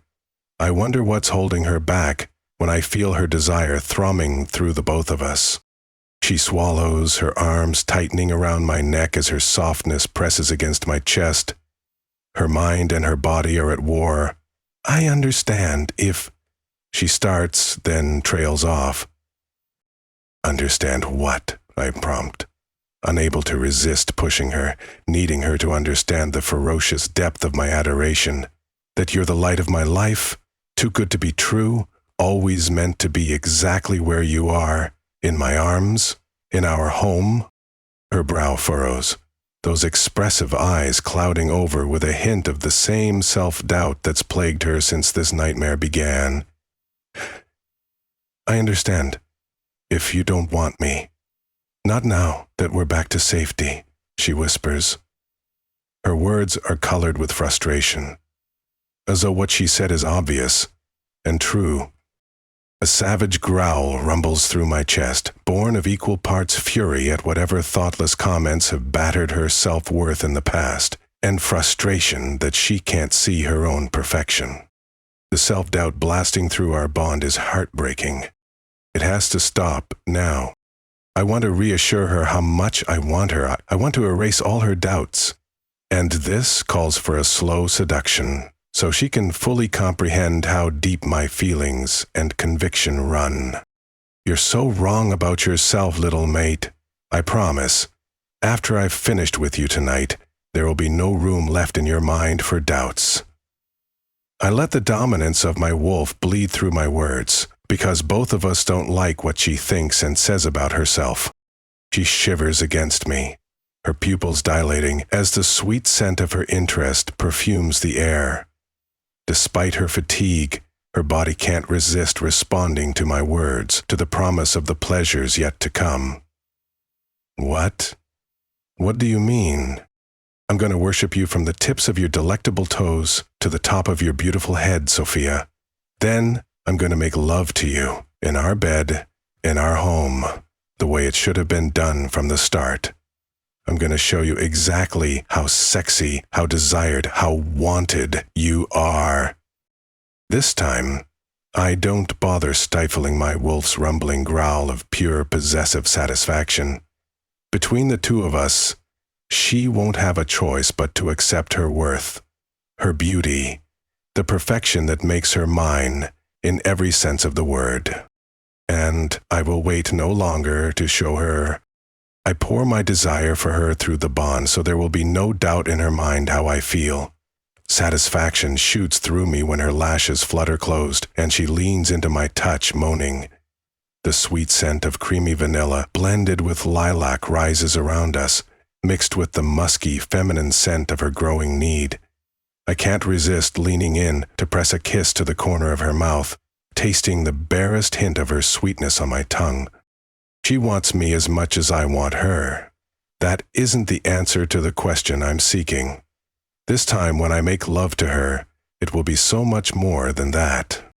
You're so beautiful, I breathe against her lips.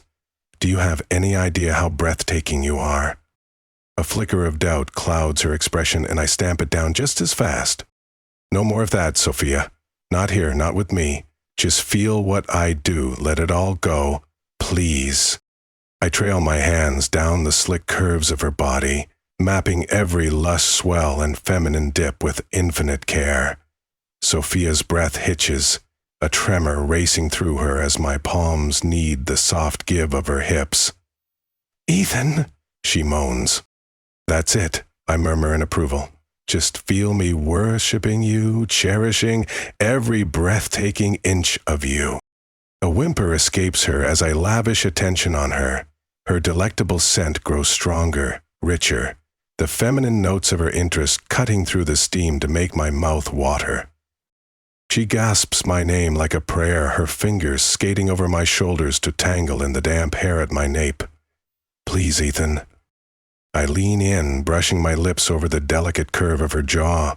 "I feel your doubts, little mate. They have no right to be there because they're not true. Whatever you've been told, they're all lies. Every single thing that's been said to bring you down wasn't the truth, not even close to it. Do you want me to tell you why? She'll hear everything I want to say to her. She'll finally know the truth of who she really is." She peers up at me, and the hope that swims in those hazel depths nearly brings to me my knees. There is hope, but there's also fear, and it's that I need to incinerate. Her fingers tighten on my biceps, and she slowly nods. She's so open, so vulnerable. I don't only want to tell her how incredible she is. The need is a bone-deep driving urge that compels me to speak. "You are strong," I murmur against her skin, punctuating each word with a whisper of a kiss. "Brave, passionate, loving." I trail my mouth lower, lavishing attention on the slender column of her throat. "You fight for those you care about. You pour your heart into defending and protecting the ones you love." Sophia's pulse flutters wildly beneath my lips, her breath coming in soft, shuddering pants. Slowly, deliberately, I move lower, my hands and mouth mapping every lush swell and feminine curve as I worship her body. I pay homage to the soft plane of her belly with a brush of my fingertips, trace the flare of her hips with the barest graze of my tongue, as I come down on my knees before her. "You are wanted," I breathe, holding her captive with the intensity of my stare.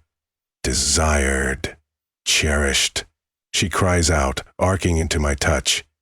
"This is how much I crave you, Sophia. How much I burn for you. Please tell me you want me to touch you here. Please ask me to pleasure you the way I burn to do." Her breath shudders in and she nods, pupils dilating so much that her hazel disappears into a thin ring around the black. The wild part of her rises, the part of the wolf-shifter heritage we share in her blood, the part that will eradicate all doubts in her mind, forever. "Gonna need to hear your words, little mate," I say. "Yes, Ethan, please touch me. Please, please, please," she cries. Through the bond, the darkness that has always clung to the edge begins to fade. I pour through more of my love, lighting up the far corners of our connection. "That's right, little mate. Feel what I feel. Know it because it's the only truth there is. Let me show you, I growl against, flooding the bond with everything I feel for her, the all-consuming need, the reverence, the fierce protectiveness. Let me make you see just how precious you are. With those words, I surge upwards, covering her body with my own, as I capture her lips in a searing kiss.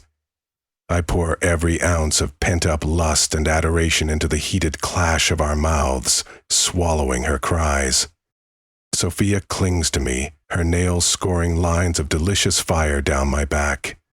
I'm rapidly losing what little control I have left, consumed by the need to claim her, mark her as mine in the most primal way possible. The beast inside me strains at its chain.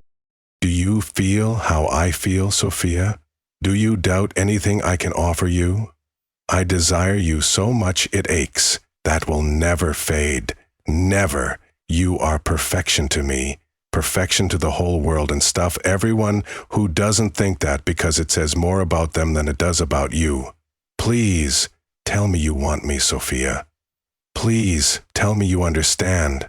Please, tell me you accept the truth about yourself. The bond whitens with shimmering light, and I throw every thought and feeling I have for my mate, the most beautiful woman in the world. Please, Sophia gasps out, her voice rough with desperation. Ethan, I need... Oh God, yes. Yes, I feel it. I feel you.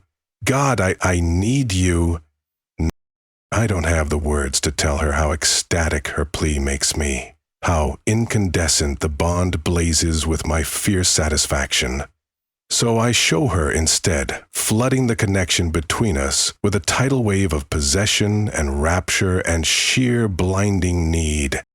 The bond roars with shared ecstasy, a feedback loop of lust and bliss fuses us together, two souls merging into one rapturous whole. Everything I feel you, I feel all of you, everything you're giving me. The last remnants of doubt burn away. The bond thrums with her awakened self-worth, her realization that she is cherished and adored beyond measure. It's that knowledge that breaks me. With a guttural groan, I surrender to the storm of sensation, Sophia's cries of rapture echoing off the walls as we spiral toward oblivion. The bond ignites between us, erasing any last shred of separation until we exist as a single, exquisite whole. My name becomes a litany on her lips as she splinters apart, her release urging me to follow her. We crash over the precipice together in a tidal wave of pure pleasure, and through it all I feel her, truly feel her, in a way I never have before. Beautiful, powerful, cherished, desired beyond measure. As the last tremors fade, leaving us spent and sated in a tangle of limbs, I gather Sophia close and simply hold her. I revel in the peace that blankets the bond, the quiet contentment that replaces the doubt and insecurity that plagued her before. She is mine, and I am hers. Two halves of the same whole, bound together by a force more profound than either of us could have imagined. And in this moment, as the world falls away until there is nothing but her and me, I know with every fiber of my being that this is only the beginning. Our beginning, our forever. Chapter 18. Sophia. I wake up naked and tangled in Ethan's limbs, his solid warmth surrounding me. Even in sleep, he holds me tight against him, as if he can't bear to let me go. A soft smile curves my lips as I nuzzle closer, breathing in his fresh pine and petrichor scent. Last night was incandescent, doesn't even begin to cover it. When Ethan made love to me, pouring out his heart and soul through our bond, any doubt I felt was incinerated. I simply let everything go, all of the doubts, the self-talk, the lies I'd believed in. And in doing so, I tasted freedom. Unburdened, unshackles from chains I bound myself with for far too long. The bond between us thrums with lightness, contentment radiating through me in warm, pulsing waves. Ethan sees me, truly sees me, not just with his eyes, but with his very soul. Words fail me when I try to articulate how light I feel in this moment, as if gravity itself has lost its hold on me. Now I fully understand the true power and beauty of the bond. If everyone could experience the sublime understanding two souls can experience, the world would be a far better place. There would be no need for the Peters of this world to take out their own insecurities on an easy victim. Ethan stirs beside me, his lashes fluttering open to reveal eyes that have the power to steal my breath. The moment his gaze finds mine, the bond flares to life. His happiness, his sheer euphoria at simply waking up with me in his arms, cascades through me. I revel in it, letting the warmth of his love for me seep into my very bones as I return his brilliant affection. We may have only just met, but we're already irrevocably in love. The rest of our lives stretch out before us, an endless road filled with possibilities and the promise of discovering each other with every passing day. The bond pulses with affection, bathing me in its warm golden glow. "How did you sleep?" Ethan rumbles. I can't resist leaning in to brush my lips over his in a soft, lingering kiss. It was the best sleep I've ever had, because you were here beside me. A contented rumble vibrates through his chest as his arms tighten around me, drawing me flush against the solid wall of his body. "Thank you for showing me how you feel about me, for helping me understand," I whisper, cupping his cheek in my palm as I lose myself in the endless depths of his gaze. Ethan's brow furrows slightly as he shakes his head, catching my hand and pressing a fervent kiss to my upturned palm. "You never need to thank me for that, Sophia. It's my greatest honor as your mate to make you see just how precious you are to me." The bond surges with a fresh swell of pride, his pride in me, in us, and I'm struck breathless all over again by the magnitude of his emotions. There will never be any mistaking his feelings for me, not when I can sense the truth of them. Fate has truly blessed us both. A soft murmur of voices drifts in from somewhere beyond the bedroom, followed by the clattering of pans and the mouth-watering aroma of food being prepared. My stomach growls loudly in response. Ethan chuckles, the rich timbre of his laughter vibrating against my cheek where it's pillowed on his chest. "That would be my mom and the rest of the family," he explains, nosing aside a tumble of my hair to press his lips to the sensitive skin just below my ear. I can smell Mom's signature lasagna cooking, along with pancakes, bacon, eggs, the works. They must have come here because Mitch would have alerted them that we arrived. He knew the house would be stocked with everything except food. As if on cue, my stomach lets out a growl, and Ethan outright chuckles. It's such a beautiful sound, rich and carefree. Coupled with the way his eyes crinkle at the corners when he smiles, the sheer, unguarded happiness that transforms his chiseled features into something breathtaking, I can barely wrap my head that he and I are bound together.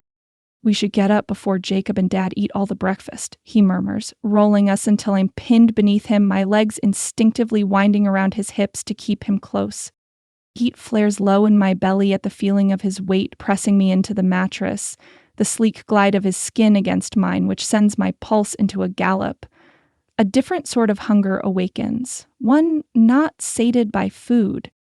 Ethan leans in to capture my lips in a searing kiss that leaves me aching for more.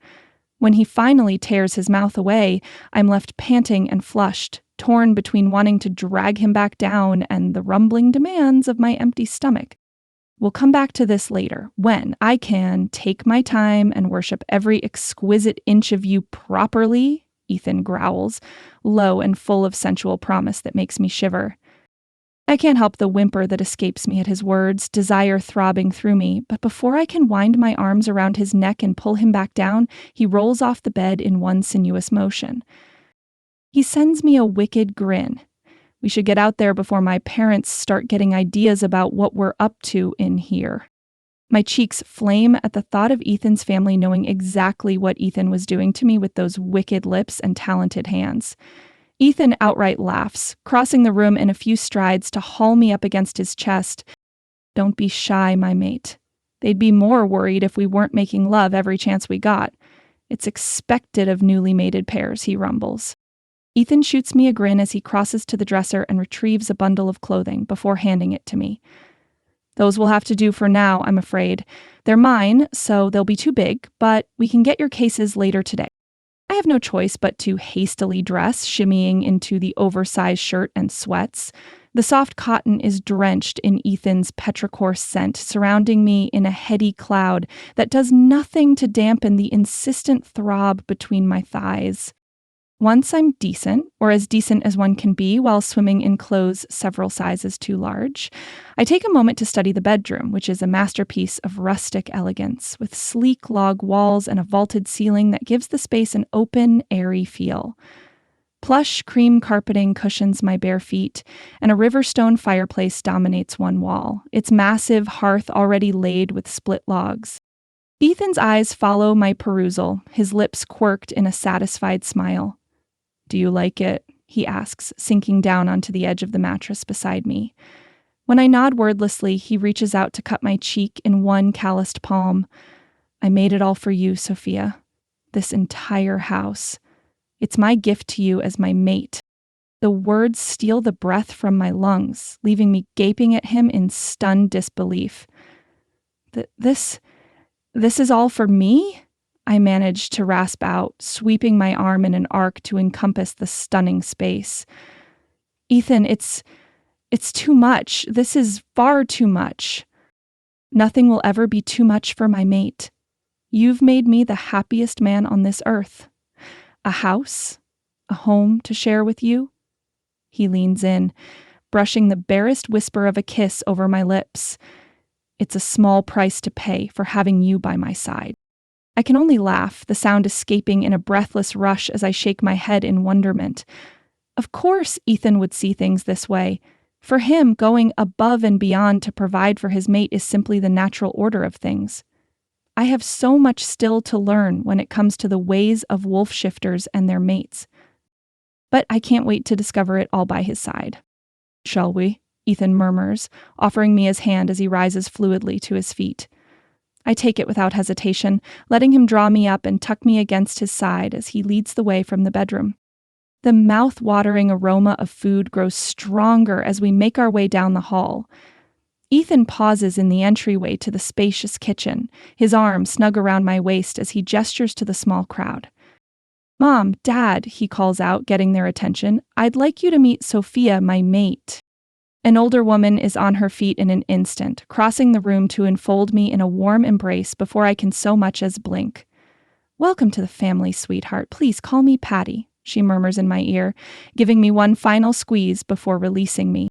The older man, whom I assume is Ethan's father, is more reserved, offering me a firm handshake and a paternal smile. "Please call me Ed. We're so glad Ethan has finally met his mate. And he couldn't have met a finer young woman, if you don't mind me saying so." "It's wonderful to meet you both," I manage, flushing at the praise and the easy acceptance into their family. A peal of laughter rings out from the other side of the kitchen, and I turn to find myself face to face with the smiling countenances of Jake and Maya, whom I recognize from Sally's diner. Maya doesn't hesitate to pull me into a warm hug of her own, squeezing me tightly. "Welcome to the Human Female Mate Club. We'll have to swap stories about keeping these wolves of ours in line," she chuckles, giving me an exaggerated wink. I can't help but laugh at her teasing, already feeling at ease in her bubbly presence.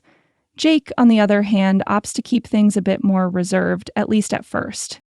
"Your car is safe," he informs me with a crooked grin, gesturing toward the small pile of cases set neatly beside the front door. "I made sure to grab your things before we left town. Figured you might want some clothes on hand." His grin takes on a mischievous edge as he shoots Ethan a sidelong look. "Although I get the feeling my brother here is going to do his damnedest to make sure you don't need them too often." "Jake," Patty scolds, even as the rest of us dissolve into laughter at his cheekiness. My cheeks flush hotly, but I can't find it in myself to be truly embarrassed. Not when the bond thrums with Ethan's amusement and outright masculine smugness. Patty takes me by the hand and leads me to the table laden with enough food to feed a small army. Don't you mind him, sweetheart. Have a seat, have a seat. I want to hear all about how my son finally managed to snag himself a mate. She scrunches her nose and then adds, after a moment of thought, the G-rated version, of course. The easy camaraderie, the warmth and acceptance that surrounds me is a soothing balm, smoothing away any lingering shreds of uncertainty. Ethan settles in the chair beside me and starts piling my plate high with eggs and bacon and fluffy pancakes dripping with syrup. I can't help but marvel at the sense of rightness that settles over me. This is where I belong, surrounded by my new family, with my mate by my side. A low rumble of laughter bubbles up from my chest as I shake my head in amazement. Noisy, rambunctious families I understand intrinsically. But this feeling of being completely loved just for existing from people other than my own parents and sister, this is an experience I could get used to. A pang hits me when I think of them. So much has happened and they don't even know.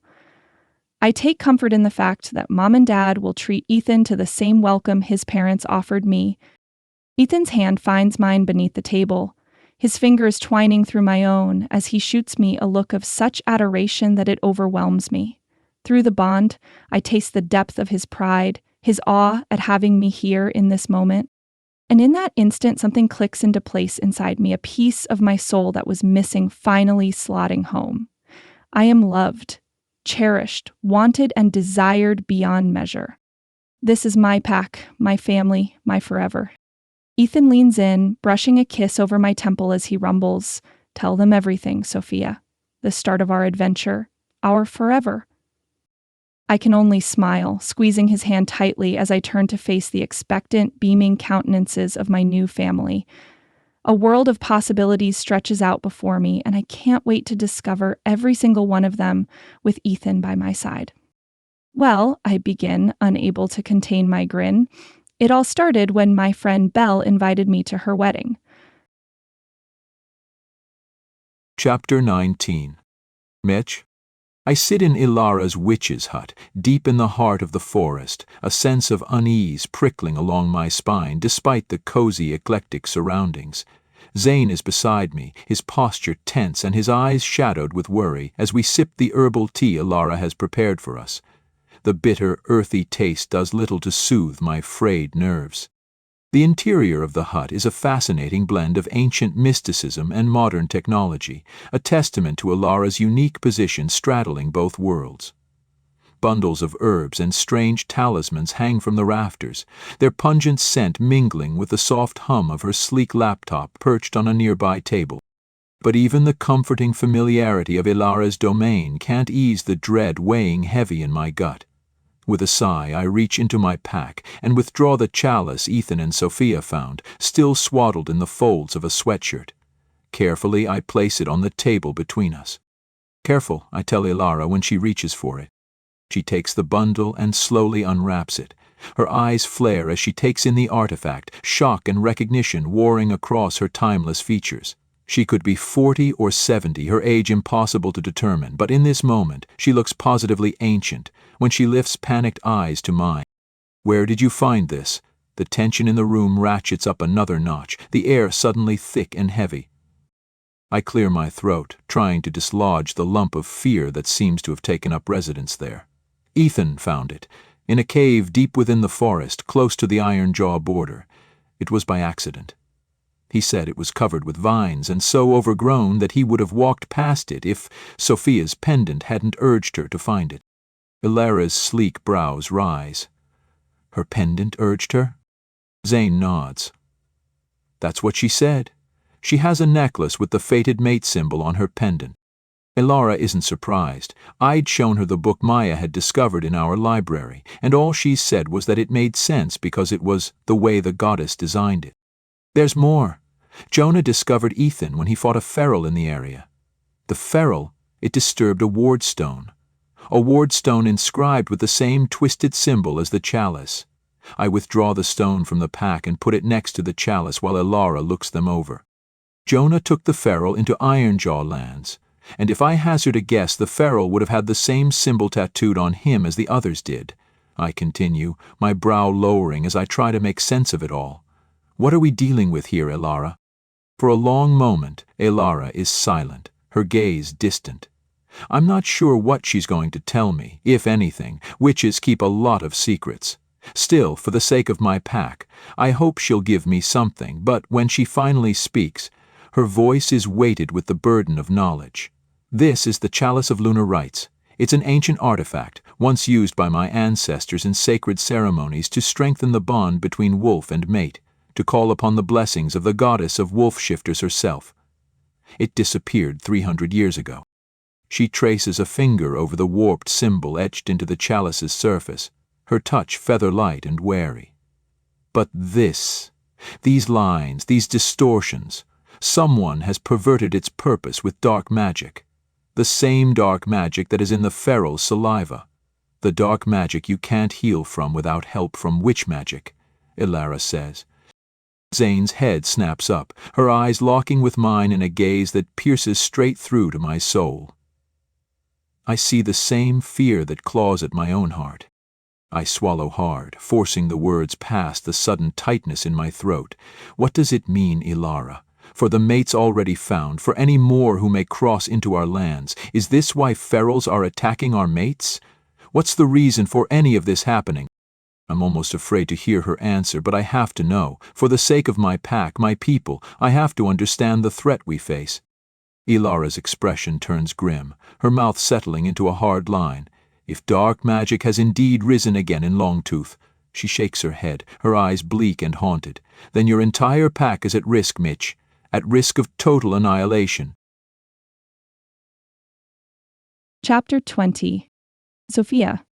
The whirlwind of the past few days, being lost in the forest, trapped by the storm, and then losing myself in Ethan's arms as we discovered each other in the sanctuary of our bedroom, has left me breathless and giddy. But it's also made us late, so late that we barely make it to New York City and the church in time for Belle's wedding. As Ethan navigates the bustling city streets with seeming ease, I can't help but fidget in my seat, smoothing my hands over the silky fabric of my dress. I've missed out on all the pre-wedding celebrations, the bridal shower and bachelorette party, and guilt gnaws at my stomach. We pull up to the church just as Belle is stepping out of the limo, a vision in white lace and tulle. I scramble out of the car, hitching up my skirts as I rush toward her, apologies already tumbling from my lips. "Belle, I'm so sorry," I gasp out, reaching for her hands. "I'm late because I got lost in the woods, but it's okay because Ethan saved me." The words come out in a jumbled rush, tripping over each other in their haste to be heard. Belle's eyes widen, her gaze darting over my shoulder to where Ethan stands a respectful distance away. "You will tell me about your story later on, but..." She leans in close, her voice dropping to an urgent whisper. "Sophia, Peter is here. I only found out a week ago that he was coming as my cousin's date, and I sent you emails. When you didn't reply, I thought you were staying away because of him." Her words hit me like a punch to the gut, stealing the breath from my lungs. Peter, here. The man who shattered my heart into a million jagged pieces, who made me doubt my own worth and desirability. For a moment, old wounds throb with fresh agony. But then I feel the warm, steady thrum of Ethan's love and unwavering support through the bond, and the world stops threatening to upend me. "It's okay," I tell Belle, giving her hands a reassuring squeeze. "I understand, and I'm okay, truly. I wouldn't miss your big day for the world." I flash her a genuine smile, pouring all my love and happiness for her into the gesture. "Now go on, get in there and marry the love of your life. We'll talk later, I promise."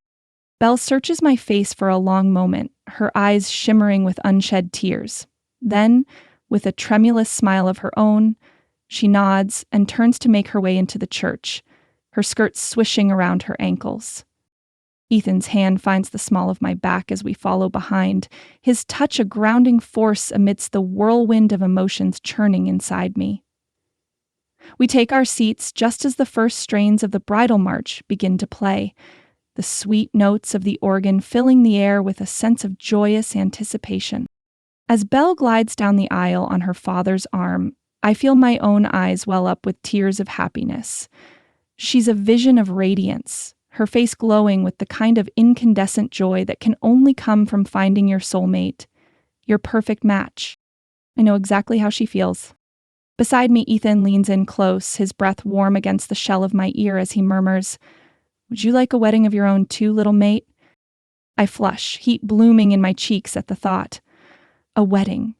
A public declaration of our love and commitment, surrounded by friends and family. It's something I've always dreamed of, and now, with Ethan, it feels closer than ever to becoming a reality. I would, I whisper back, turning my head to meet his gaze. My parents are a bit old-fashioned, though. They'd probably want to meet you first, before I show up on their doorstep with a fiancé they've never met in tow. Ethan's lips quirk, but there's no hesitation in his voice when he replies. I'll jump through any hoops they put in front of me, Sophia. I'll do anything for you. I know he would. He already has. This man, my mate, has already saved me in so many ways. From the perils of the forest, from the crushing weight of my own self-doubt. Leaning in, he presses a soft, lingering kiss to my lips. A promise and a vow all in one. I melt into his touch, letting the rest of the world fall away until there's nothing but the two of us, lost in our own perfect moment. The reception that follows is like something out of a fairy tale, all twinkling lights and lush floral arrangements. Belle is radiant, practically glowing with happiness as she and Eric twirl around the dance floor, lost in their own little world. I watch them, my heart so full it feels ready to burst. As if sensing the direction of my thoughts, Ethan pulls me closer, his arm a solid band of warmth around my waist. Have I told you how breathtaking you look tonight? He murmurs, nuzzling into the sensitive spot just below my ear. I shiver, desire unfurling in my belly like a lick of flame. Once or twice, I manage to tease, even as my pulse kicks into a gallop. But I certainly don't mind hearing it again. Ethan's low, rumbling chuckle vibrates through me, stoking the heat building between us to a fever pitch. In that case, allow me to elaborate. His hand slides lower, his fingers flexing against the curve of my hip. You, my gorgeous mate, are a vision. A goddess made flesh, and I plan to spend the rest of the night worshipping every exquisite inch of you. A whimper escapes my throat, my knees going weak at the dark promise in his words. Through the bond, I can feel the depth of his hunger, his need for me. It echoes my own, a feedback loop of desire that threatens to consume us both. Ethan's heated words send a shiver of anticipation down my spine, desire coiling tight in my belly. A waiter passes, and I'm about to reach for a canapé when a pig-like snort draws my attention, and I turn to see Peter standing nearby, a sneer twisting his once handsome features. On his arm is a willowy blonde, all endless legs and perfect cheekbones, the epitome of conventional beauty. With a sinking feeling, I recognize her as Belle's cousin. When Belle told me he was here with her cousin, I didn't think it would be her model cousin, Alexis. Peter's gaze rakes over me, taking in my curves. Might want to hold off on the canopies, Sophia. And dinner, too, by the looks of things. Despite everything, despite the love and acceptance Ethan has shown me, I feel my old insecurities threatening to drag me under. I chance a glance at Ethan, bracing myself for the disappointment, the disgust I'm sure I'll find in his eyes. But instead, all I see is fury, a white-hot rage that burns through our bond. And it's not directed at me, but at Peter. Apologize to her, Ethan grits out, his voice low and dangerous. Now, what, you want me to apologize to the pig? Peter barks out a laugh and shakes his head. Come on, man, I'm doing you a favor here. Alexis has some model friends who'd be more than happy to keep you company, if you know what I mean. Ethan's control snaps. With a roar of pure, unadulterated rage, he lunges forward, his fist connecting with Peter's stomach in a sickening thud. Peter doubles over, wheezing and gasping as he staggers to the ground, his face turning an alarming shade of purple. I look at Peter, really look at him, and wonder what I ever saw in him. Once upon a time, I thought he was the most handsome man I'd ever laid eyes on, but now all I see is ugliness. How could I have been so blind, so foolish as to mistake his superficial beauty for anything of substance? Ethan, with his kind eyes and gentle heart, his unwavering love and acceptance, is more beautiful to me than Peter could ever hope to be. True beauty, I realize, comes from within. And Ethan's soul shines brighter than the sun itself. Ethan kneels beside him, grabbing a fistful of his shirt and hauling him up until they're nose to nose.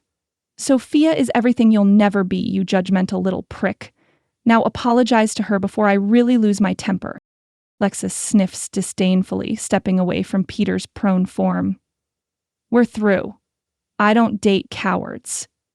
Then, to my shock, she turns to Ethan, a coy smile playing about her perfect lips as she ignores me completely. How about you and I get out of here after the wedding? I could show you a good time. My jaw drops, disbelief warring with a hot surge of possessiveness. The sheer audacity of this woman to proposition my mate right in front of me. But Ethan is already shaking his head, disgust etched into every line of his face. I wouldn't spend a second with you if you paid me, he tells her flatly. Then, raising his voice so that everyone in the vicinity can hear, he continues, Sophia owns me, heart, body, and soul. I want to be with no one else, ever. She's the most beautiful woman in the world, inside and out, and no one will ever compare. Tears prick at the corners of my eyes, the depth of his love and devotion overwhelming me. Through our bond, I can feel the scorching heat of his sincerity, the unshakable conviction behind every word. Ethan shoves Peter away and turns to me, his eyes burning with emotion. In one swift move, he pulls me into his arms and captures my lips in a searing kiss, pouring every ounce of his love and passion into the heated press of his mouth on mine. I cling to him, losing myself in the drugging slide of his tongue, the intoxicating scent of his skin. You two get out of my wedding now. Startled, I break our kiss to see Belle standing there with her hands on her hips. She's not looking at us, though. Her ire is aimed at her cousin and the now sniveling Peter. Alexis snatches Peter's arm and says, Come on, I've got better things to do than be here. I'll expect an apology to both Sophia and me when you've had time to think things through. But leave it for a month. I can't stomach hypocrites, Belle says, and watches as Alexis drags Peter off through the gathering crowd before Belle turns to us. Not that I'm not thrilled you two are so in love, she drawls, amusement threading through her voice. But do you think you could stop hijacking my wedding with your public displays of affection? If you want a kiss like that, go get hitched yourselves. Ethan's arm tightens around my waist, a slow, devastating smile spreading across his face. Actually, he murmurs, his gaze never leaving mine. That's exactly what we plan to do. Thank you for joining me on this journey. If you enjoyed the story, hit subscribe so you never miss a new tale. Your support means the world. See you in the next chapter.